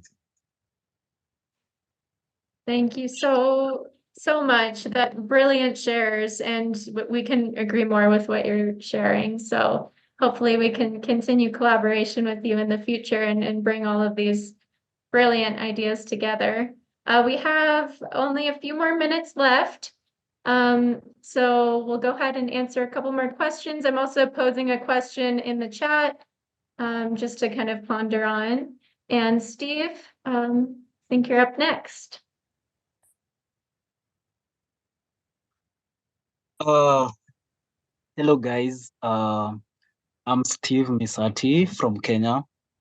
I've loved the discussion the past few hours, and one thing I'm leaving the summit with is optimism and continuing going to do the good things that I've learned from here.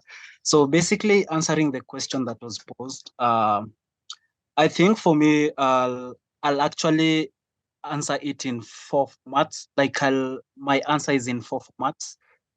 One being curriculum transformation, and here is whereby we integrate climate change, sustainability, and environmental issues, not just in the science classes, but in maths, history, literature, economics, and even arts. Then focusing on critical thinking and problem solving, moving away from the rote learning system to now encouraging students and other people to get the data, analyze it, evaluate it, and work on getting solutions from it. Then prioritizing the place-based learning, connecting learners with the environment, and if there's one thing we've had revolving around this discussion is the indigenous knowledge. So if we connect students with the environment, that knowledge will actually sync with the scientific knowledge easier and more efficient. Then the second method is basically teacher training and support, supporting people, supporting educators, supporting facilitators, equipping educators with the knowledge and skills to teach climate change effectively, fostering collaboration and knowledge sharing, and addressing the emotional dimensions, whereby we acknowledge the anxiety and distress that these issues cause, and then equip these educators with the tools to create safe spaces for open discussions and emotional support.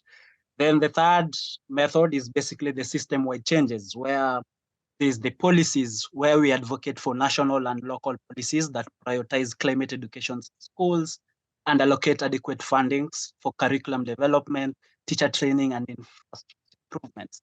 Then community engagement, basically partnering with local communities, NGOs, indigenous knowledge holders to co-create learning experiences that are relevant and culturally appropriate. Then lastly, assessment and evaluation, where we develop assessment methods that go beyond standardized tests and values critical thinking, problem solving, and collaborative skills.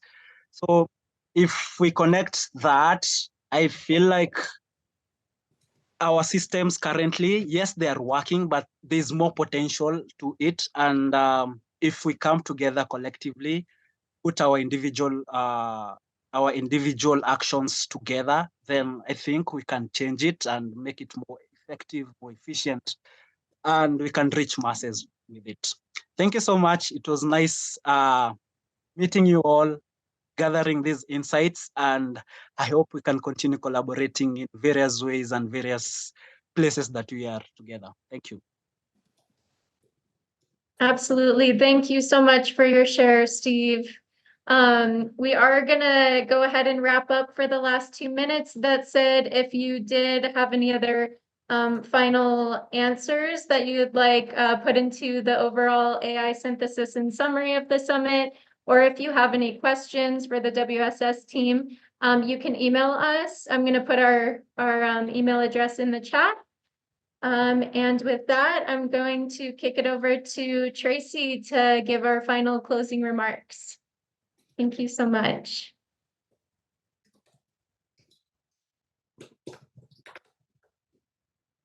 Thank you, Sammy, and thank you everyone for being here this whole time. We did a long session and it was so vital and important to hear everyone's expressions, and I feel we all learned a lot together, and this is just the beginning of a long line of collaboration that we can sustain. So each of today's speakers and everyone here has a key piece of the puzzle, and we can work together to bring this new paradigm into tomorrow's educational system. This workshop is the second of thousands that we will have that will be needed to affect this goal. So we will have another one coming up in April. We're creating a hub, and it's designed to bring together educators and you to create and design this new system, like we already said. And our world is requiring of this of us now. So glad we're all here now, and let's continue to do this amazing work. So our key message is that education is the foundation that makes this whole shift into health and wellness for all possible. So we're starting with education, especially for youth, women, and underrepresented groups across the world. And the cost of inaction is too terrible to imagine. Our time is now to do this. And I believe we're doing it. So WSS, we work weekly, we work daily, every day to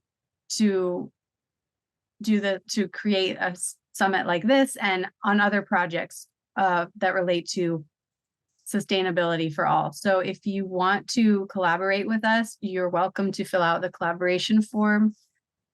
We want to invite you, if you like this summit, and you want to help co-create more the future summits, that would be awesome. We can set up meetings to receive your input and make them more, co-create a new, as it evolves, we want new input. So collaborate.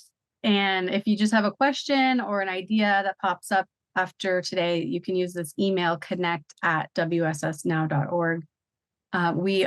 The registration page is open for our next summit, which is April 6th, and it's going to be Saturday as well. And we are currently recruiting speakers for all of our next summits for the year. And like I said, you're welcome to collaborate on how to make the summits, and just registering for the next one is available now. And if you want to learn more about WSS's programs, it's on the website. Our end goal, giant, huge horizon vision is the Phoenix Global Transformation Platform, and that you can learn about that on our website at wssnow.org/Phoenix. And we are a 501c3 nonprofit, and we are seeking funding to keep these programs going and to build the Phoenix, which will synchronize and unite all of humanity towards a sustainable world. So if you feel called to donate, you can scan the QR code, or you can use our website. And if you could connect us with any organizations, foundations, people that would be able to sponsor events like these and other events that we do, we would be very, very, very grateful. And so would the whole world. So what do we have next? This is our time and our opportunity and our moment of power to change the world, and we can do it together. So thank you so much for your attendance today. We look forward to following up with all of you and keeping this energy moving for the year of 2024 and beyond. Thank you all so much. Yeah, This is wonderful. Thank you. Nice to meet you. Such amazing wisdom. Thank you so much. Amazing. Thank you. Thank you so much. Bye. Thank you so much. Thank you, everyone. To be continued. Talk with you all soon. Thanks, everyone. You all have a wonderful and green weekend. Have an amazing day and night. Thank you, for everyone.